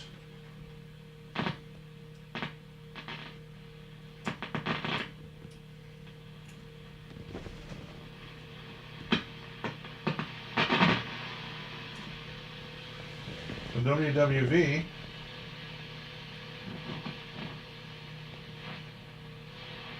So this is WWV 15 megahertz, what I believe.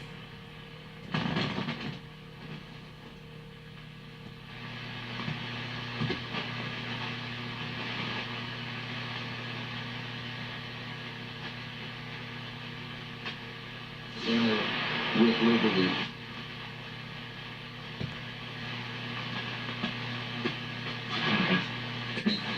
No.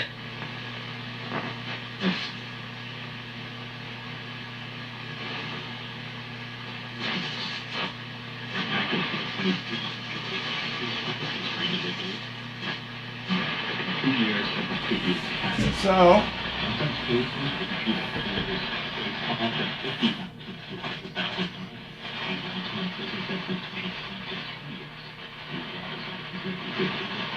Radio Thailand, guys. It's not as good as an Yeesu, but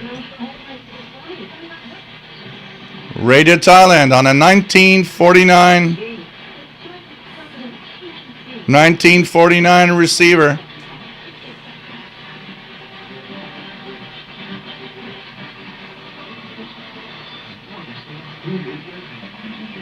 Hasn't been turned on in a while. Smells like tubes.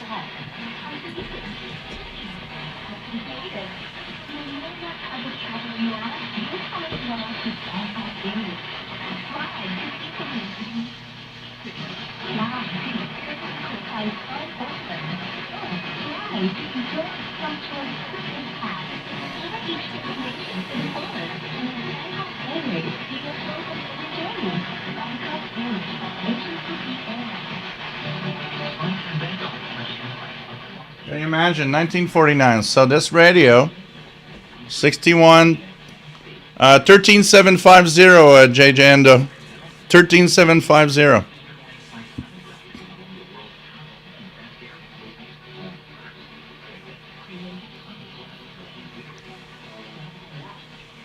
No, tube radios don't have muting, VT radio. No muting there.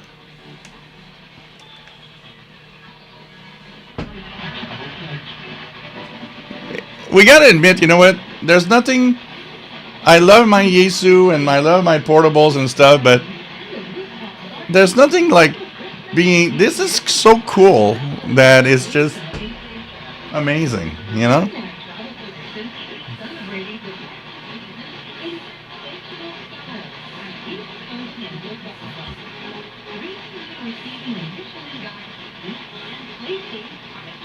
Warm it up, put a burger.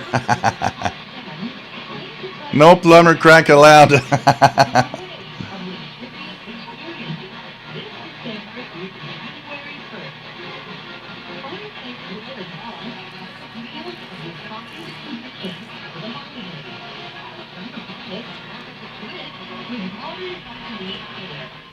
I would have to look it up on Amazon, Skyler Phoenix. Off the top of my head, I don't know. But it's an LED lamp and it's zero noise. I've not detected any noise out of it. I bought it a few years ago. on Amazon, and it's really, really quiet.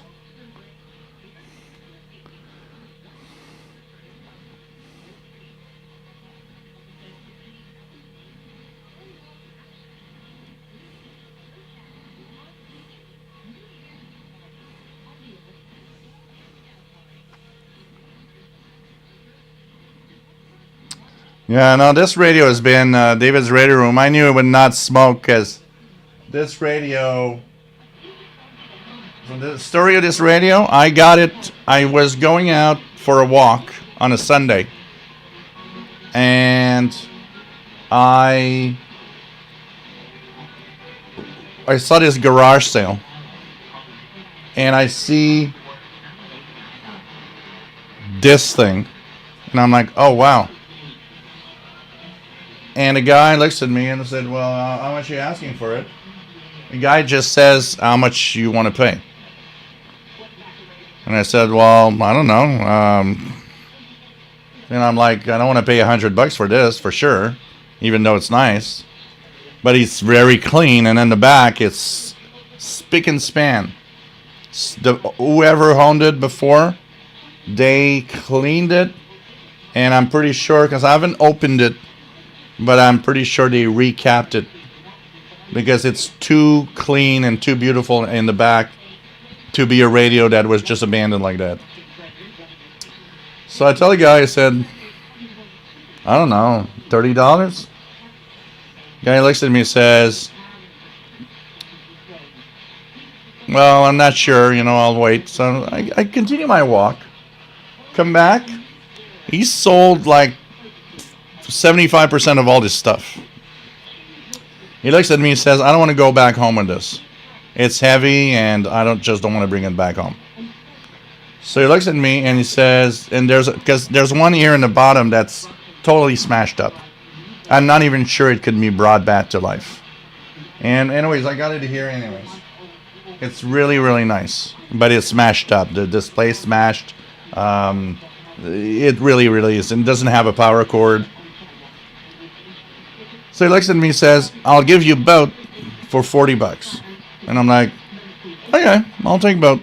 And I brought him home. So this one worked well, but the other one doesn't work. And I haven't really taken the time to look at it carefully. But the other one's really smashed.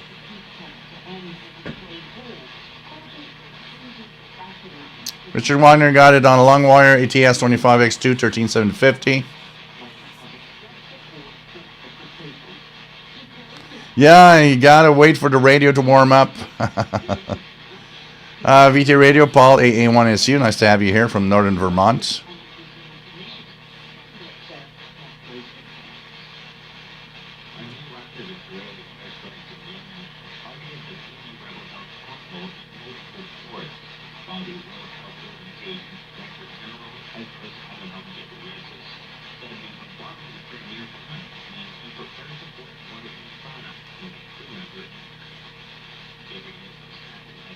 RJ Dakota, the radio is 7 years older than you are. Incredible when you think about it, though. So what? 49 to now is 61 plus 24. It's 85 years old. It's 85 years old, right? Am I 50? Oh, wait. 51 plus, no, 75 years old. Sorry. 75 years old.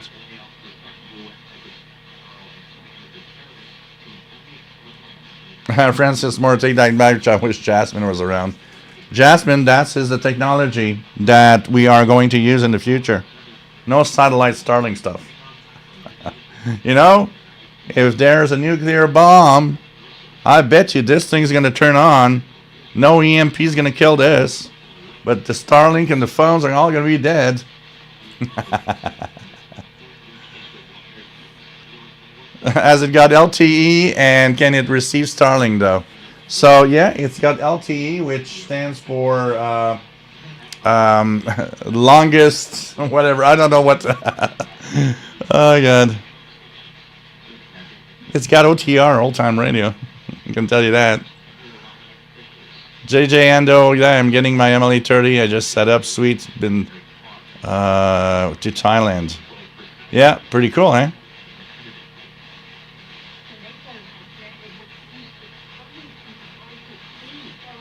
London, 1967. I'm also very Spanish. So no, it's really really cool.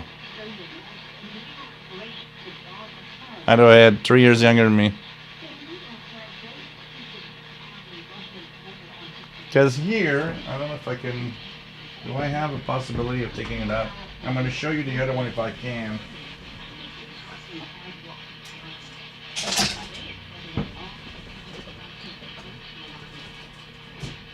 Yeah. Not sure I can. Can I? Yep. Here goes, guys.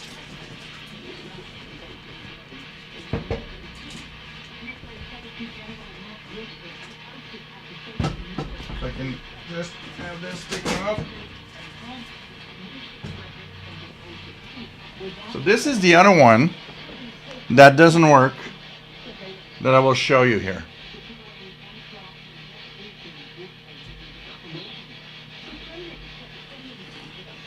So it does have a power, but you're gonna see what it looks like. So this is what it looks like from the back. Let me just. This is freaking heavy. Okay. And this is what it looks like in the front.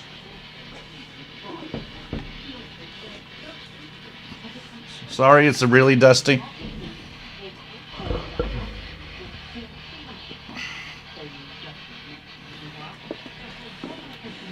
And so it is a RCA Victor company.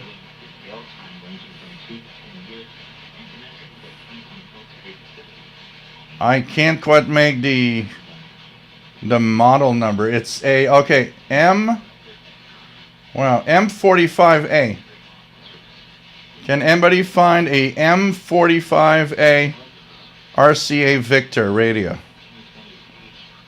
It's got a sticker in the bottom, which is this.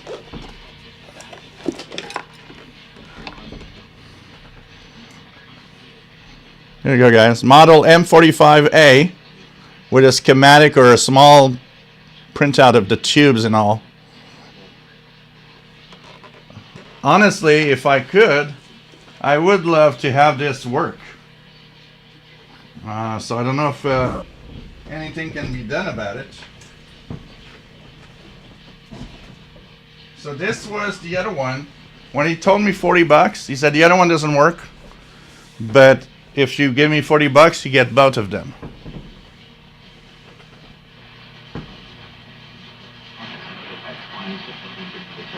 I don't know why it drifts a little bit.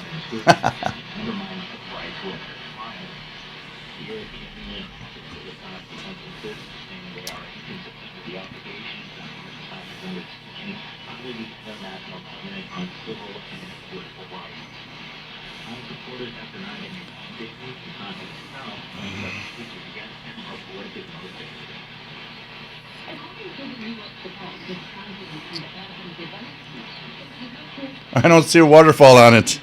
Hey, it's a 1949 software-defined receiver. The software is the human using it. Valves and dust, yeah. It is a cool-looking radio. Yeah, RCA Victor International Montreal, when we used to make radios right here in Montreal. Incredible. M45A Montreal version. Back when RCA was a real company, absolutely. Absolutely not just like Grunding, not something sold to somebody else. Oh, you know what? Dean KQ4 ADJ. You make me think about, I wonder if I,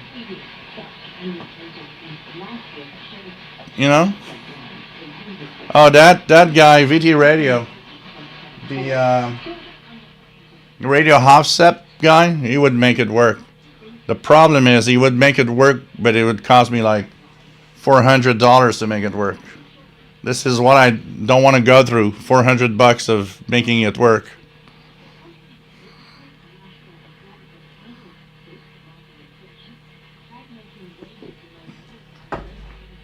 I honestly have not plugged it in because the power cord is to the bare wires. I was thinking that maybe it does work. It just needs to have a new power cord. I don't know.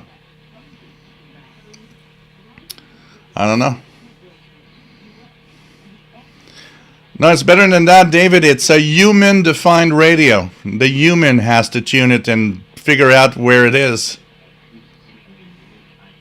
Yeah, that's the thing, VT Radio.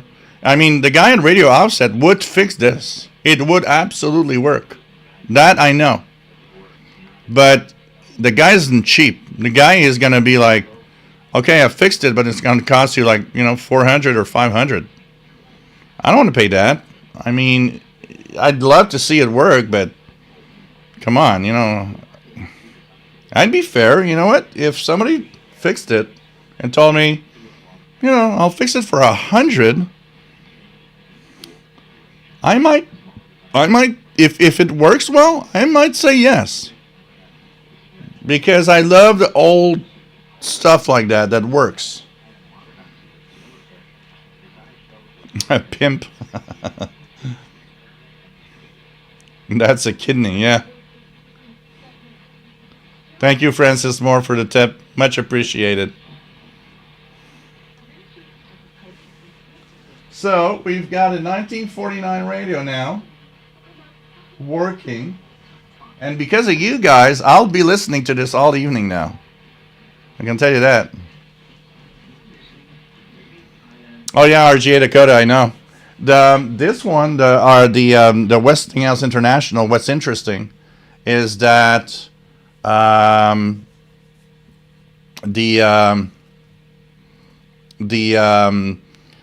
plug that was put in is a polarized plug. The guy that fixed it and that cleaned it up,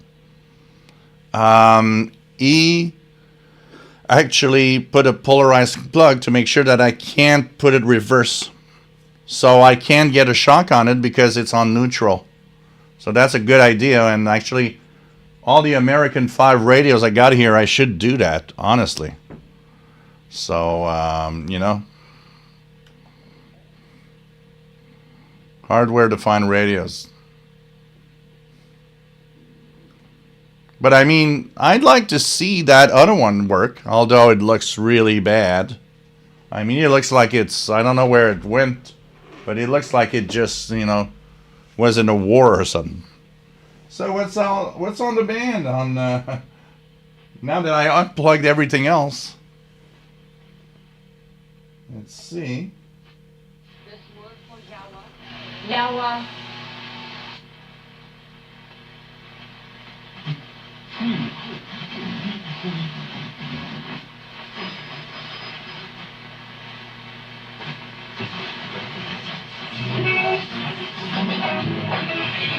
Well, I'm pretty sure that must be, and let's try it. 11780. Yeah. So here's Radio Nacional Amazonas with an amazing sound on this Westinghouse International 11780 kilohertz.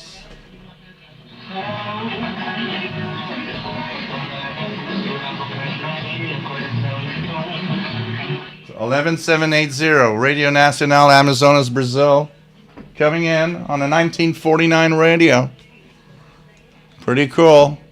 Thank you, London, for the tip. Much appreciated. So it's pretty cool. Man, I have that smell of tubes right now. It's just incredible. Unfortunately, the camera's cable is not long enough. I would have shown you the back where the tubes are glowing right now. So I'm going to take a picture with my phone, maybe. And I need to go pee anyway, so I'm going to take a picture. I'm just going to remove the music and put something else.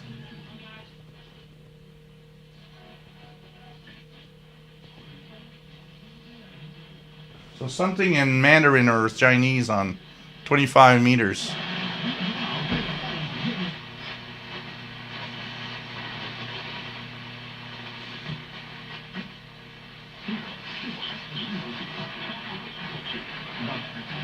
Back in 2 minutes.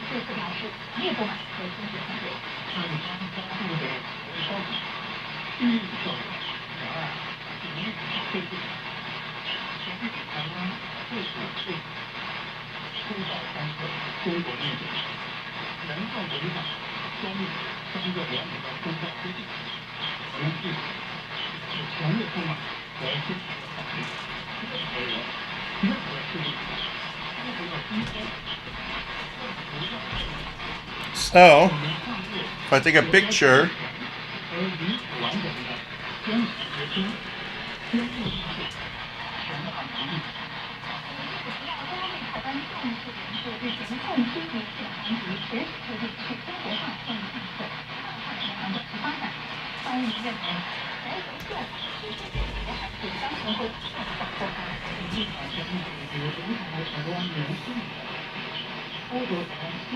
well, you don't see it that much, but you see a slight glowing tube there. You see a slightly glowing tube there behind the wires. In this picture right here, look at that, right there. There's a glowing filament. It's just a little too bright, but oh man, this is cool. These radios make me, I don't want to spend the amount of money that a lot of them are sold for, because I don't think it's necessarily worth it. But boy, now let's go up. WRMI must be there. Radio Slovakia.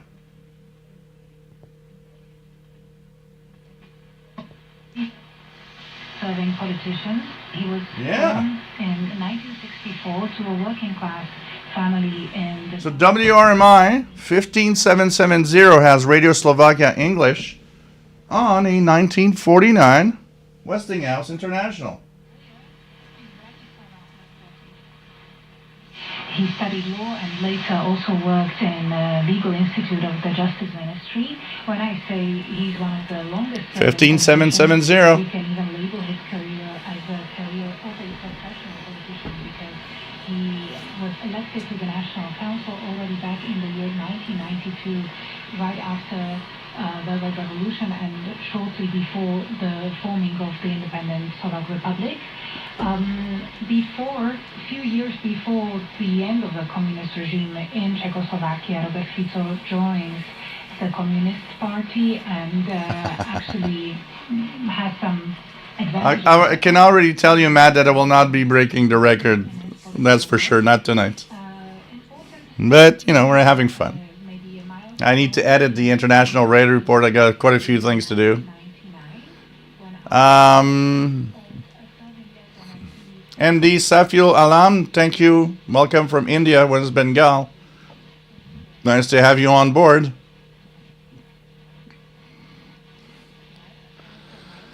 Lagardère remembers reading an article in one of the electronics magazines 40, 50 years ago about people saying modern radios just didn't have the good sound of the old ones with limited frequency range. I mean, that's the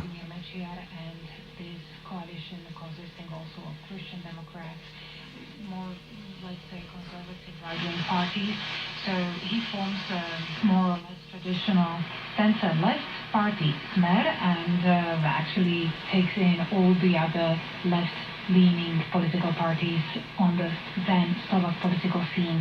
Important year is the year 2006, when together with two other parties he forms his first government and becomes prime minister for the first time.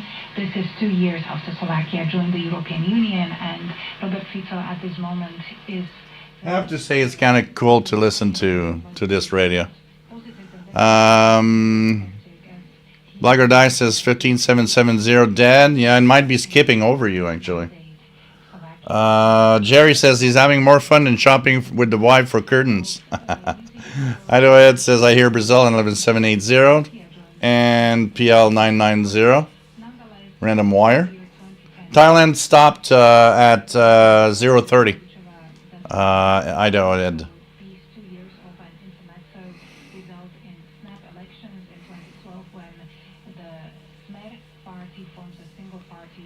Farkuharm MC says watch your videos all the time and buy several radios. Kurdistan just arrived, picked up a lot of good signals in Scotland. Still don't know how to tune SSB. Kurdistan does not have SSB, so remember that.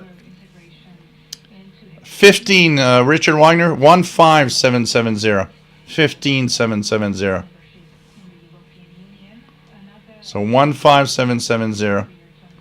With WRMI, with Radio Slovakia English. In the year 2016, he forms again a strong coalition, even though from 4 different parties. What is? How about AM? Francis Moore. Let's check it out. Let's check it out. Let's go down to bands.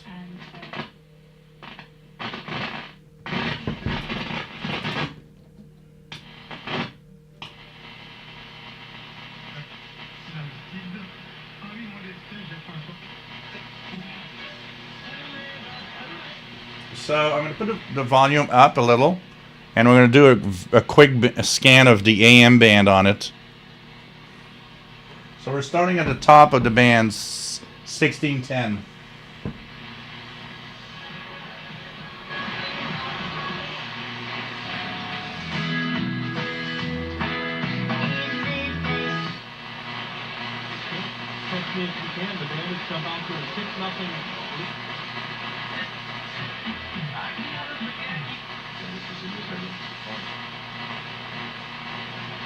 Muzic butoiul de murat. Potpuriu de porc și vacă, Sinfonia tocăturii. They are quiet and very fast. Teams wagon on the roads in bike lanes, but also in places they should not be, like sidewalks and parks. When you ride, wear a helmet. Don't speed. Watch out for pedestrians and cars. New York State follow them. Go to traffic safety. That's 1180 kilohertz.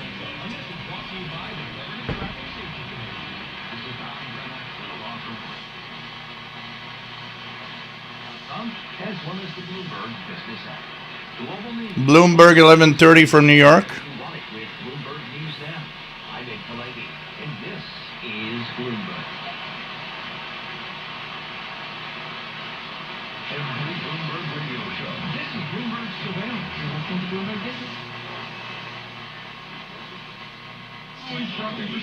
Last minute ideas.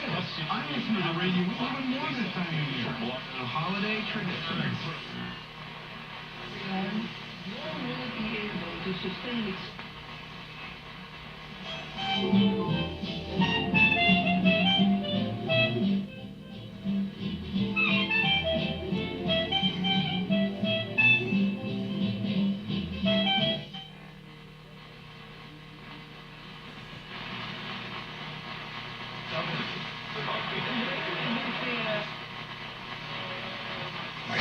plug-in. We've started a matchmaking agency to help ifs find new kids. You know the song? The night they invented champagne. You know that? Oh, What am I playing for you today?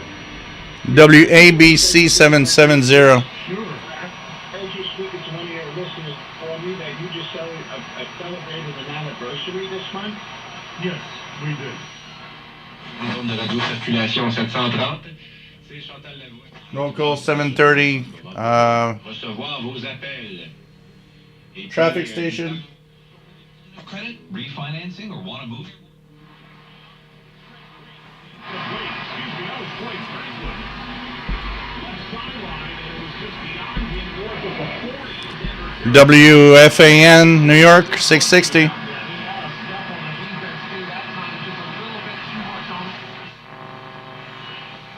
Yeah, I don't believe in Cleveland or Cincinnati either. How about Toledo? I ain't made up my mind yet about Toledo. Okay, mister, I get the picture now. You don't believe in nothing, do you? Nothing. What's that?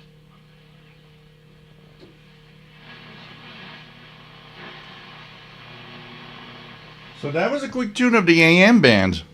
And yes, Sunwave, I thought the same thing when I heard the music. It was like, wow, that music sounds like the radio's age. It's like perfect. Perfect.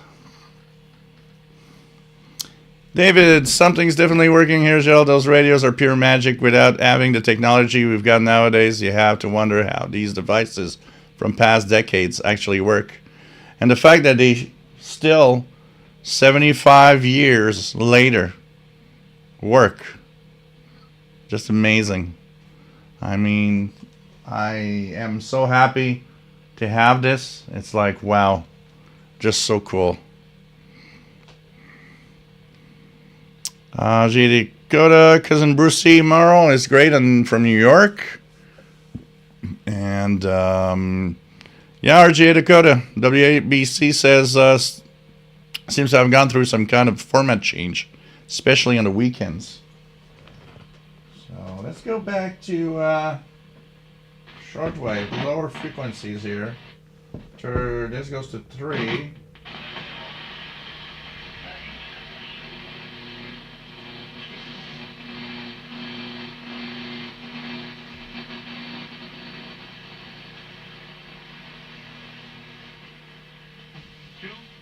Con carbón.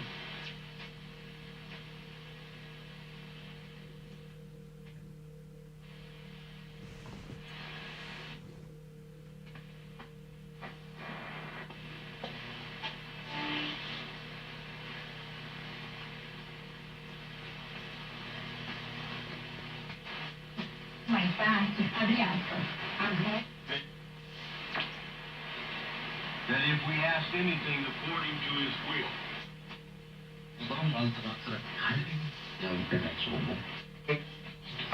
Nacional, incluso en la capital, en los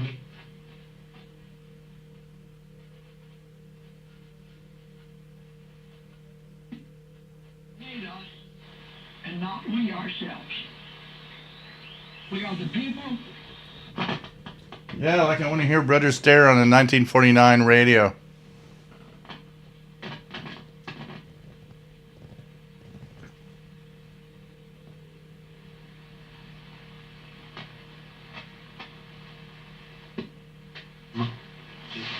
Obviously, all the predictions of the rise of populists was not fulfilled. Obviously, there are some...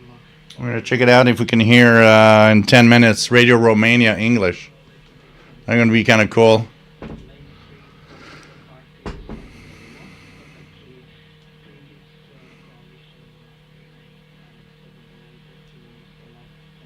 Yeah, Airspy Jeff Plus.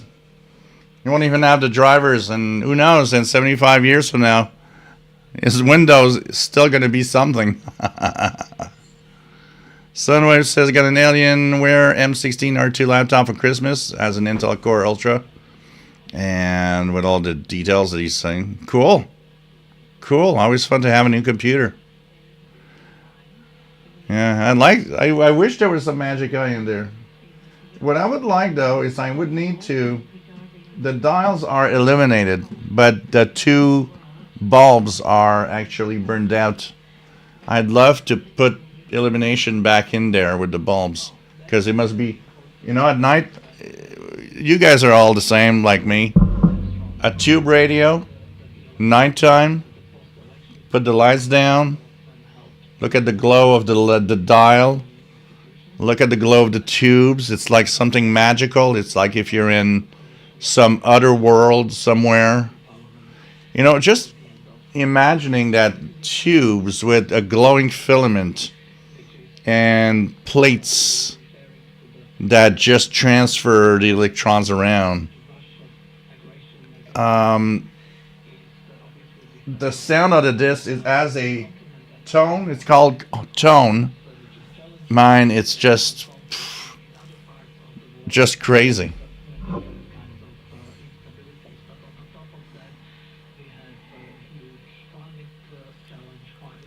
Well, honestly, like Matt says, honestly, the only thing that would keep an SDR not working 75 years from now, because I think technically it still would continue working, is having somebody maintain the proper software for it to work on the computer of, 2110.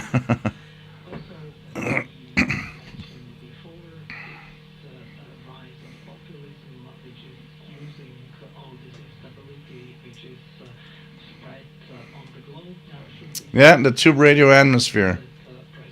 Absolutely. It is amazing when you think about it. I'm glad you guys kind of talked about it a little bit, because this radio had not been turned on in probably 5 or 6 months now. And every day I would look at it and I was like, no, I need to turn it on. You know what I really need, actually? Because the biggest problem is I have to share that antenna from the Yaesu, because it's the only one that works on it. And I have to actually really have it working the way it should be. So when I plug in the connectors, I use a alligator clips. Crocodile. Alligator clips. I have to put the ground screw to the shield and the antenna to the middle pin of the PL 259 connector. And if I miss one of those, it doesn't work. Both have to be there. So I find it sad, because it's like, I don't have any other antenna that I can use. So if I would love to have that radio working without me having to fiddle with the cables all the time, I don't have anything for that, and I need to find a way to have it working. That's where I've got my I've got a switch, an antenna switch here, which is capable of switching amateur radio cables between antennas between. So I thought maybe I should install that switch, if only just for the purpose of, I want to hear this radio and turn it on. Just switch, turn it on. No fiddling with cables.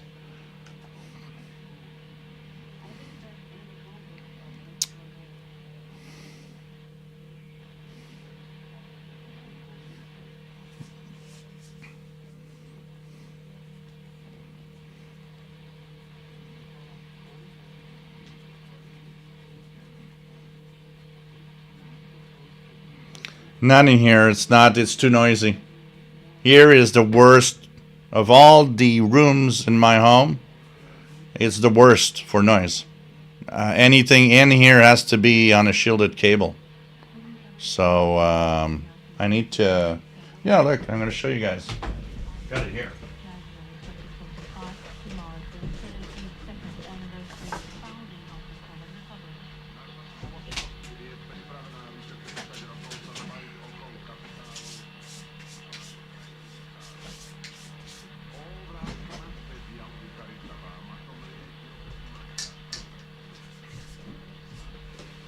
This actually comes from a fan that watched my channel.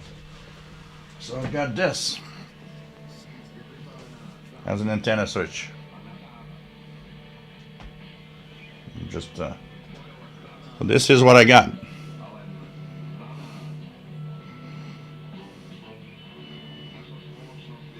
So I could, put my transceiver and switch to the tube radio when I want to use the tube radio on it, and then switch back to the transceiver. This is capable of a kilowatt of power.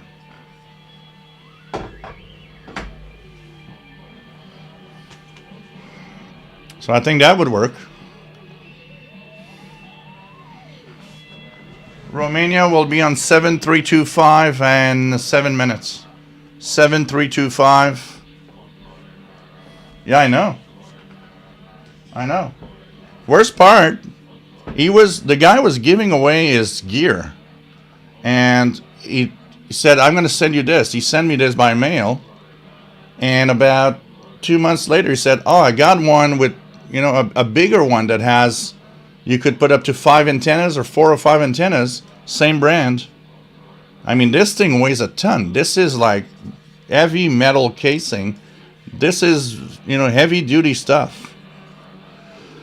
And so maybe I should have taken the other one too. But yeah. So it's lying around. I need to use this, honestly. Why should I leave it lying around? I need to use this and use the antenna switch. I mean, this would be good, and I could switch easily between the antennas.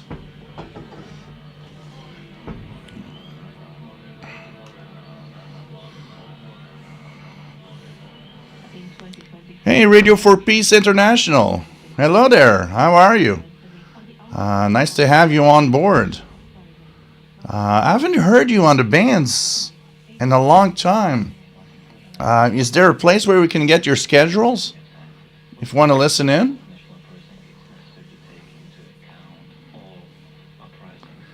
Sunwave, that radio will give another 100 years if taken care of. Yeah. Do you have access to an old TV balun? Yeah, I think I probably have one of those in a box here or something.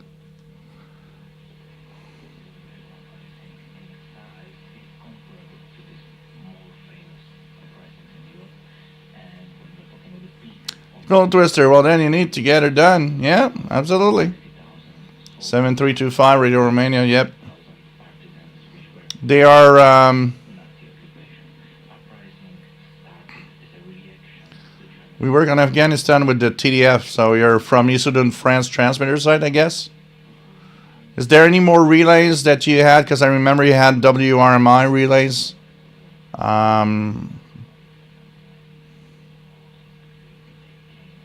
You're really focusing mostly on the Issoudun, France transmitters?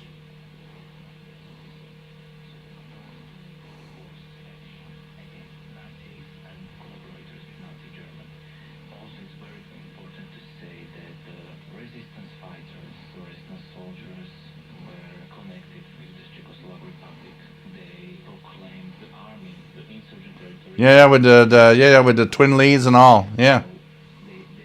75 ohm coax thing.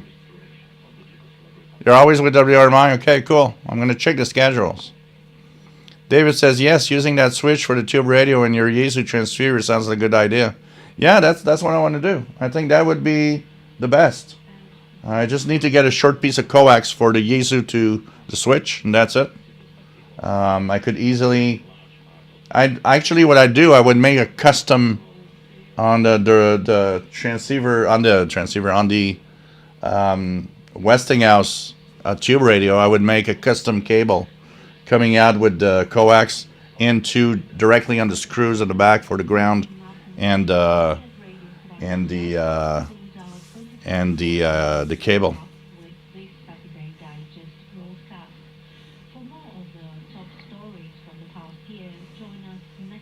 I use a TV balun to match my old tube set to RG8 coax. Oh, that's interesting. Yeah, because I mean the match, I don't know what impedance these radios are in the back with the antennas, but the impedance is certainly not 50 ohms or anything like that. KF7IWAM radio YouTube channel. Welcome aboard. First time? Well, welcome aboard. We've been on for what? 5 hours now, something like that. So we're playing. Actually, we went off from the Yaesu transceiver ICOM. Now we're with the Westinghouse International 1949 tube radio. Yeah, I don't know what are the impedance of these old radios. It's different from what we had today. So it's probably some really high impedance on there. But it's kind of cool. Really cool. So I'm going to go down. And I'm going to try to see if we can get... Can we get Radio Romania 7325 on this radio?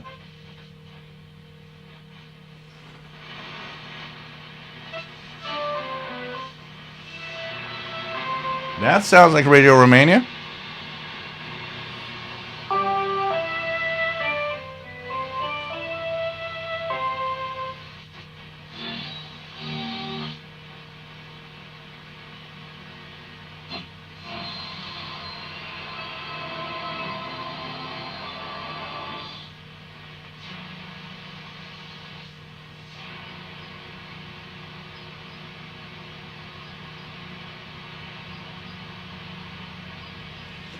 Check it out here. It's on.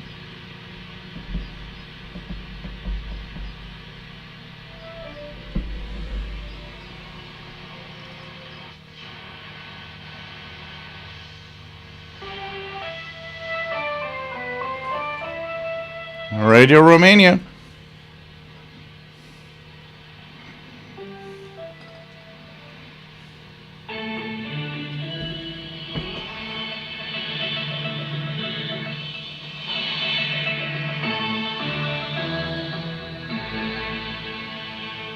This is Radio Romania International. You are listening to our one-hour broadcast in English for listeners in North America, the East Coast. The sound on this radio is so beautiful. www.rri.ro, Channel 1. You can find us on Facebook, Twitter, and other social media platforms. Our programs are also available on tape. Radio Romania International 1. We wish you good reception conditions. KW61 says Romania coming in Tucson, Arizona. Jean Arash has the internet signal. Blogger says Google AI says old radio impedance 300 ohms. Yeah, it could be possible.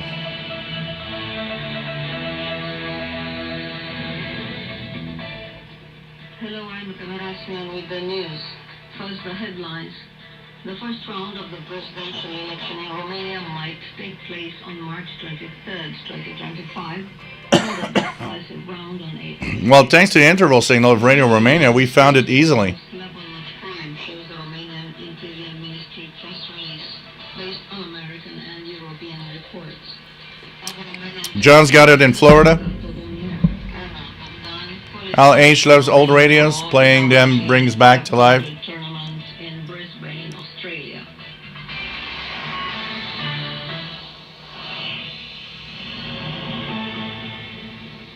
The first round of the presidential election in Romania might take place on March 23rd, 2025, and the decisive round on April 6th. The media 1949 radio. I still can't believe it when you think about it. 20 years, 1949. That means this radio is 20 years before I was born. And it's here today, and it works. You know what would be fascinating? What would be fascinating is to see from when it was manufactured to who was the first customer that purchased it, and what's its story from the 1945 construction, sold to somebody, how many people owned it, and obviously when I got it, it was clean, and it's still extremely clean. So whoever got it last was definitely a radio hobbyist that loved these radios and fixed them and kept them in good working order. But I'd like to know, it would be so cool if we could go and trace the lifetime of the radio, whoever owned it, and where was it, and where did it go until it got into my hand here. It's pretty crazy. I'd like to know that story. Imagine all the stories the radio could actually tell us.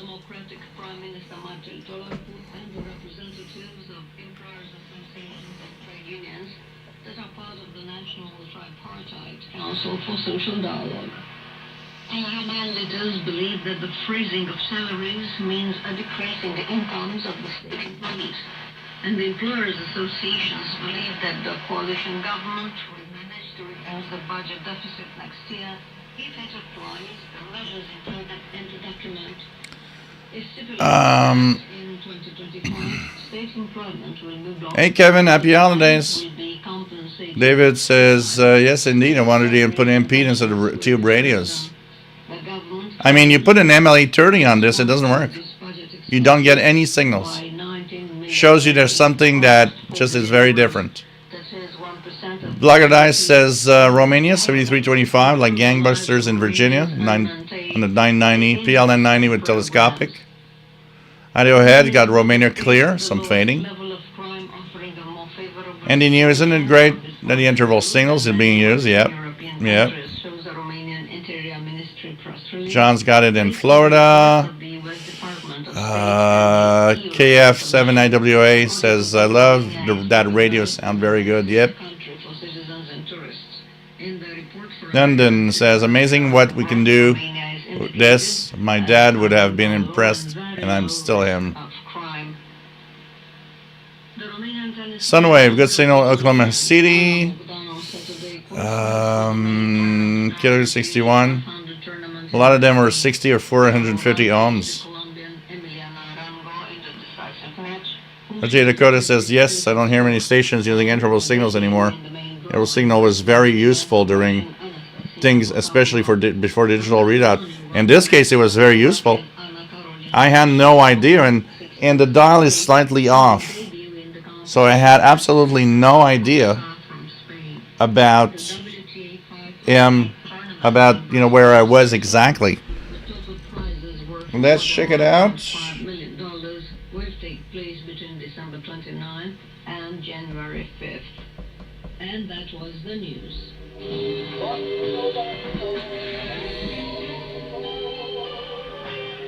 Dear friends, Radio Romania International is again conducting its annual survey among listeners and users of internet and social media, presenting you with a new challenge in 2024, a complicated and difficult year for us all. It was a difficult year due to the conflicts in... And for those that want to hear Wolverine, he's powerful. The Wolverine Pirate 3440 kilohertz, guys. So 3440 kilohertz. Wolverine, very, very powerful. And I got him on my Texan H509X receiver. So very, very, very strong.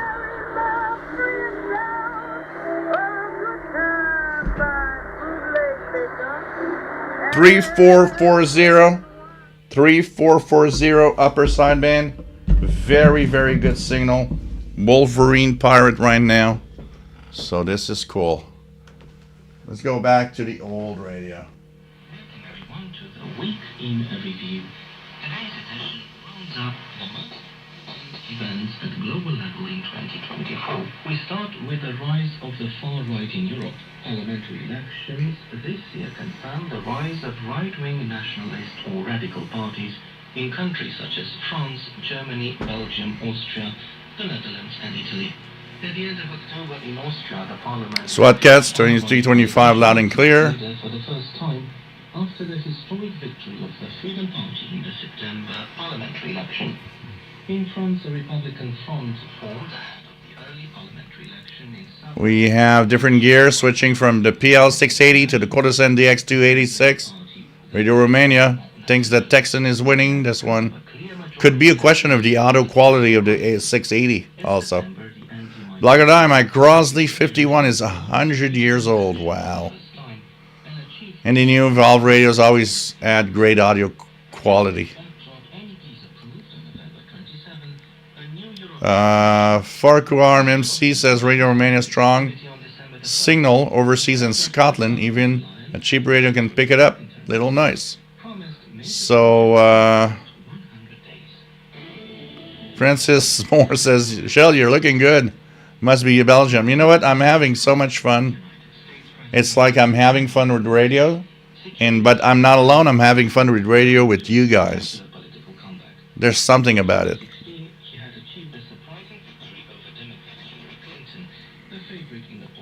Well, my cat isn't smelly, but unless I don't, sometimes I need to clean his butt because he's too big. But he shouldn't be smelly. Unless, maybe sometimes if he comes out of the rain or something. But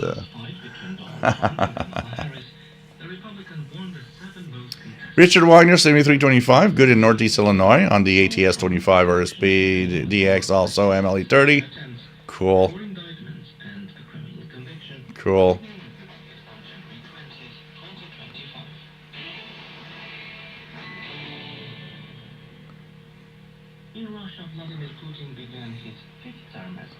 Oh yeah, the sound quality is great. Sound quality is great.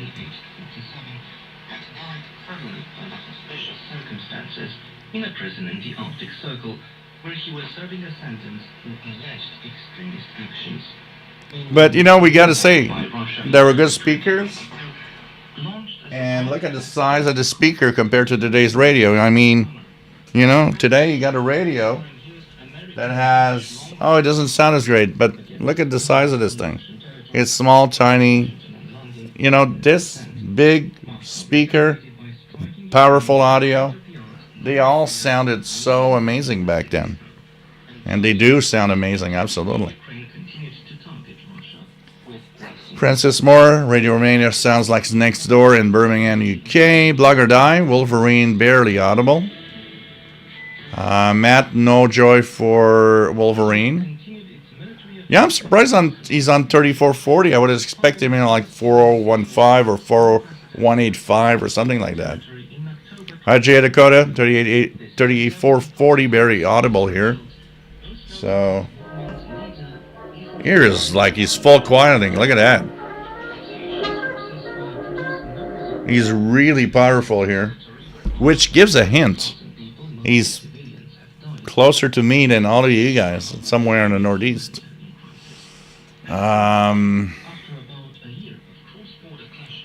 Swatcast recording RRI. And the new Wolverine coming in strong in Bristol, UK. On Kiwi SDR. Wow. Hey, TVDXer, ça va bien? J'espère que tu vas bien. So, just got in. You're still on? No, it's a rerun. It's a rerun that can answer back to people saying, well, you're still on? J'espère que tu vas bien. Marvin Moss imported a very old purchased antique radio into Japan a couple of years ago. Japanese customs found cocaine contamination on the cabinet. Oops. You don't want to have that. Especially when you're going to another country. No joy for 3440 KW61. Blogger died. No, we all left half an hour ago.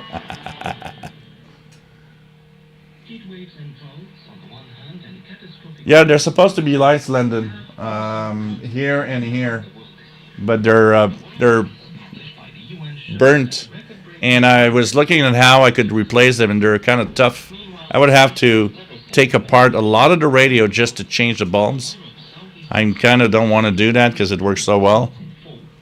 I was thinking of maybe trying to, maybe put something that I could just, move up here in the display. There's a little space in here.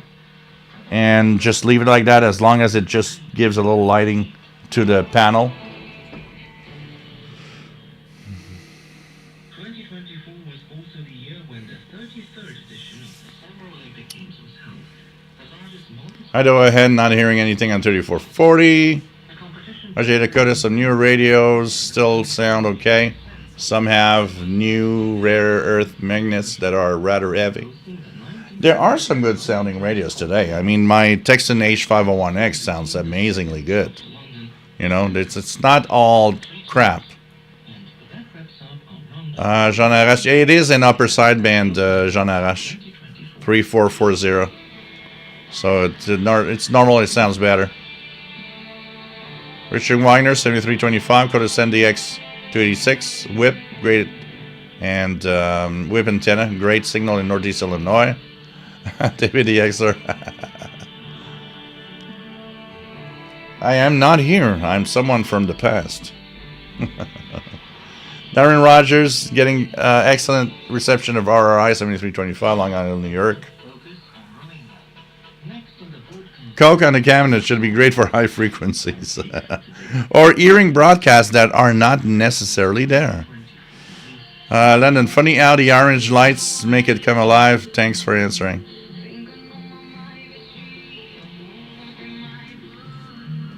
Kilo 61, Joel, Electronic Gold Mine has the LED bulb strips that could line your dial.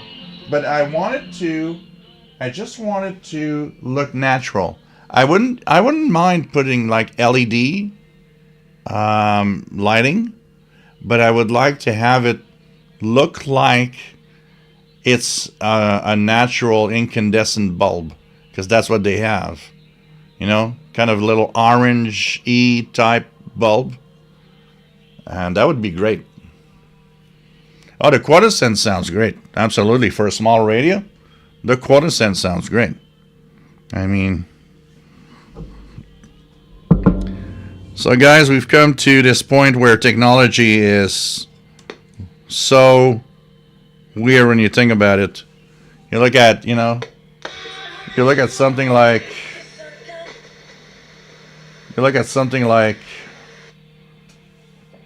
what this is in 2024. Imagine when that radio in 1949 was built, and today we've got this. These little things in our hands with a color display that is touchscreen, and you're like, wow. I don't think anybody back in 1949 ever thought that radio would be SDRs and computer driven. It's just amazing how technology advances. It's just crazy. Okay, cool. KW61. Because, I want it to look kind of natural, not look like, white LEDs that look almost blue, and it's like, nah. Eddie New, just take quarter-cent, 7325 coming in just fine. And SWATcast got the ATS-25. So it's kind of cool, And I'm having fun with this radio tonight, and it's just so cool to have all of that, for sure. So it's going to be this sad moment, guys, where I got to say goodbye.